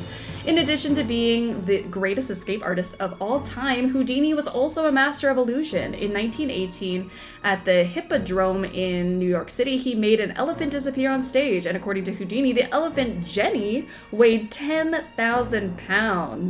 His brilliant skill and ability to baffle and amaze an audience remains unsurpassed to this day. Again, not relevant to this game, but fun little Easter eggs, you know, if you've played the other Nancys. I was being a depressed emo. Why wasn't I buying up web URLs? Ugh, what were we doing, guys? Wasting time. Oh, please, this is not time for an existential crisis.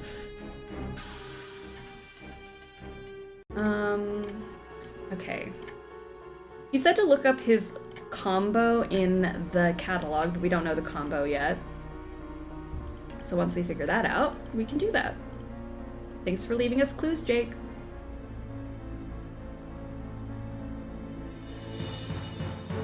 At 13, getting new best friends because middle school is the worst. It really is. It's like the holding cell between elementary and high school, and it's just like nasty. I hated middle school. What do we have here? Well, this looks oddly familiar. Huh. It looks like that would be in a soft arm. Ensnared in a soft arm. It's just like giving that kind of vibe for a gem. Huh. Oh yeah, Foot of the Mare energy there.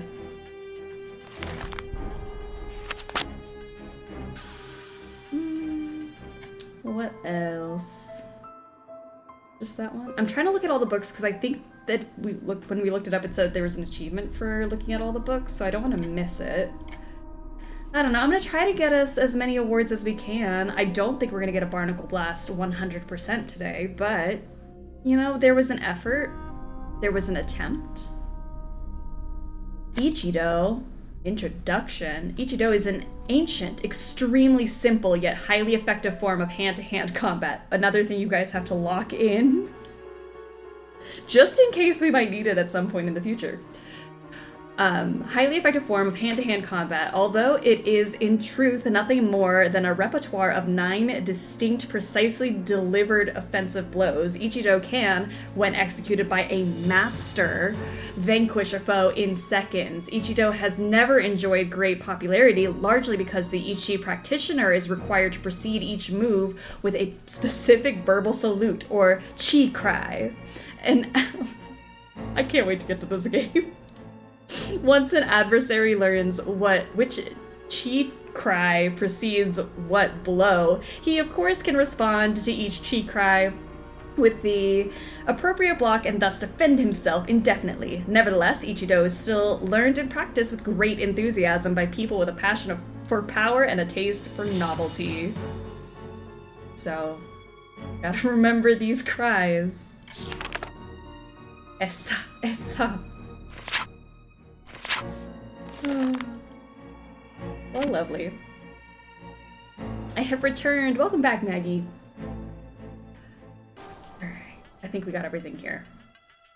It feels so weird playing these out of order, having like the Easter eggs before the games.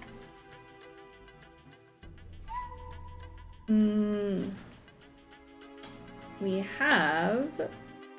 What did that say? Religious relics of Venice. What is a relic? Who is this man? Ichido Man. Forget Area Man. Who is Ichido Man? Throughout the ages, the remains and intimate possessions of religious figures have been recovered, preserved, and venerated by their followers. Such items, known as relics, are particularly important in Catholicism. After Constantine facilitated the establishment of Christianity as the predominant religion of the Roman Empire in AD 312... Oh, what a good year. Anyone remember 312? Consecrating new churches by securing and sometimes displaying the relics of saints became standard practice. Over the centuries, as cathedrals and basilicas were built and rebuilt across Europe, the relics associated with them often dictated their political as well as spiritual importance. Forget Area Man. Wow, the troubleshooting must have taken a lot out of you. Yeah, honestly, my brain is like over there. And so is Area Man. We don't talk about 312.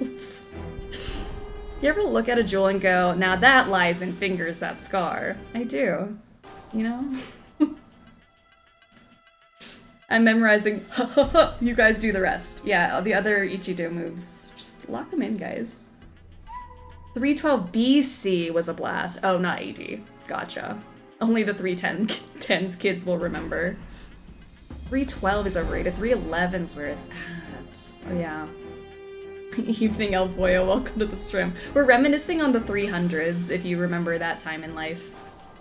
Relics were kept in a cavity inside the altar of a church or in a container, or more often were simply buried so they would become literally and figuratively part of the church's foundation. Often a relic consisted of partial remains, sometimes a single finger or a lock of hair. A finger? Okay. Sometimes it was an item a saint had habitually worn or touched, clothes, jewelry, even dishware. It was and still is not uncommon for the relics of a single saint to be in several different churches on several different continents. I know this says Relics of Venice. Is this book in Phantom of Venice? I don't think I've read that before. The finger really threw me off.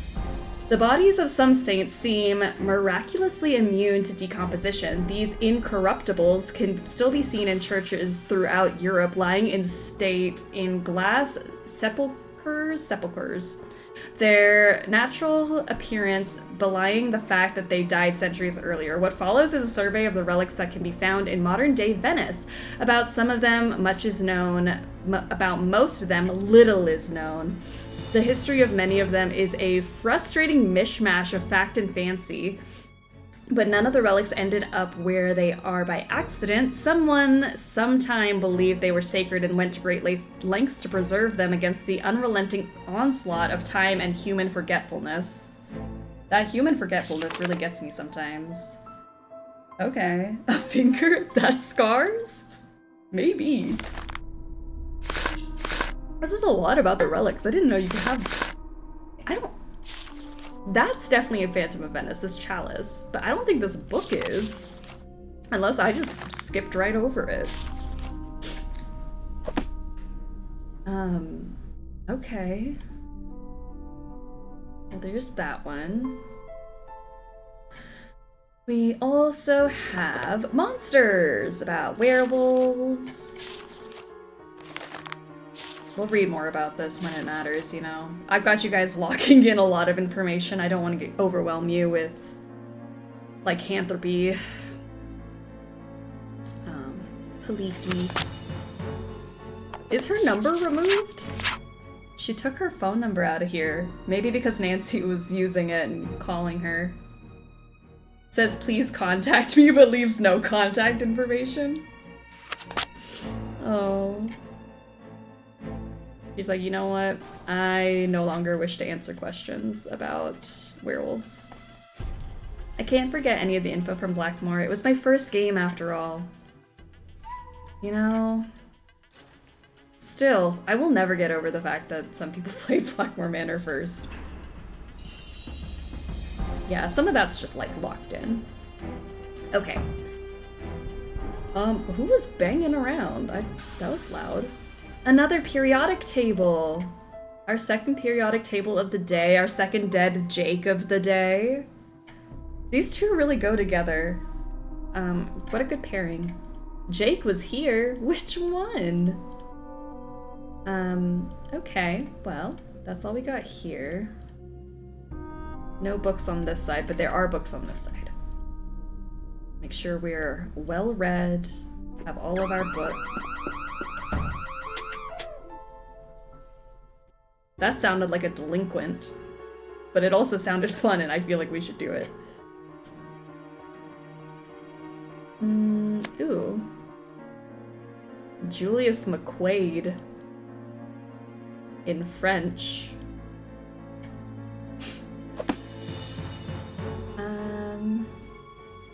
Okay, that's all that was on that side. Can you tell I'm nervous to skip over something? What if we don't get this award?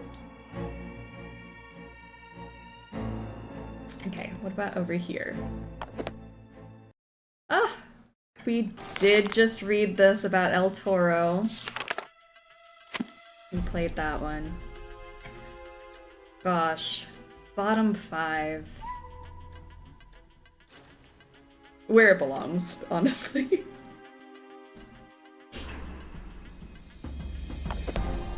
What is that one? The Crystal Skulls.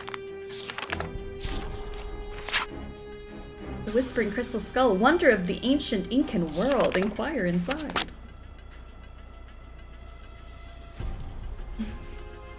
Who is here? The noises were crazy. Dynacam. In case we want to know about Morse code and ham radios. Maybe it is nice that we're playing this first, because I'm like, oh my gosh, we still have all of this to do. The summer is but young. I feel like I missed something over here then, if I like, because maybe I have to go down. One of these looked like it. I missed something. Okay, it's fine. If I missed a book, we missed the award. It's fine. Let me not panic. Yeah, there's that thing, and then the crystal skulls on that side. Perfect. I think we've read all of them. Onward, more clues. Did they remove? Hold on. There was a plaque here in the original one. Also, is it called Memorial Library in the original Secrets Can Kill? Whatever happened to Boiler Room plaque? Or am I just hallucinating? ZR... Yeah, I have that one already. Okay, I almost lost track of my bulletin boards. We have this bulletin board. KRL2.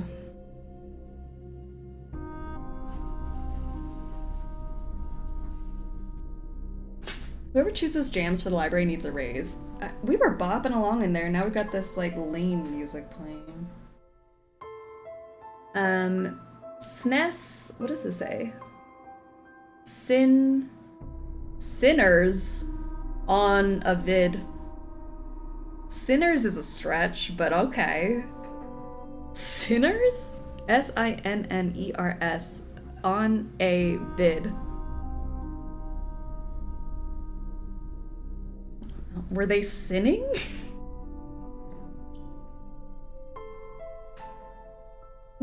Sinners. I know you guys like Sinners here. The movie and the people. IRD2.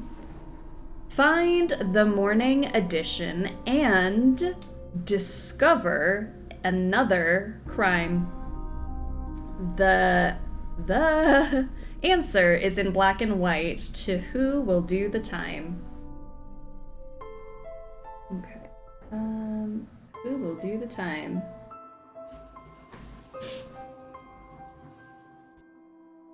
No one's studying in the library because the music is too damn loud. Look at Hal! Honor Student of the Month. He's got such a good picture. His hair's a little flat, but you know, that's fine. Rather flat hair than greased up Tino Baldini hair. Okay.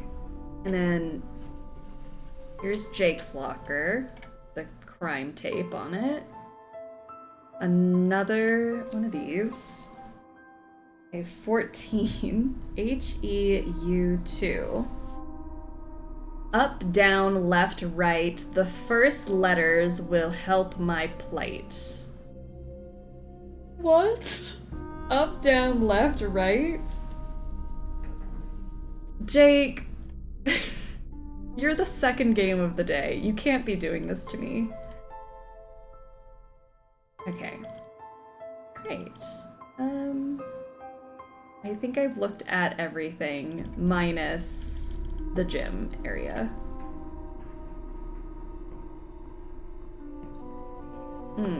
KR1. Gym. Okay, Jake. Not James, but Jake.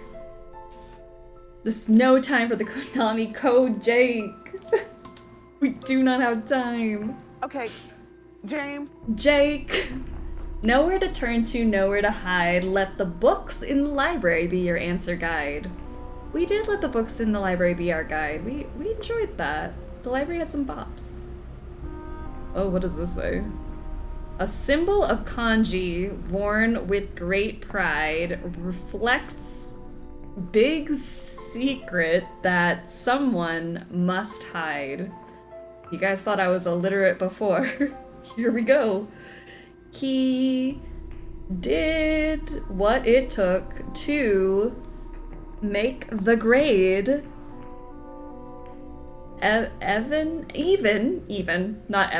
even if it meant cheating to keep up his charade. A poet, an artiste. Curse, good evening. My goodness, how are ya?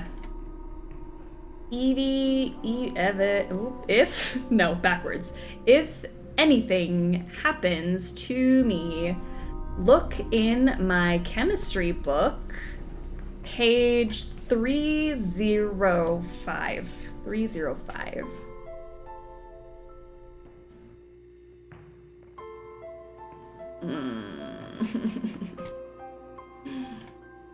I've been enjoying not having conversations with anyone in this game. The Crane School of Self-Defense, 555 Judo. I have a cell phone. Ned! Wait, let's have a conversation. Hello? Is this Martha Winterglassen? Who is please calling me?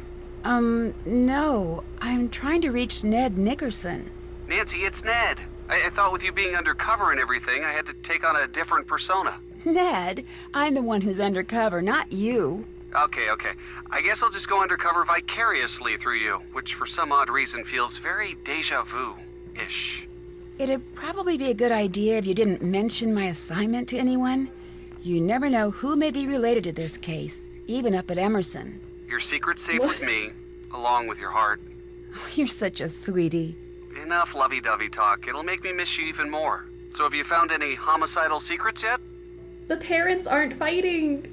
Oh, that was so cute. I have nothing to say to him though.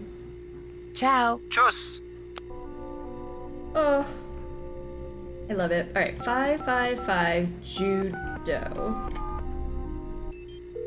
We are currently not seeking any new initiates at this time. We will seek you if you are worthy. They're so cute. What about 555 Tony? 555 Tony. Tony, what are you doing? La donna mobile, qual più mal vento, muta da cento, di pensier. That's not Tony, that's Bruno. Or Luigi, or whoever the gondola men are. That's so creepy. The judo thing is creepy?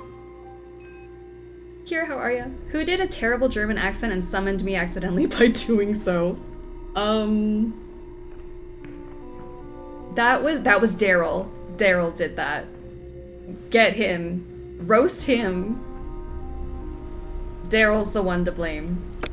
Nobody else. Okay, what did we say? Grape, orange, cool.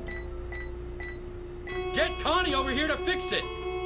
Don't yell at me, stranger. I don't even know you.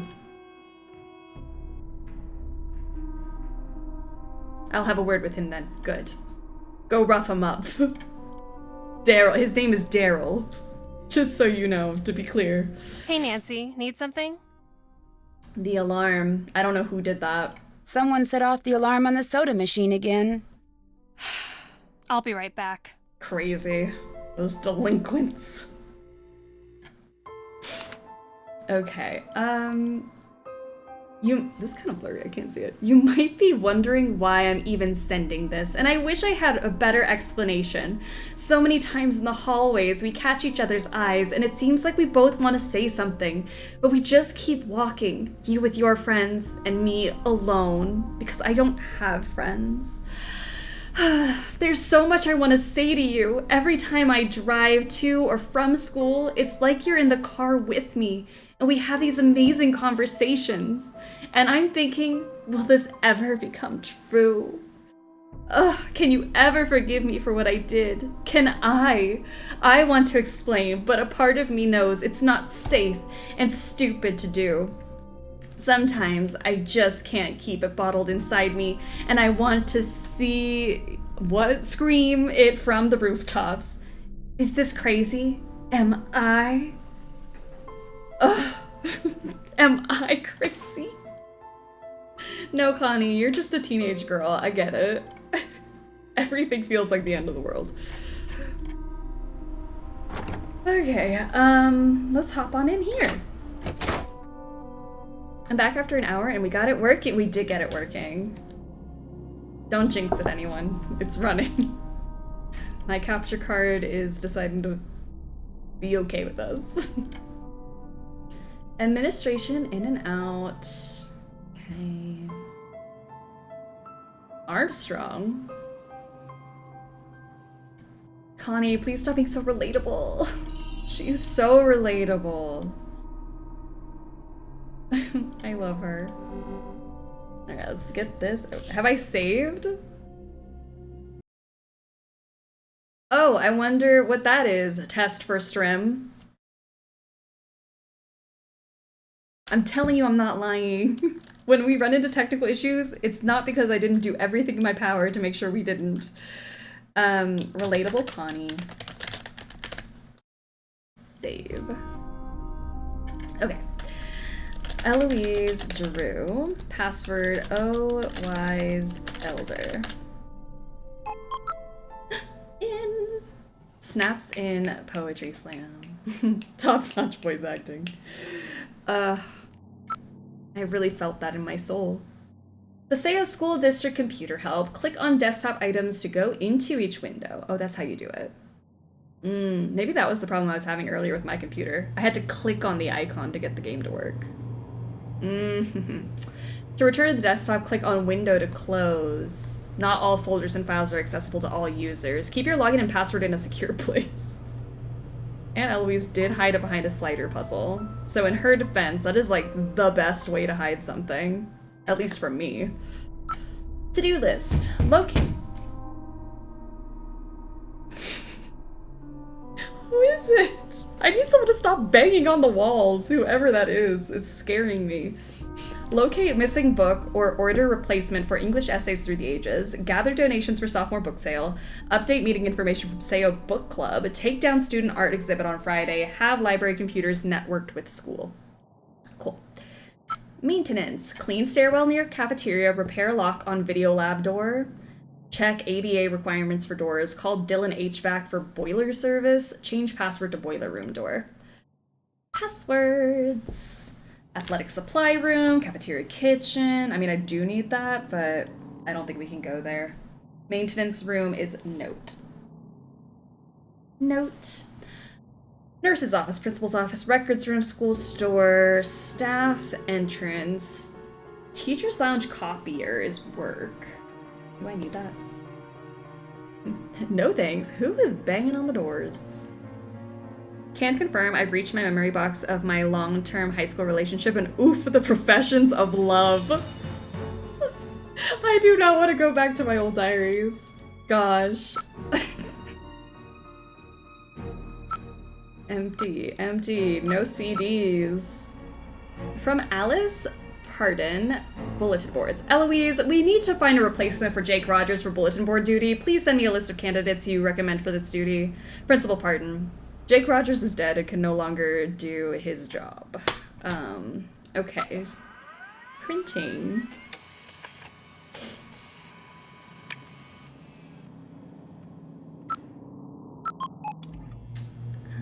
Right. Oops, another quarter. We got, is that 10? 10 quarters? Crazy. Oh, CLD2. That's gotta be important. CLD2 in the tea lounge. Rip Jake, we hardly knew ye. Okay. Then Gray Enterprises post third loss stock tumbles. I shouldn't be happy about that. Okay. Gray Enterprises reported a $500 million second quarter loss Tuesday, but CEO and founder Eugene Gray remained optimistic when his struggling company about his struggling company. We anticipate increased defense spending in the next year. Our new missile guidance system, Bright Aurora, will be online in 6 months, and we foresee accelerated growth from this new system. A recent Senate hearing examining possible leaks of classified information in the Paseo Del Mar company has soured many investors. Gray Enterprise stock has sunk by almost 75% in the past year. Despite these setbacks, some analysts remain positive about Gray Enterprise's future. They're the most innovative developer of military hardware, said industry analyst Brenda Baumbecker. If they can weather the current storm of mismanagement and loss, they'll do very well with Bright Aurora.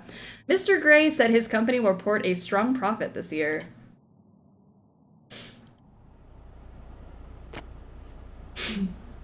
Take a... Sorry, I love a typo. Take a what? Take a shot. Not a shit. Take a shot for struggle. Not the struggle shits. Okay. A trophy was not the only prize, but also money of a greater size. EGD1.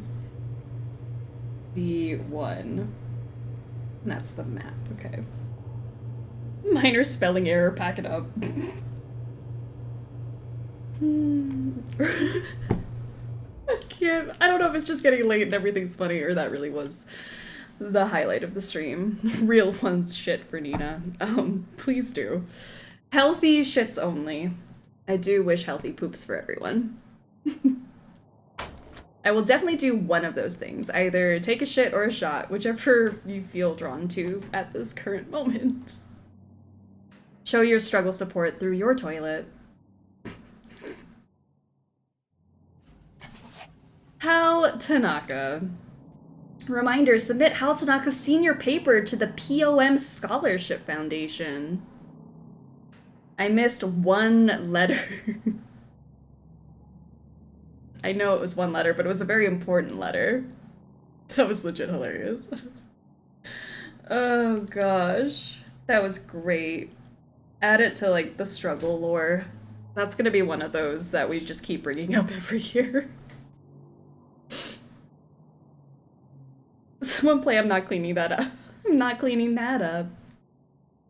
Etiquette is the art of communicating in a method that puts the receiver at ease and elicits a feeling of comfort. Etiquette is also essentially found on reason. I'm not cleaning that up. When studying etiquette, one must always be on the guard for incomplete and specious instruction. I don't even know that word. Just as several questionable lawyers have established many unreasonable laws, so likewise many teachers of this fine art have introduced unreasonable etiquette practice. Our main objective in etiquette is to adjust our behavior in several distinct ways. One adjustment is in our behavior towards men, women, superiors, our equals, and those below us. For example, it would be downright rude to attempt to persuade a man or a woman equal to us. Does it continue? We can't persuade people? Alex catches strays in every stream. Yeah, so, you know, we're gonna keep bringing it up. Take a shit, added to the lore. It could definitely be worse as far as mistakes go. I think so. Okay, I think that's all that's in here. We've looked at everything? They say it's better to take a shit for the struggle than struggle to take a shit. And we've always said that. Hello? You better stop your nosing, or it'll get bent way out of shape. Does Mitch Dillon not know that caller ID exists? Dillon Heating, Ventilation, Air Conditioning, and Cooling. How may I help you? Hi, this is Nancy Drew. You called me and threatened me? No, I didn't. I have no idea what you're talking about. Yes, you did. I saw your caller ID number. No, I didn't. Yes, you did. No, I didn't. I'm sorry, miss, if you're having trouble with your air conditioning. We'll send a technician to find a permanent solution. I'm not talking about air conditioning. I'm talking about you threatening me. I didn't threaten you. Look, I'm not going to play this game with you. Tino? That actually sounds like Tino. I think that is. Maybe this is Tino getting his revenge. I think we just found our merch slogan. My gosh. I'm gonna post Shame Corner over my steak. Thrilled that I gave you all joy. That was great.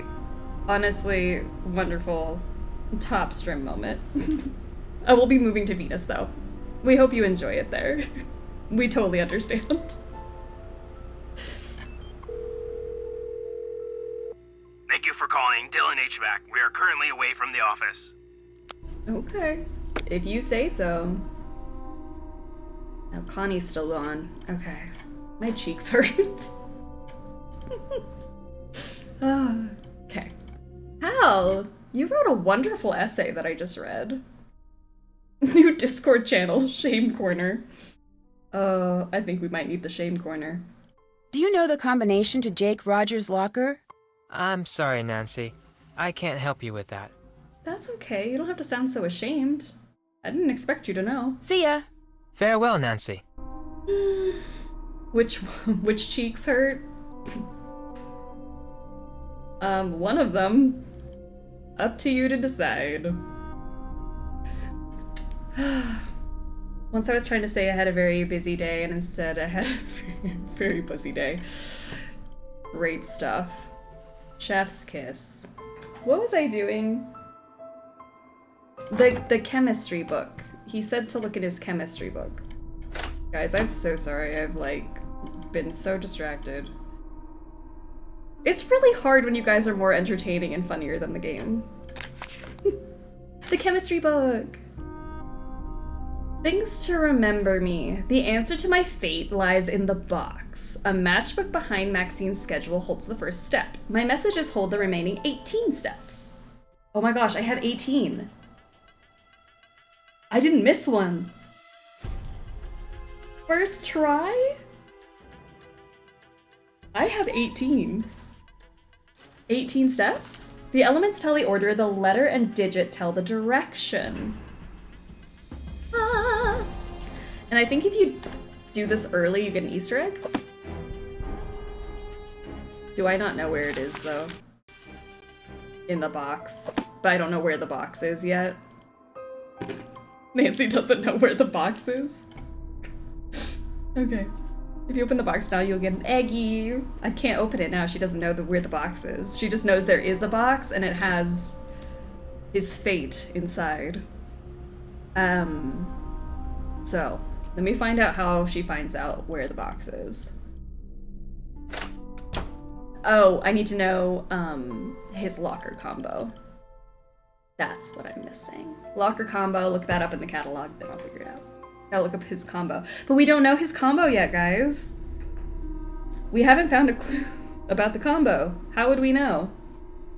We wouldn't know.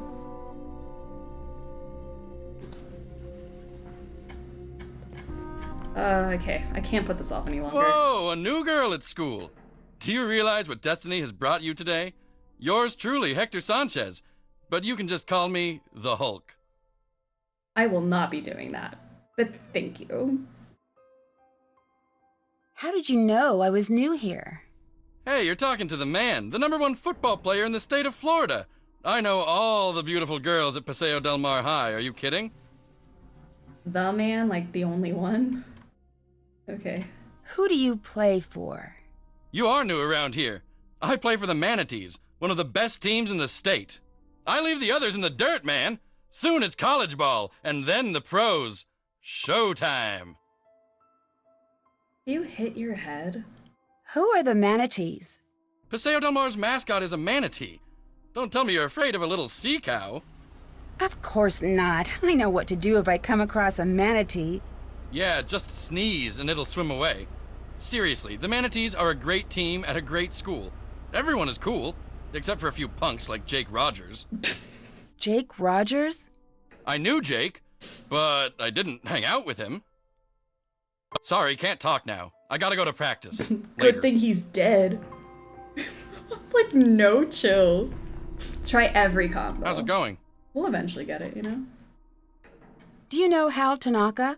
That dude is always studying. He's a huge fan of mine. Real smart guy. But I never understood why a brain like Tanaka would hang out with slime like Jake. Hal was a friend of Jake's? Let's just say I saw them talking together a lot. Jake's locker was right next to When Hal's. he puts his hand back like... But they weren't really friends. Hold on. Is that what you're saying? Jake didn't really have friends, and Hal... He may seem pretty chill, but I've seen him crack a couple of times. He's seriously uptight. There's a spot where he puts his arm and it looks really He's got a weird. temper, a bad one. He lets the pressure build and build until he's wound so tight the slightest thing sets him off. Like last week, I strike him out during gym, and he goes ballistic and charges the mound. He's got some serious issues. Now that I think of it, last time I saw them together, Hal seemed pretty upset. Why does it look like that? Ew, when he puts his arm back, his, like, wrist looks broken. Sorry, I'm not listening to a word you're saying, Hulk. Pretty much everyone is cool here except that one kid that died. That's it. Baby hands Hulk. Like, his hand gets so tiny and his wrist looks broken. Ew. What can you tell me about Connie Watson? She hangs out at the gym a lot. I heard she's been having a real tough time. Why do you think she hangs out at the gym so much? I don't know. She's a pretty good athlete, but never joined any of Paseo Del Mar's teams. Why not? Not exactly sure. You said she was having a tough time? I heard she's been having some money problems. His tiny hands. I gotta go. I cannot see it now. Me neither. Also, his arms are like so short. I can't figure out his proportions. Like his arms stop at his hips.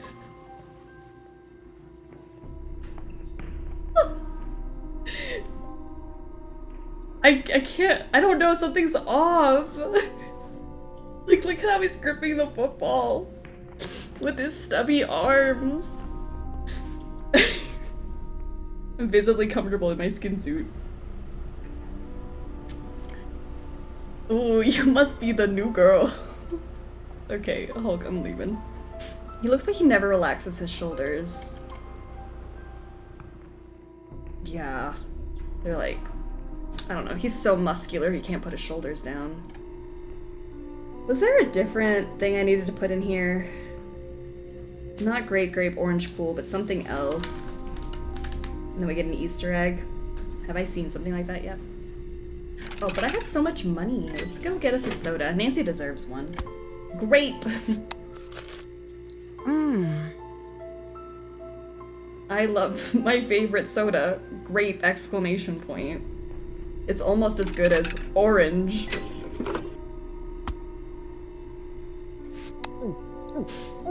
Refreshing. Soda. Anyone want soda?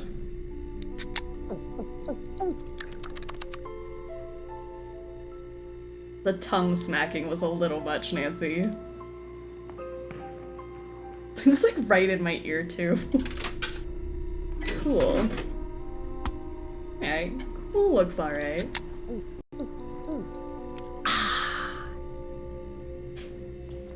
And Spot Cola.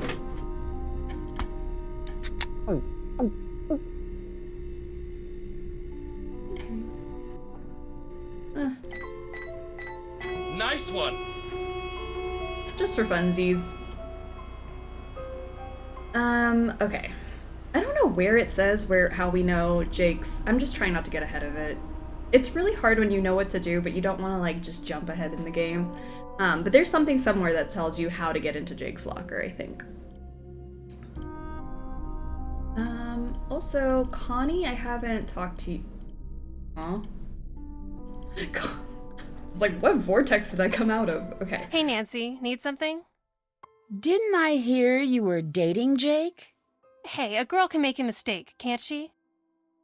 Your medallion has a symbol that means crane, and Crane is the name of the judo school on the poster in the gym. What a coincidence. Funny, I never noticed. I gotta go now. Later. Interesting that you're just wearing it out in public. What is it you want now? I understand that you might be a little tense, but that was no need. There was no need to take that out on me. Do you know Hal? Do you know Hal Tanaka? Not very well. He's an exchange student from Japan and a total workaholic. He told me he's trying to get more scholarships for college. Lately, he's been looking really burnt out. I think the pressure's getting to him. What pressure? I guess it's a big deal for his family that he get into a good school on a free ride. Hulk told me money's been tight for you these days. What a dork! Hulk Sanchez doesn't know the first thing about my life. He needs to get a life and stop talking about mine. Someone set off the alarm on the soda machine again. Connie, the student monitor, to the rescue. Again. Maybe we should ask the person who has a locker nearby. I couldn't possibly think of who that would be. I've talked to everybody in this game already. There's nobody else. We've talked to all the suspects. I even have all 18 elements I need. So, must be a dead end. Ooh, we can go in here too. Note. N-O-T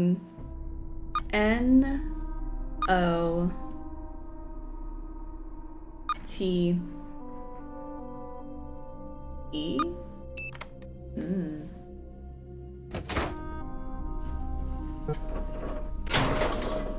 There should be a hint in the library? Is there one? Because I feel like it's also written down somewhere. Ooh. Fashion. I wish they did a little more with this remaster. They changed the whole ending. They changed the best part of the game.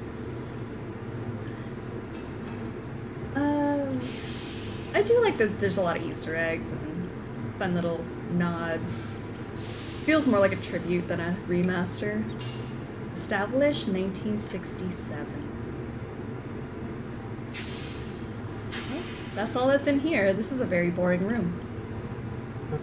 Nothing seems to be going on down here, and nothing ever will. Those elevator doors were unnecessarily scary. Uncomfy. Steve mentioned checking the locker. He should have the combo. Steven? Uncle Steven.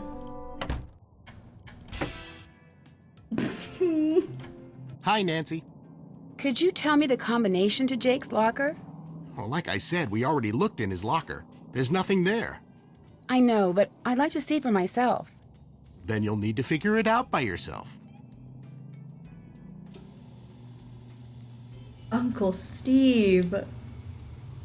I think you should know that I got a threatening phone call from someone named Mitch Dillon. Interesting. Mitch is a suspect we're looking into, and he probably caught wind that you're snooping around. But I wouldn't pay him much attention. If he does anything else, let me know, and we'll take care of him. Like, take care of him? I thought Hal would make a comment about Jake needing his phone for the combo. Hal said he didn't know anything. I also thought it was Hal that says something. It's not. Maybe that's in the original, I don't know. How is he involved? You don't need to know at this time. Just concentrate on the students and finding Jake's journal. We have Mitch covered. I found a notepad in the library that seems like a message from Jake. Really? Tell me more. It says, "Things to remember me," and seems to give clues about the answer to my fate lies in a box. This is the best lead we've had. I think I could break the case. Follow whatever directions he gave to find this box. His journal could be in there. Excellent work, Nancy Drew. But remember, you need to keep a low profile and be careful. Why don't you come help me? Bye, Uncle Steve. Goodbye. How many cups of coffee has he had? Alright guys, I'm sorry. I put it off as long as I could. I tried to spare you.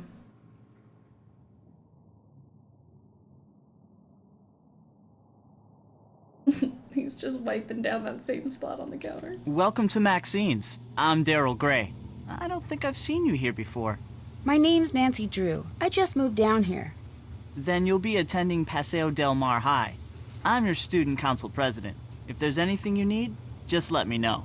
Thanks. I might just take you up on that offer. So, what can I do for you? I don't know. I don't know what you can do for me, to be honest. No. His eyebrows, they're so bleached. And he's just blinking. Tell me about Paseo Del Mar High. It's a great school. Good teachers, nice students, lots of after-school activities. It's just too bad what happened. What happened? One of the students was murdered in the school last week. Was it by you? What happened? Someone beat up this guy, Jake Rogers, and then threw him down a flight of stairs. He worked here, but I didn't really know him. He kept mainly to himself. That's terrible. I know. They only now just reopened the school. Who did it? No one knows, and the police are keeping pretty clammed up about it. But my resources say they're calling in some special detective, maybe even the FBI. Wow, you must have some special contacts. Just special enough to see beautiful women like yourself.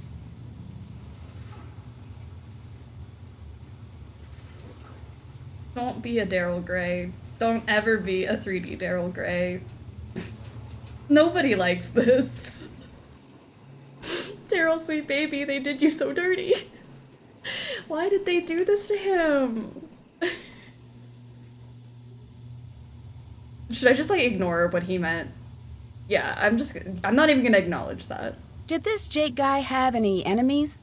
Sure, doesn't everyone?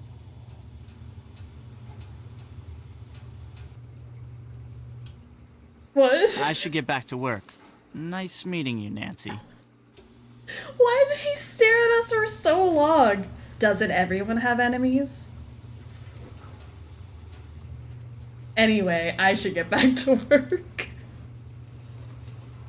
Ugh. And taking Daryl to the vet. We're putting him down. Do you know Connie Watson?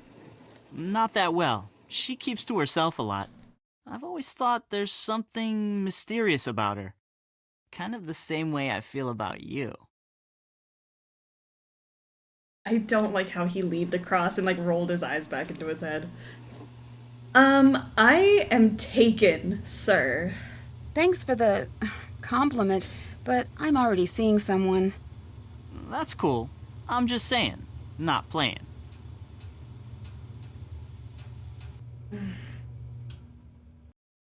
Do you know why Connie broke your date to the Sadie Hawkins dance? No, so it was really uncomfy. weird. But what was even weirder is that she took Jake instead of me. Like I said, she's mysterious. How is this game rated E10? This is not fun for ages 10 and up. What can you tell me about Hal Tanaka? This is not fun Hal's for an any exchange age. student who's all scholarships and study. He's very intense about becoming a doctor. Someone get the squirt bottle. No, bad. How well do you know Hulk Sanchez? Big guy, big muscles, big dreams. A lot of football scouts have been coming over to watch him play. He must be under a lot of pressure to perform. Is your dad the owner of Gray Enterprises? Yep, that's him. I have an internship in the computer department at the plant. Ew. It's mega boring, but it'll look good on my college application. And he's a Nepo baby. Daryl. See you later. See ya. Okay. The worst is over. What can I do for you? Bye. Bye, Nancy. Let's go open up that locker. I'm just gonna make an educated guess about how we open it. Because I definitely don't know how to open it. I'm just that good. Where is his locker? Over here? Okay, so if we look at a phone, and Jake is 5253. 5253. Since Uncle Steven won't help us. Rude. I have turned back in to see the ugly barnacle.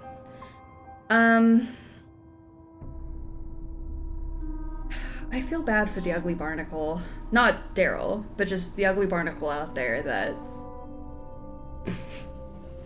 that is being compared to 3D Daryl. Hal's English essay is the same as this essay.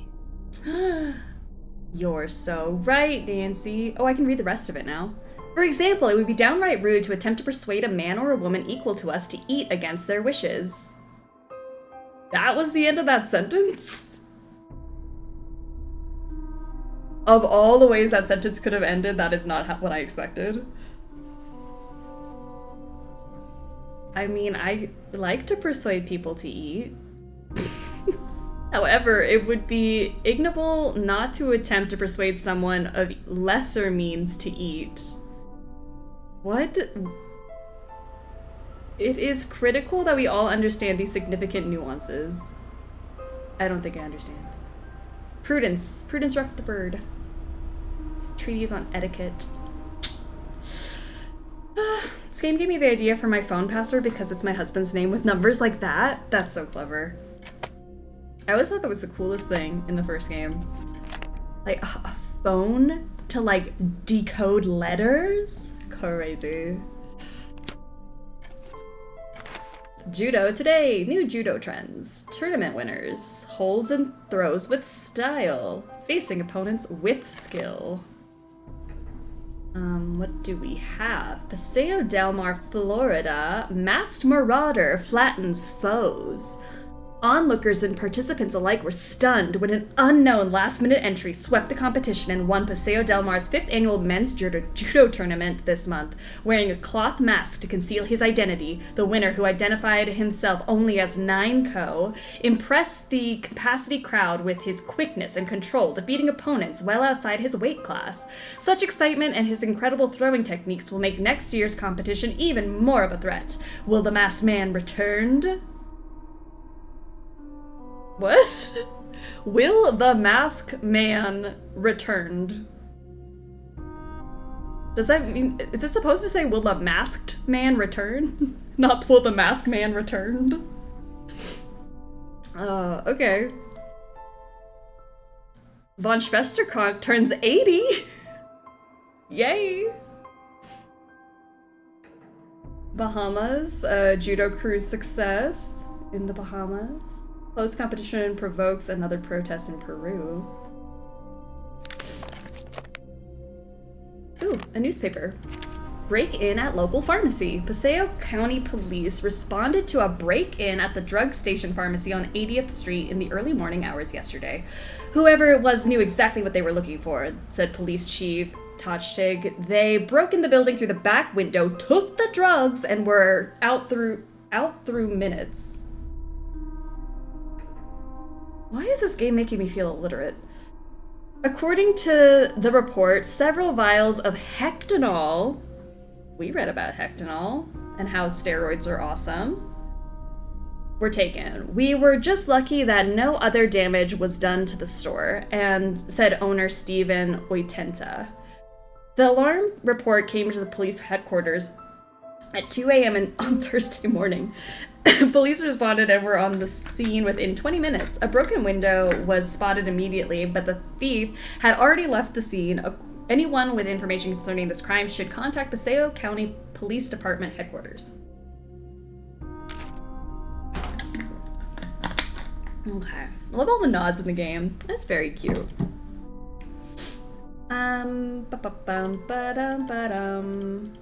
Hey, baby hands. How's it going? Hey. What can you tell me about Daryl Gray? He seems like a cool guy. His family used to sponsor the annual football awards dinner until last year. You know, he's the one who found Jake's body. Do you know why Jake had an empty video cassette case in his locker? I didn't pay much attention to Jake. I'm tired of talking about that loser. Tell me about the robbery at the drug station pharmacy. Why would I know about a robbery? All I know about is football. Do you know anything about drugs? Goodbye. Bye. Bye. Great, you broke it! You're welcome. Pal. You plagiarized your senior essay on etiquette, and Jake knew about it. Yes, Nancy. I'm very ashamed. My family will be extremely unhappy about this terrible mistake I have made. Somehow, Jake found out I copied that old essay. Then he blackmailed me into doing his homework for him. Why did you copy the essay? I had no other choice. My family won't let me stay in the United States unless I get a scholarship next year. I had to take extra courses to earn the scholarship. Before I realized what I had done, I was buried in work. I copied the essay because I was desperate. What happened when Jake found out? Jake demanded I do all his homework for the rest of the semester, or he would tell my family everything. What else could I do? My family was depending on me to succeed. Were you desperate enough to kill him? I was not happy about the situation, but I would never kill anyone. I value human life. Please don't tell anyone about this, I beg you. You will gain nothing if you do, and it would destroy my family if they knew what really happened. I regret what I have done. Please let me have this chance to become a doctor. I promise to make up for this mistake, even if it takes the rest of my life. If you didn't kill Jake, do you have any idea who did? When I delivered Jake's homework to him the other day, he mentioned being late for a meeting with Daryl Gray. It was very strange. I didn't know they were friends. I didn't know Jake had any friends. I value human life. I love that line so much. Have you heard of Hulk Sanchez? Heard of him? Hulk holds the conference record for quarterback sacks. He's been the state's #1 player since he was a freshman. He's also a candidate for a big university, even with his injury. Injury? Baby hands. Hulk got hurt a few weeks ago. Ever since that game, he hasn't played the same. I worry that his chances of playing for a top school are not as good as before his injury. You plagiarized your essay and you didn't even pick a good one. How would he contact Hal's family? I don't know. Jake, the dead guy, he was absolute slime and a creep, so he would probably find a way. You know? He also had no friends. And he was ugly. Do you know why Jake had an empty video cassette case in his locker? I didn't know Jake was interested in video. I avoided him whenever I could. What can you tell me about Daryl Gray? He's very popular, and a good politician too. Just like his father. Whenever I kill a monster in D&D, I value human life. Like his father? I hear he was a great politician, but not a very good businessman. I think his company went bankrupt a few years ago. Next year, brackets should be based on worst voice acting. I just think there are some really iconic line reads. I don't know. Connie told me you study too hard. Is that true? Connie doesn't know my study habits. I can handle my studies. I'm behind in my studies and I must get back to the library. Bye, Nancy. I can handle my studies. I'm behind on my studies. Okay, Connie. What's up? I just talked to a Mr. Daryl Gray. What is it you want now? I really wish you didn't have an attitude with me right now. How well do you know Daryl Gray? I wish I knew him better. He's the only guy I'd ever consider dating. He's student council president, holds a cool job at a diner called Maxine's, and drives a Seaback X80. Drives a sports car and works at a diner? That He's doesn't a compute. nepo baby, Nancy. Yeah, I don't get it either. Daryl's family was rich and used to throw major parties all the time, but not anymore. Do you know why Jake had an empty video cassette case in his locker? No. Why are you so interested in Jake anyway? I gotta go now. Later. Why are you so bothered that I'm interested? Hey, Nancy. Need something? Someone set off the alarm on the soda machine again. Ugh. Watch the fort while I'm gone. She's hall monitor? She is. Look at that. She's gonna go turn the alarm off that I set off forever ago. Okay, so let's go to the library. Solve the murder mystery before it needs to be solved, and then get an Easter egg. Oh, man. Okay, so if I go to the catalog and put in 5253, evidence, J. Rogers, under my seat. What else should we look up? Rutherford. Maybe Prudence's book comes up here. Wait, the missing book doesn't show up? They do have Prudence's memoir, though.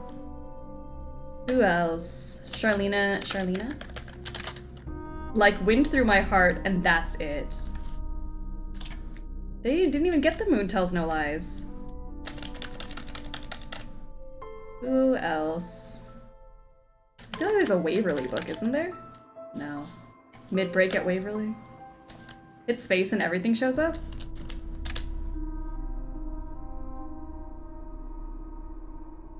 Well, nifty.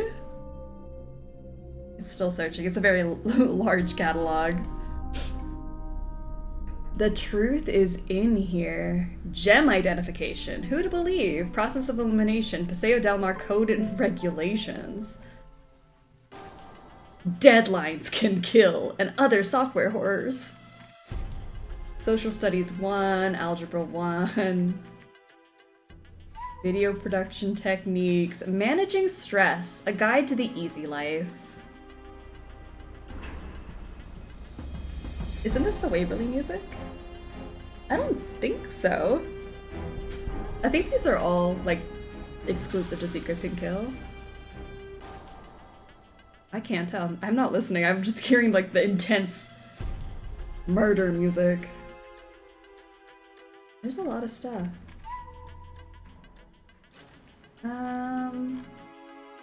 Inside the Criminal Mind. A Tale of Two Bunnies.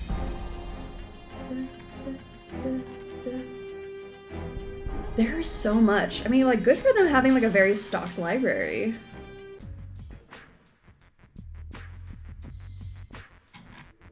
Oh my gosh, History of Northern California. I meant the track before this one? I couldn't, that's what I was saying. I was not listening to the track before the intense one. But I think all of the music in here is, I don't think there's any music Easter eggs besides the jukebox. Purple Hearted Queen by Beatrice Hotchkiss. Royal Palladium Theater. Stage Technician's Guide. All About Carousels. Nothing out of the ordinary.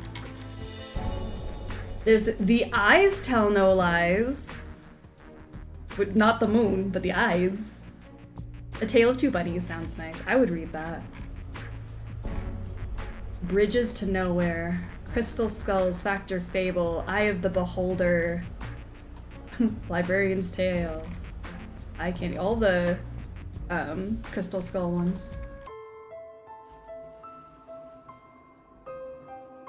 All cooped up on the Western Front. Tossing squid and other rituals.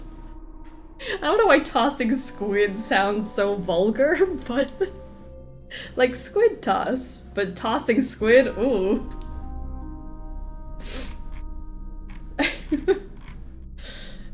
Everything else. Ichito's in here twice. I am a donut. Mood.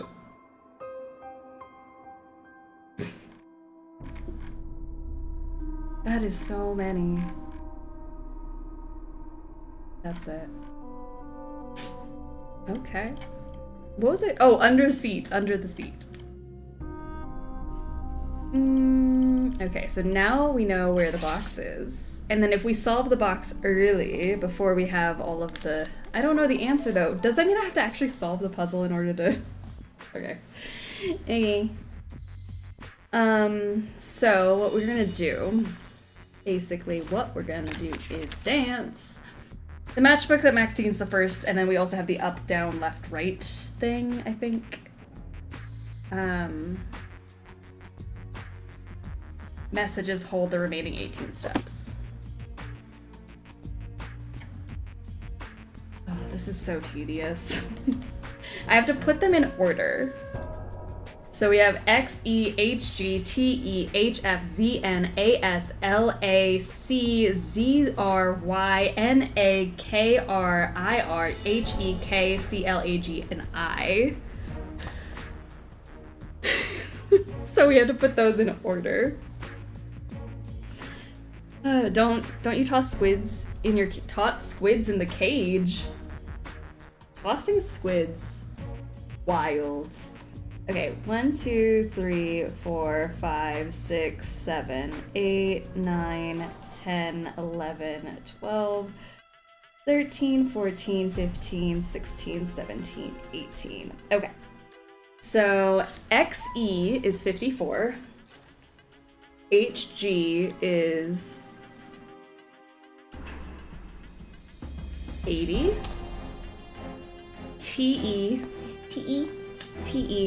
TE is 52.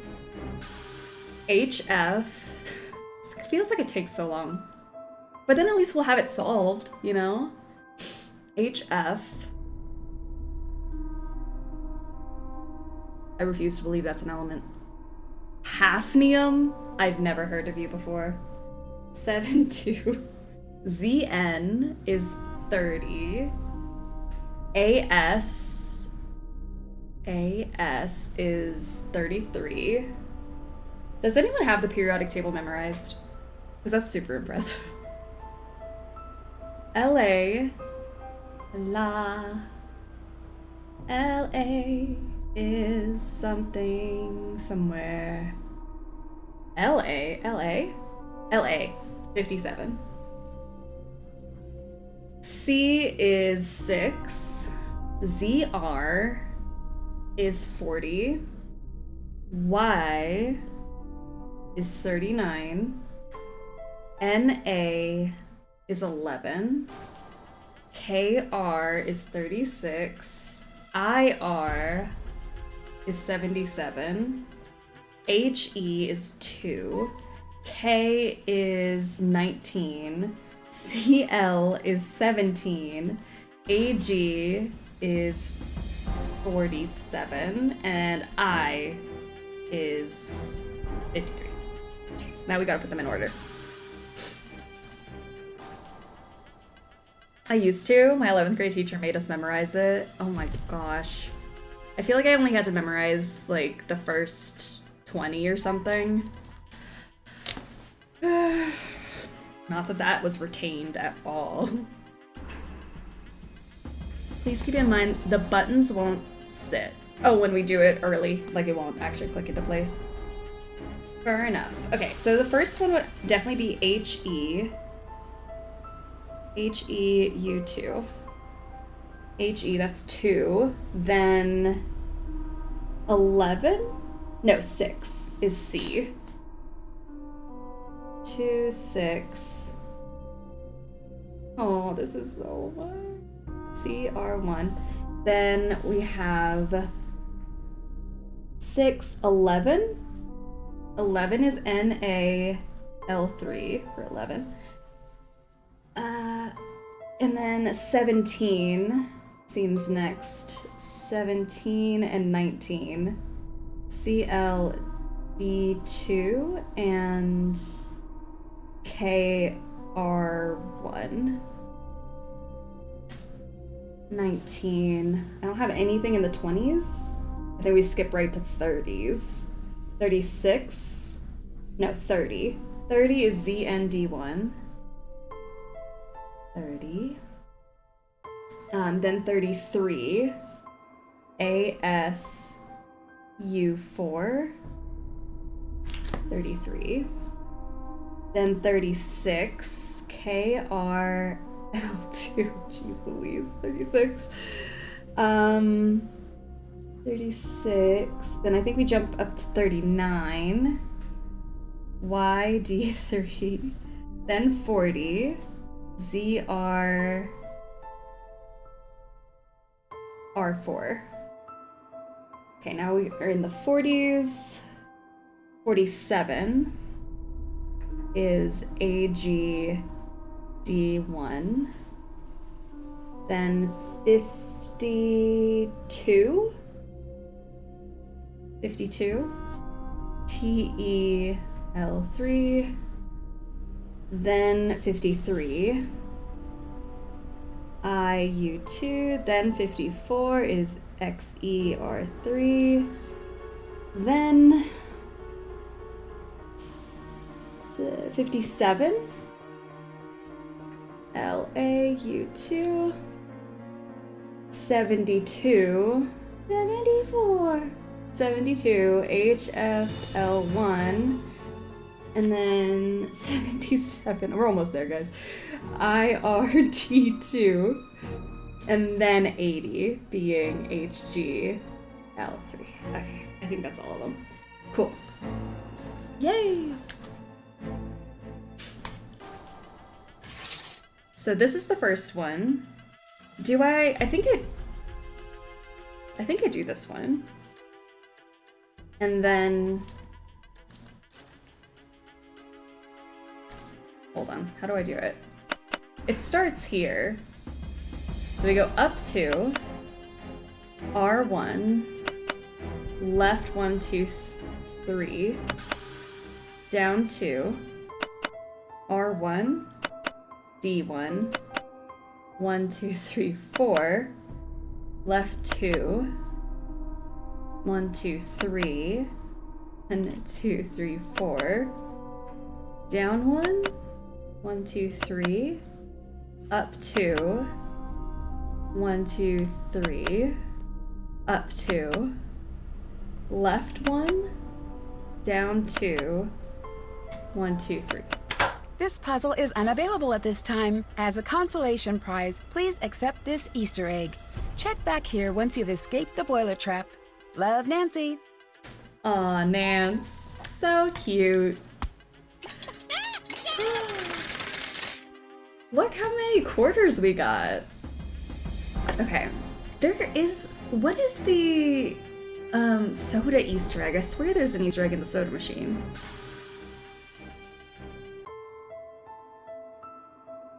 That's a cute egg, isn't it? Adorbs. Look at it. And now we're rich. Forget the egg, we're rich.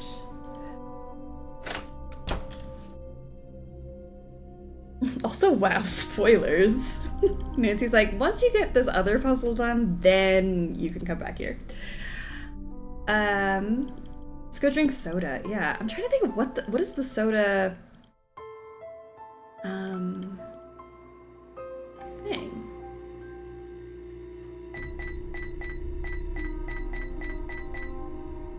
Cool pop. Oh, hold on. Cool pop spot. Great. There's our other egg. And we're even more rich. Amazing. I don't think we're gonna 100% this, but at least we get the Easter egg reward. Look at us go. Like a trap in the boiler room? I never would have guessed. No. Who would have thought that? The blue egg is so pretty. Hey, Nancy, It really is. need something? I'll let you go. Bye, Nancy. Does this mean we have to talk to Daryl? Like, really? Oh, I should save too. Ew, Daryl.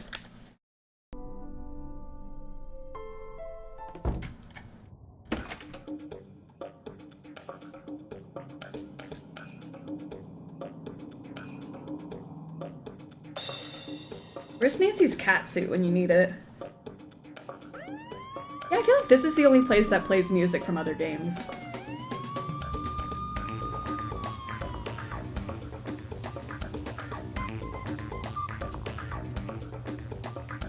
You know? What can I do for you? Didn't I hear that Gray Enterprises went bankrupt? So what if it did? My dad is working really hard to get the company back on track. Aww. And it doesn't help to have vultures like you gloating over it. I'm sorry, Daryl. I didn't mean to gloat. That's okay. I'm just a little touchy about it. What else can I do for you? Oh, Muffin, it's so hard being you. Hal Tanaka told me Jake said he had a meeting with you once. But I thought you said you hardly knew him. Yeah, I don't know. Maybe he had to talk to me about work. Do you know why Jake had an empty video cassette case in his locker? Why were you in Jake's locker? You're the first person to question me on that. I'm working undercover for the police to investigate the murder. Oh.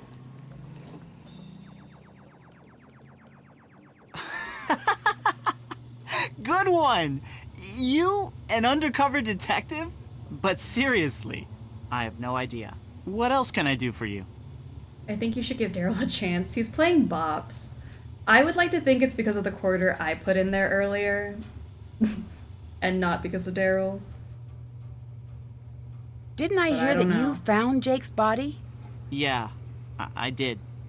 The student council president gets keys to the school. We had an early morning council meeting and I found him lying there. It was the worst thing I ever experienced in my life. And I really don't want to think about it right now. Talk to you later. See ya. The worst thing you experienced in your entire life? Alright, let's play some songs. Catherine. Isn't that what we were just listening to? Mystique.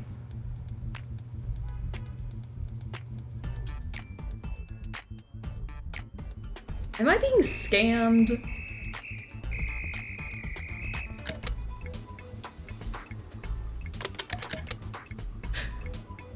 Do I have to wait for the song to end like a regular jukebox? Do songs end on the jukebox before they play the next thing? Goose. Give me all the songs, please. Just play all of them.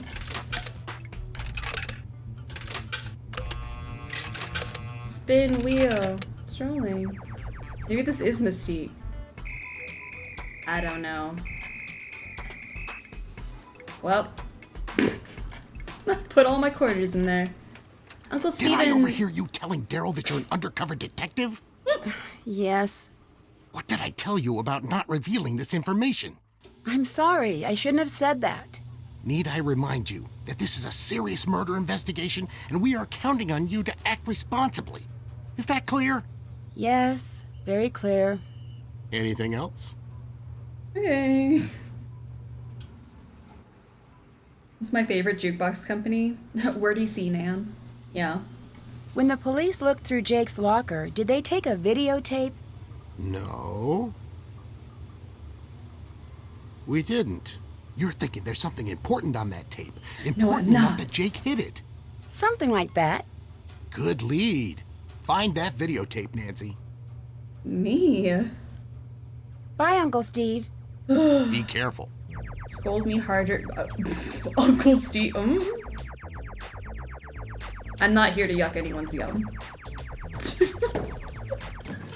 But I don't think I've ever seen Uncle Steve being referred to as daddy. Well, that's what I need, but it's ripped off the wall.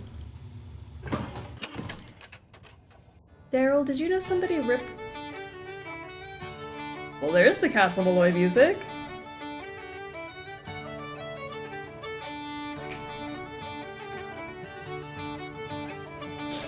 Okay, Uncle not giving me any help or intel, Steve. I'll take this more seriously. What can I do for you?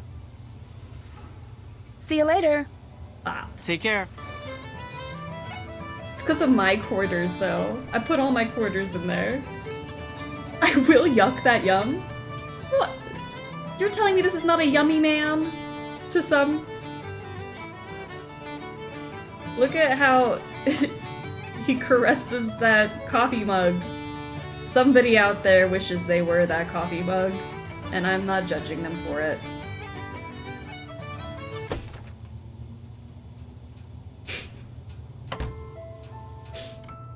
Come on. Hey, Nancy, need something?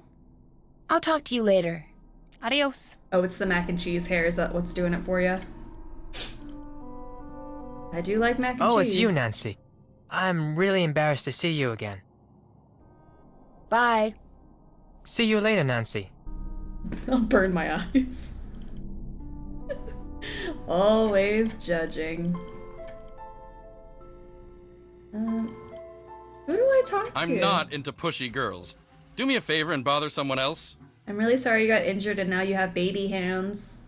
Are you okay? I'm really sorry you got injured. Does that affect your chances of playing college ball? I had a little sprain, no big deal. Within a week, I was better than before, and impressing the football scouts. I'm as strong as ever. He blinked one eye at a time right after he said that. I'm as strong as ever. Blink, blink. I'll talk to you later. See ya. Are you sure? Secrets Can Kill Remastered. Everyone is uglier. Yeah, did you think remastered means make everyone hotter? No. Uglies only. Hey, gorgeous. Glad you stopped by.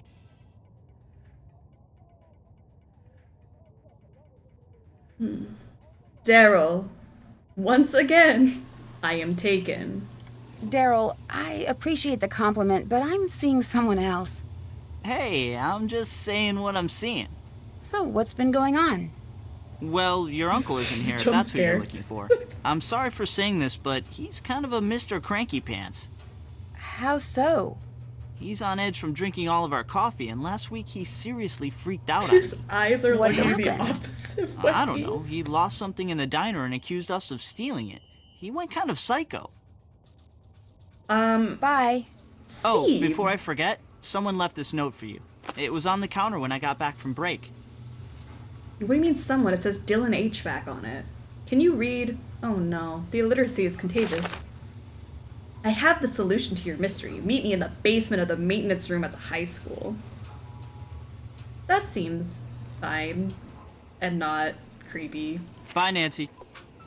Bye forever, Daryl. I'm about to get kidnapped. Oh my gosh, Steve is gone.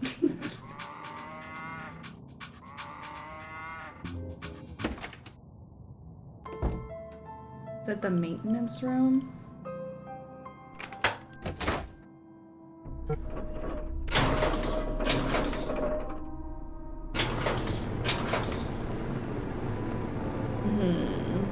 Does this elevator go back up? Or is it too late for us? Someone left a note that says, I want to trap you in the furnace room. It seems unsuspicious. Better kidnapped than with 3D Daryl, you know? What if we're gonna get kidnapped by 3D Daryl, though? You didn't think that through? What if Daryl left the note? This is a fun little walk. Well, I don't see anyone down here. They said they were gonna meet us. Oh, well that's broken. Unfortunate. Oh. It's too hot to reach. Too hot to reach? It's too hot to reach.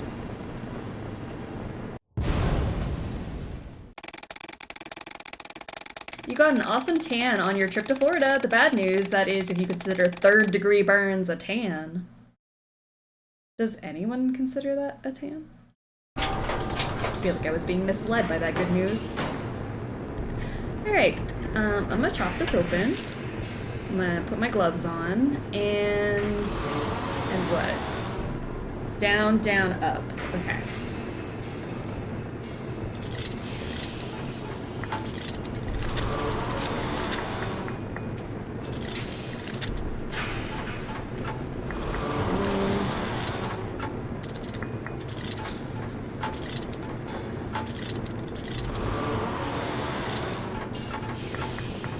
Well. Oh, there we go. Fire who? How many times are we gonna have to escape fire this summer? Interesting. I'm glad someone left that there for us. A tape! And they left us a cute little movie! I don't know. I think a secret admirer who left us a cute little note, a puzzle, a clue, and a cute movie for movie night. Consider me wooed.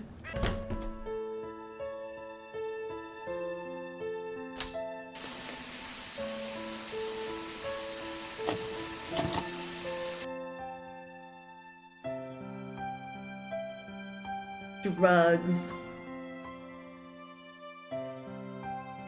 Like, come on. We knew you were hiding drugs.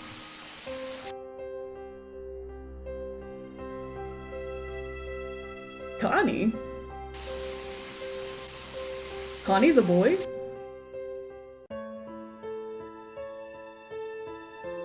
That is the most suspicious paper rating ever. Like, he could have been nonchalant about it, but he was like, no. I want to make this look so sus. Okay, well. I need something to make this work. So everyone is a criminal, or according to that one bulletin board note, sinners.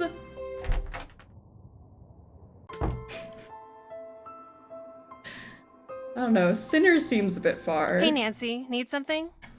I know you're the unknown winner of that judo competition. Jake Rogers had it all on videotape. Yes, Nancy. I'm the mysterious winner of the men's tournament. It wasn't easy for me, and I'm proud of what I did. Did you kill Jake to stop him from blackmailing you? Are you crazy? Of course not. I didn't kill Jake. Are you sure you didn't? Whoever pushed Jake down the stairs also beat him up. Someone with a black belt could have done it. Do you think I would give up everything I've worked for and do a stupid thing like that? I despised Jake, but I'd never think of killing him. I'll let you go. Adios. I didn't kill him, but I'm glad he's dead. Okay. Hal, I already told you I knew what you did. Okay, so... You're not hiding your steroid use really well, Hulk, but... I'm not into pushy girls. Do me a favor and bother someone else. No. Jake knew you broke into the drug station. He was blackmailing you, wasn't he? Yeah. He found out I stole the steroids and threatened to turn me over to the cops. It would have meant the end of my football career if I didn't cooperate. What did he want from you? You name it. Chauffeur, errand boy, bodyguard. He loved ordering me around like I was his slave. Did you kill him? I'm not a killer, Nancy. I didn't do it. The last thing Jake had me do was deliver a note to Daryl Gray. It was in a sealed envelope, so I couldn't read it. My bet is Jake was blackmailing Daryl. Goodbye. See ya. If you say so. You're telling me none of you killed him? The odds of none of you killing him, very low. Let's go see, because now Nancy said, you know, once we're done with the boiler room, we can open this box. So maybe now she'll let us. Oh man, I have to actually do the puzzle again. Alright, this one. Up 2. Right 1. 1, 2, 3. Down 2. Right 1. Down 1. Up 1, 2, 3, 4. Left 2. Down 1, 2, 3. 1, 2, 3, 4. Down 1. 1, 2, 3. Up 2. Right 1, 2, 3. Up 2. Left 1. Down 2. Left 1, 2, 3. Now, a mysterious videotape has shown up.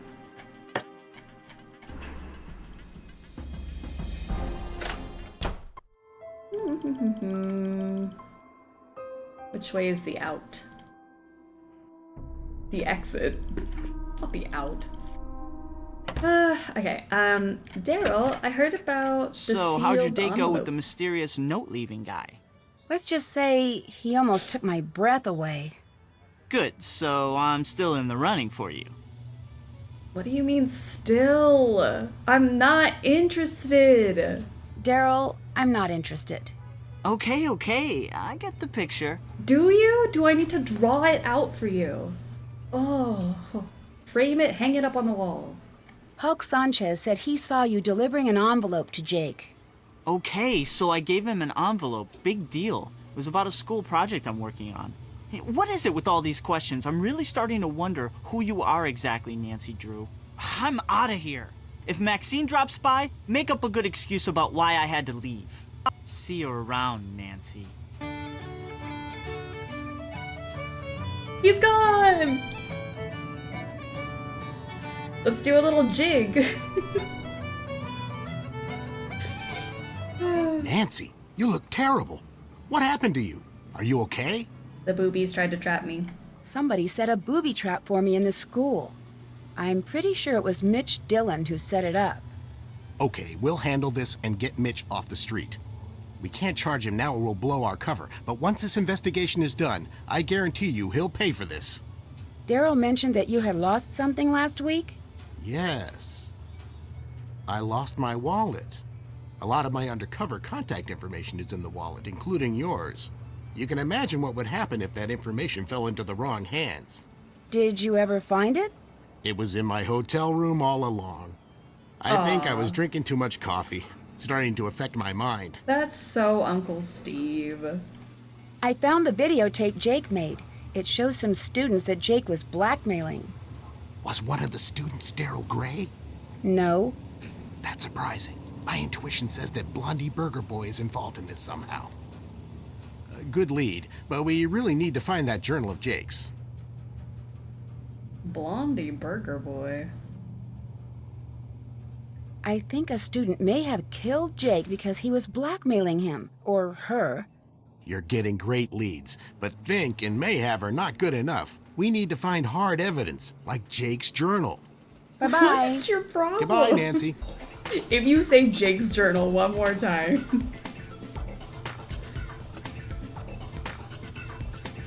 The bops are still bopping though, even though Daryl's not here. Alright, we have that second tape we can watch now. Turn this on. Is this the tape? This is the story of a student council president gone terribly bad. Let's take a look at what kind of homework he's bringing home from Daddy's top secret military industrial aerospace factory. But what does Daryl do with this stuff? He's too stupid to really know what it all means. But he's not too stupid to know how much these industrial secrets are worth. You see, Daryl's selling out to our local air conditioning guy, Mitch Dillon. Not sure what a guy specializing in HVAC does with satellite schematics, telemetry encodings, and signature intelligence, but I'm sure whatever it is, it's not exactly legal. But it's probably worth a lot of money to Mitch to keep it quiet. Breaking news, check it out. I found out who Mitch is selling Daryl's secrets to. This dude. Can you imagine? This dorkoid is the ringleader of some kind of clearinghouse for military secrets. And Mr. Clueless just forgot his journal full of important notes like contact numbers, system passwords, project code names, amounts paid, etc., etc. And some other stuff I don't understand, but I can tell that this guy will pay top dollar to get it back.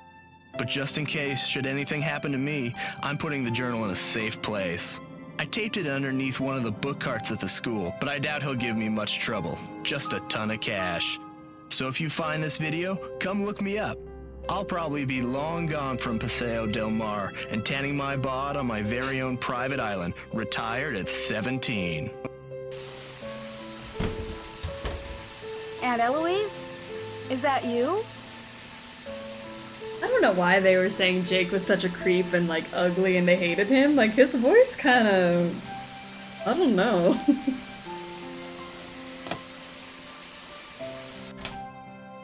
Aunt Eloise, is that you? Did you come home? Detective Beach, I didn't expect you. I just thought I'd come by and see how you're doing. You seemed kind of in a hurry. Did you find the journal? Yes, I found your journal. My what? Jake's journal. I found Jake's journal. No, you said my journal. You said that you found my journal. Why did you say that, Nancy? Why don't we step into the living room and have a nice chat about where my journal is, Oh, and why don't you give me your cell phone? I'd hate to be interrupted during our little tete-a-tete. So, this Detective Beach and undercover assignment was just a ruse to get me to find your journal. You killed Jake, didn't you? Yes, I did con you into this undercover charade, and you just ate it up. I mean, you had the lingo, the self-important attitude. You're a real Snoopy Susie, aren't you? But as far as murder goes, no. That was my former partner, Mitch Dillon. But stop with this delaying tactic, Detective Nancy. Where's my journal? Ew, I'm scared. Mom, come pick me up. Ew, get out of my home. I genuinely forgot he pulls a gun. It feels like it comes out of nowhere. He's like, wait a second. Nosy Nancy was right there. Yeah, you didn't even call us Nosy Nancy. Under the sofa? Or in the sofa, under the rose paintings. Behind the rose paintings. Yeah, go in there. The sofa. It's in the entrance, in the sofa, under the rose paintings. Go check it out. Make a run for it, Nancy. Go. Why me? Why did you choose me to go undercover? You fit the bill. You're a teenager, you're new in town, and you're an amateur detective. I overheard your aunt talking about you at the diner and came up with the whole undercover idea. That's no wild. Journal, Nancy. I'm going to give you another chance. Tell me where my journal is. Definitely behind the mirror. It's in the entrance, behind the mirror. Who are you exactly if you're not a detective? Just a businessman, albeit an unconventional one. A businessman I'm not who deals cleaning in top that secret information that certain governments and other parties are interested in. No journal, broke that Nancy. mirror. I've been a very patient man, and I need my journal. Tell me where it is. Have you been a patient man? Because it doesn't sound it. Oh, he's throwing a tantrum, guys. The drawer. It's in the credenza drawer. So, did Jake try to blackmail Why would you it be after he in found our your journal home? at the diner? Excellent deduction, my dear Drew. That's why I sent Mitch after Jake, to rough him up a bit. Unfortunately for Jake and Mitch, the roughing up got a bit out of hand. I don't think the journal's here. You've tried my patience long enough. You leave me no choice but to find the journal on my own. No! Ah! I mean, at least he didn't shoot us. Knock knock, who's there? Beach. Beach who? He beached you to the journal. Terrible. But stop with this delaying tactic, Detective Nancy. Where's my journal? Why aren't you escaping, Nancy? No! No! I hate this man so much. I need my journal. He's throwing a tantrum, but yeah, good point of why would he think it's here? He's so dumb. It's in the entrance, behind the tapestry. What's the combination? Mu Pi Phi Zeta. That's not it, Nancy. Delta, delta, delta, delta. You're trying my patience, Detective Drew. What's the combination? Zeta Mu Mu Pi. Hey! What the? He's so dumb. Get me out of here, Nancy Drew! I'm sure the police will be happy to transfer you to another set of bars. So long, Detective Beach, and hello, prisoner number 4321A. Dear Dad, case closed. Mitch Dillon and his boss, formerly known as Detective Beach, are on their way to prison. The police still don't know his real identity, but his trade in top-secret information has been stopped, thanks to Aunt Eloise's burglar-proof safe. Yay. Daryl has confessed to selling information about his father's military projects. Despite the damage this has caused Gray Enterprises, Daryl's father has forgiven him. Connie returned her trophy, but the judo club refused to take it and is opening their competitions to women next year. Hulk agreed to pay for the damages to the pharmacy, and Hal has gotten his scholarships. And I'm headed to the beach, where the only cover I'm going to go under is a beach blanket. See you soon, Nancy. Aww. So cute. She gets to just chill out for a bit. What year was Paseo Del Mar High founded? I wish I had that save.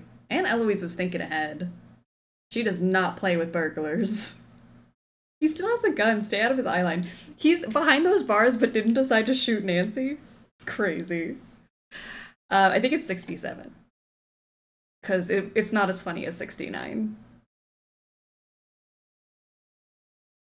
Close. We did pretty good. I think for like us like attempting at least to get all of them. Net Defender because Daryl, ew. Easter egg, trivia, grape, orange, cool. We read everything in the library, we snooped in every corner, drank all the soft drinks. We did not find all the quarters. Which is crazy because we had so many. Playing every song on the jukebox. Following up on every lead. What did I not follow up on? And then confronting all those Weasley suspects. I did say, did you kill Jake to everybody? And that's game. We're cutting to the official Struggle Bus vote now. Our winner of Sleuthy Summer Smackdown #1, to nobody's surprise, is Last Train to Blue Moon Canyon. This knocks Secrets Can Kill Remastered off the board, and Train will be going head-to-head against the winner of next week's Smackdown. Join us next time when Stay Tuned for Danger goes up against Alibi in Ashes. Good game, everyone. Playthroughs of our competing games are live every Saturday at 10 a.m. Mountain Time at twitch.tv/NinaStruggles. Thanks for joining Sleuthy Summer Smackdown. See you next time.